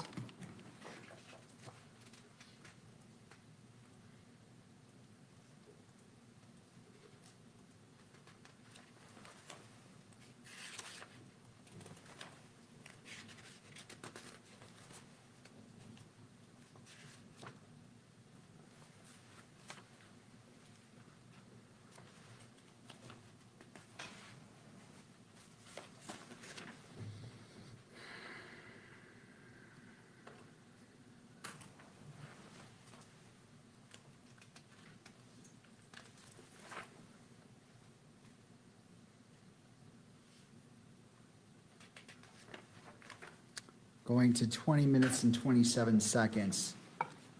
For reasons such as 403, under Rule 403. And again, this is simply for publication. This is not taking out what the court will consider. The court is considering the entirety of State's Exhibit 16, but the court is trying to take a narrow approach in recognizing and balancing transparency with constitutional rights, and doing so in such a manner that it is meaningful and doesn't diminish the court's duty as a magistrate under the probable cause determination. All right. State those times again, Your Honor. 6:56 until right, the line before 2027. Or 2027, just so, until 2027. Is that? And then and then what the court indicated previously from. Bro, this is painful. 3255 until 3548. And I apologize, Judge, just to clarify, these timestamps that you just gave, the 3255 to 3548 and 656 to 2027, those are just not being published, but they have been admitted for Your Honor's consideration. Right, so kind of going through my 3-step process. Exhibit 16, it's an entirety, not the transcript, but because the exhibit is not the transcript. The exhibit is the video. That has been admitted in its entirety for the court's determination as it relates to this case. So what I'm talking about here is this is only what will be published in the courtroom and and captured by the video is the differentiation. So what's being redacted, for the lack of a better word, or cut out is what's going to be published in the courtroom, not what the court's going to consider. The court's considering it in its entirety. The court's not going to redact anything in here. It's going to make its own determinations in regards to relevance, everything that Mr.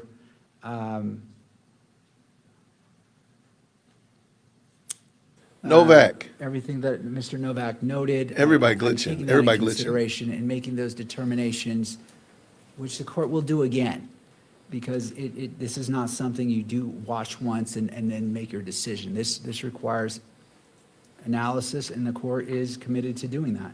But hopefully that gives you an idea of where, as it relates to publication. Yes, thank you. All right, to the media. Oh, man, the media about to come up here. Oh, Your Lord Honor, have I mercy. know how much time the court's already dedicated to considering this, and I appreciate the additional time being afforded the media. There's just two additional things that I wanted to mention to the court. I do want to reiterate the point that I made before about the fact that if this is, in fact, a key consideration that the court is entering into when trying to make the determination that it is going to make at the conclusion of this hearing, Utah case law, including the Archuleta case, that the defense has referred to over and over again, stresses that the same considerations that urge for access to a preliminary hearing itself, allowing the proceedings to be televised, allowing people to be in the courtroom, also advocate for access to documents on which the court bases its ruling. Disclosing documents used, this is from Archuleta on page 238 to 239. Disclosing documents used by courts in reaching a decision in a preliminary hearing will discourage decisions based on improper means and will promote conscientious performance by all officials involved in the criminal justice system. Therefore, providing a presumptive right of access to documents filed in connection with preliminary hearings can play a significant positive role in the functioning of that process. I want to reiterate the belief that providing access to the documents on which the court bases its decision in this proceeding is critical. Second thing that I do want to mention, because the court referred to it before, is the fact that without going into the content of the interview itself, I understand from the arguments being made today that many of these references are to text messages. Again, the public doesn't yet have access to that.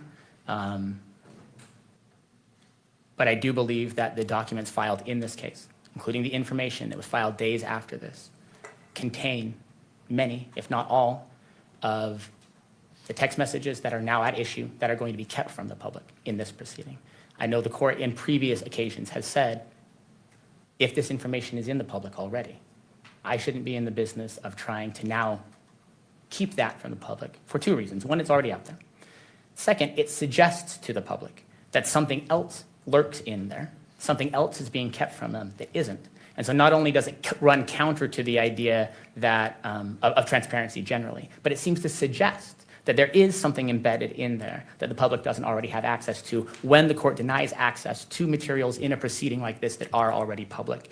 And so I again, recognizing how much time the court has already invested in this, I believe it's wise, and I believe it would help avoid potentially making a mistake that the court later on then thought, oh, I wish someone had brought that to my attention, to check whether or not any of the materials that are now under consideration to be withheld from the public are actually already in the public's domain because they are part of the information and probable cause statements that were filed at the outset of this case. That's all I had, Your Honor. Thank you. And, all right, counsel, if you would like to state your name. Oh, no, who's this? Your Honor, Jeffrey Nyman on behalf of the Kirk family. What? I've been very hesitant to speak up at these proceedings. We understand it's the state, the defense, and the judge. You're all doing your job. But I feel as if we need to. I want to be clear as to what the Kirk's family's position is on all of this. The Kirk family believes strongly that if the evidence is being admitted in this preliminary hearing, it should be made public for the world to see. No redactions. This court has tools at its tools at its disposal to make sure the defendant receives a fair trial. You'll use them if you find that you need to. Oh. That's it, Your Honor. To not be transparent here, to not be open, to not let the world see what happened, will create doubt and distrust in the judicial system. And that's not what anybody wants. That's not what any of us believe should happen here. And we'd ask the court to consider the position of the family. I give him an air horn for that, y'all. Thank you. I gotta give him an air horn for that when I find it. Before I issue my final ruling to clarify what's been stated, just so it's clear for all parties. That was a good one. That was good. And your mic's muted. Oh, Novak, sit down, man. Just sit down. We just want to say that we totally We don't respect Ms. Kirk's position in this situation, as well stated by her counsel.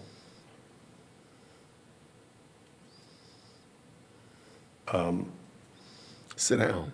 Media counsel's suggestion that because the state, in our view, improperly disclosed what the state is going to call a confession in charging documents does not mean that this court can just let it go.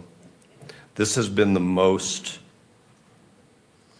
transparent criminal proceeding I've ever been involved in, and I am sure it will continue to be transparent.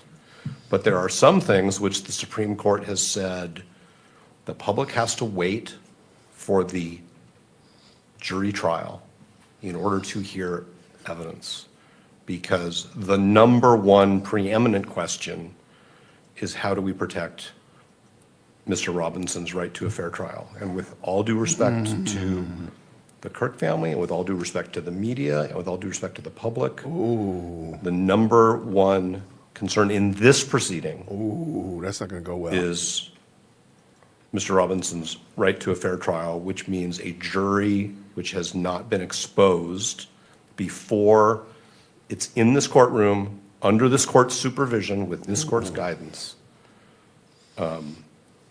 to pretrial information of this nature. That's not going to go I do well. have a follow-up question for you, Mr. Novak, returning to the Estes case. It's an important point. I want to make sure I fully understand it before I issue my final ruling. My understanding is Estes cited to a dissenting opinion in Rideau. Rideau, yes. Rideau, my French is bad. Mine too. That constructed a rule that publicizing a confession runs afoul of the 14th Amendment.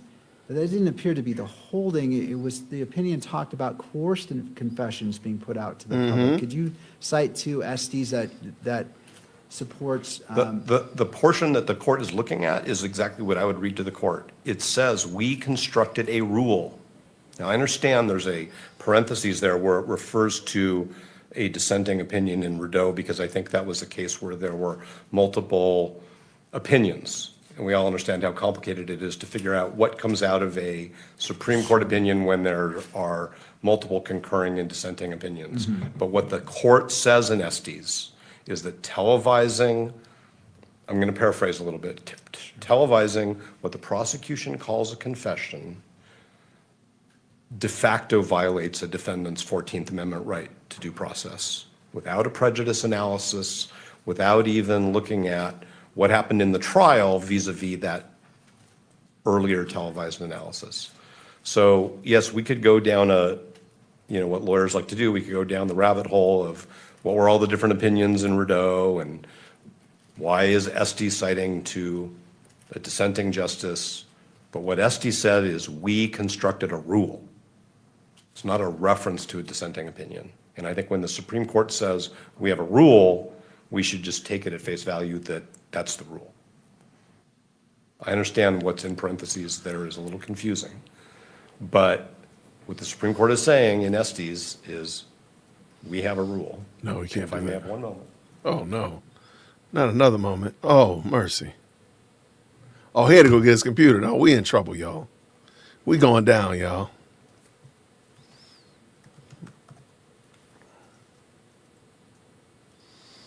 That's basically what he's doing. He's saying, look, we want to redact anything that he's trying to get everything out. He wants Lance Twiggs to be there in court. That's what he The wants. Estes opinion was written by Justice Clark. There was a concurrence by Chief Justice Warren, Mr. Justice Douglas, Mr. Justice Goldberg, and then there were dissents by Justices Stewart, Black, Brennan, and White.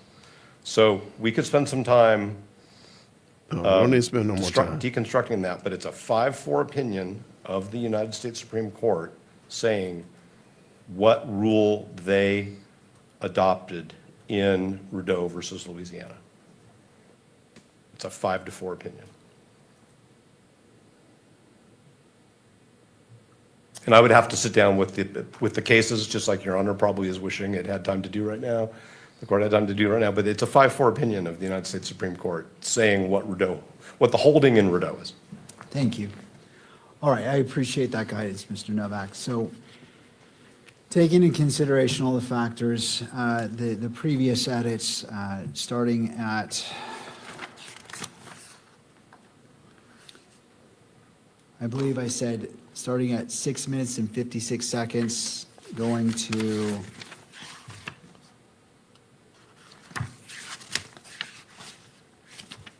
20 minutes and 27 seconds. Does that comport what I previously said? Yes. All right. And then the other edit is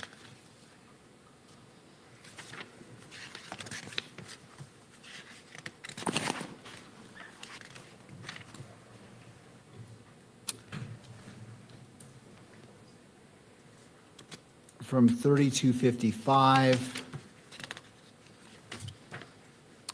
until 35:48. Does that comport with what I previously said? Sure.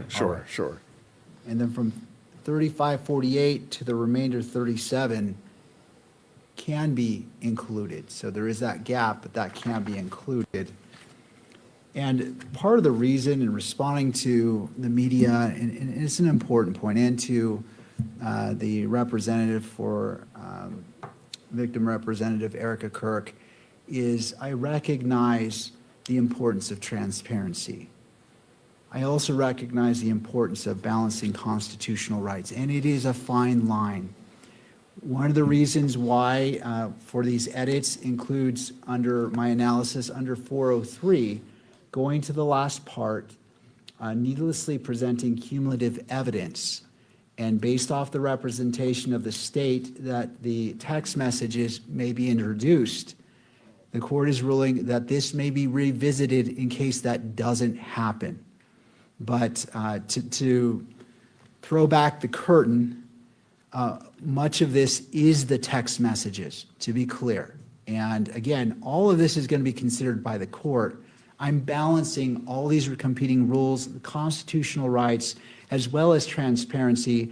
And sometimes it is an imperfect balancing act, but I'm trying to act in the interest of justice in making this balancing act, and for transparency to actually be transparent. And so that is the ruling of the court as it relates to State's Exhibit 16.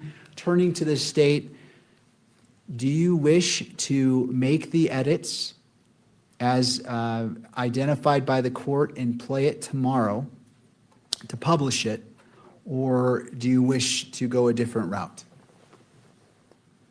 I think just to make sure that we are completely in line with the court's ruling, I think we would like to take the evening to make sure the edits are all correct and start out tomorrow by playing it. And if you wouldn't mind, when you have that final copy, if you could send it to defense to review to us to form, just to make sure it comports with the timestamps that the court has identified.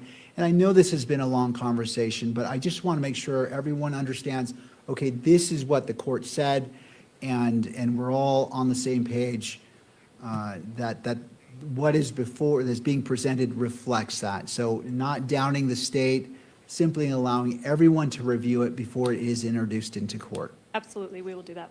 All right. On this issue, anything further? This exhibit, none. All right.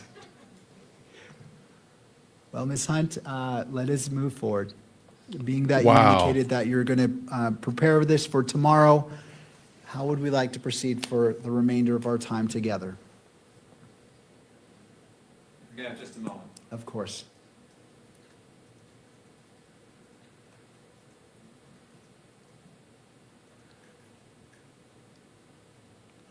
Wow.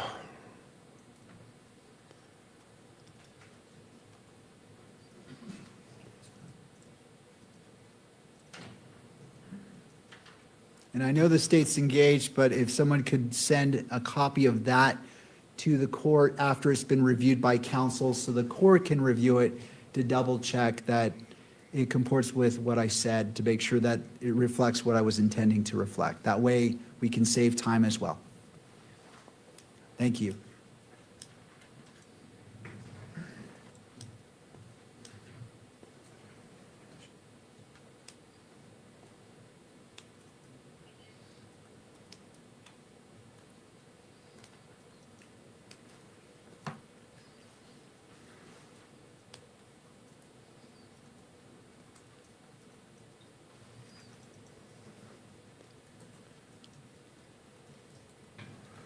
All right, I don't know where I'm lost on where we are, y'all. I ain't gonna Judge, it's lie. the state's position that we close for today, come back once those edits have been made.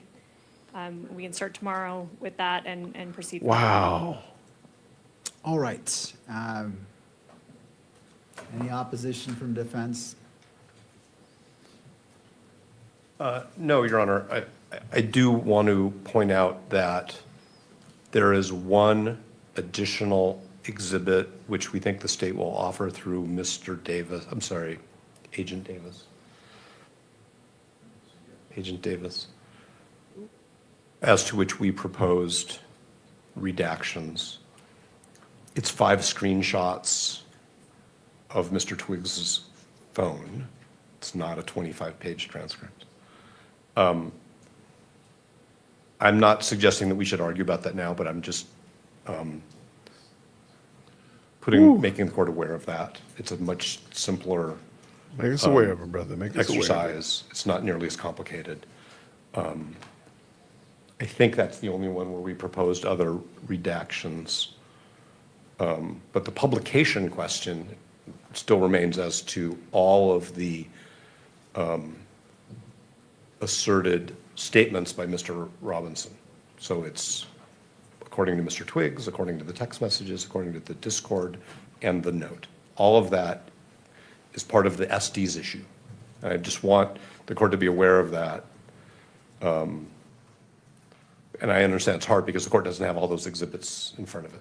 But I just want the court to understand. I think that all of the argument that we've had with respect to the transcript sort of lays the foundation for the legal issues, but it's going to come up with respect to those exhibits as well. And the comments that the court made about 403, I understand it with respect to relevance and admissibility, but I'm not sure how 403 applies to the televising of statements that the prosecution will call confessions. So maybe that's something. It was a different prong that I was addressing. Good, okay. The duplicative part or cumulative part as it relates to the text messages, and that's why I reserved that if it doesn't come in, then it can be revisited to the redactions that's made public. For evidentiary purposes as opposed to for publication purposes. Right, Understood.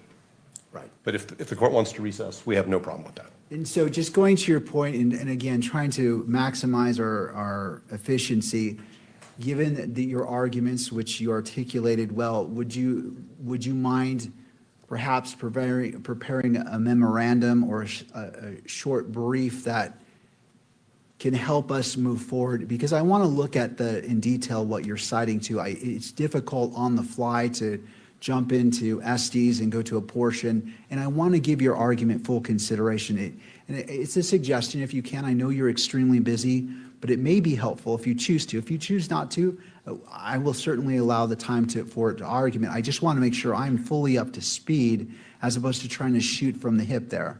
When the court says, I'd like to know which exhibits and what the legal issues are ahead of time, so that at 9 a.m., the court has already had an opportunity to understand what's coming, we're happy to do that. And I'll try to get something to the court by 8 a.m. I appreciate that. Thank No you, Mr. problem. Novak. And if you wouldn't mind, obviously, sending a copy to the state as well. Of so course, it's not of course. ex parte. All right. Is the court referring to a formal filing? No, just if A you bench want memo. a bench memo, and that all sides can have a take a look at, just to prepare, again, in light of efficiency and trying to maximize our time and give as much weight and time to addressing these issues fully, as opposed to trying to hit them at the moment and doing a deep dive when it's a little bit more difficult. So Happy to do so. if you'd like to, I would entertain that to the state. If you want to confer and talk to see where you are and want to do the same, certainly you are entitled to do so as well. I think we plan on doing that. Thank you, Judge. All right. All right, is there anything else for this afternoon? Not from the state. All right, to defense. No, thank you very much for your time, Your Honor. All right. Court will be in recess until 9 o'clock tomorrow morning. All right.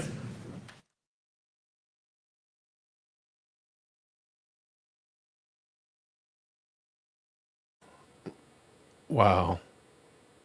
Okay, I had to say that was not good. I thought it was going to be better today. Wow.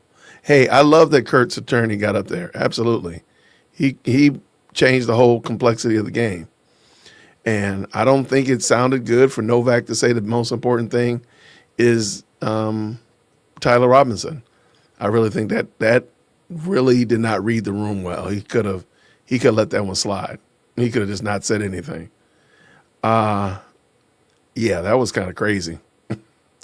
I don't think anything you're right. This one right here. Shout out to SC Dog. I don't think anything got accomplished today. We met the witness. What's his name? Brian Daniels. We met him, but that was it. What does Jana say here? Thank you so much for the 10. She says, Tyler's defendant rights irritates me because he didn't consider Charlie's right to live when he pulled the trigger. I mean, no lie detected. Now, I understand. In theory and in the court, he is innocent until proven guilty. I understand that. And in the court, he can be innocent until proven guilty. But I think we all know. And I think, personally, this is what I think is happening. Because Novak is not a chump. He is, like, people say, like, he's got 900 cases under his belt. So he's done this a couple times. I personally believe he's doing everything under the sun to get that transcript and the video of Lance Twiggs' testimony thrown out because he wants to get Lance Twiggs in the courtroom, or Lance Twiggs not available, so none of what he said matters. That's what I think he's trying to do. And it's just he's doing a long game. He's doing a long game. Kind of like your kids start begging you for something on the weekend, but it's Tuesday. And they're trying to clean their room. They're putting it out there. Like, we want to go to Disney World on Saturday. Oh, look, there's Disney's having a sale, Mom. Isn't that interesting, Dad? And they're just trying to just work their way to it so that Saturday morning you wake up and take them to the amusement park. You take them to the toy store. You buy them the video game or whatever. And I think that's what he's trying to do. He did it yesterday. They did it yesterday with the DNA. Now they're working on the Lance Twiggs. Tomorrow will be something else. Well, tomorrow I guess it'll still be on Lance Twiggs because they're still talking about it. Oh, my gosh. All right, Gary is on the Jeremy Boring Show. Shout out to Gary, man. Gary is a great guy. I've got to get ready I see him over here. Leave. All When right. it comes to the first stop sign, we're going to put somebody out there to make them stop, and then we're going to shoot up the car. Like, that could have happened. They weren't using armored vehicles. We could have exploited this 1,000 different ways. And they say, he had access to the roof. Well, if he didn't have access to the roof, I've been to UVU. All right, so shout out. Here, I'm going to drop the link to this, y'all. Go over there and let's check out Jeremy Boring and make sure we support him. I'm going to be back at 8 o'clock because I have Johnny Walker Dredd coming on. We're going to be talking about the Carmelo Anthony case. Novak went to the School of ADA Love of Law. Remember how she was in the YSL trial? You're 100% correct, SC Dog. You're right on the button. And that's exactly what he's doing. But I think he's more prepared than her. I do think he's more prepared than ADA Love, though. Y'all go over there and check out Jeremy. Get back over here at 8 o'clock. I got to make sure the kids get something to eat. And I need to get ready for my show at 8 o'clock. So I'll see you all then. Everybody have a wonderful rest of the day. Thank you to everybody who supported the live chat. Thank you to everybody who tapped in with us. I thought it was going to be a little bit more exciting than this today, and I apologize. It was definitely, this was not exciting at all. Well, I guess, the only saving grace is that it was half a day. Can you imagine if we had started at like normal time and they did all this all day? Oh, yay. That could have been crazy. So let's jump over here. Y'all go check out Gary and them. I'm going to drop the link again in the chat. I will see you all at 8 o'clock. Don't y'all stay over there at Jeremy's house too long. Get back over here when the street lights come on, everybody. I'll see y'all tonight. All right? Stay out of trouble. I'll see you real soon. Grace and peace. Take care. Thank you so much for tuning in to another episode of the Jay Witt Podcast. If you enjoyed today's show, please do me a favor and hit me up with that 3-piece special. Like the video, subscribe, and of course, share it with somebody who would also enjoy this type of content.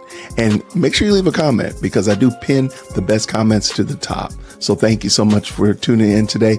And until next time, everybody, grace and peace.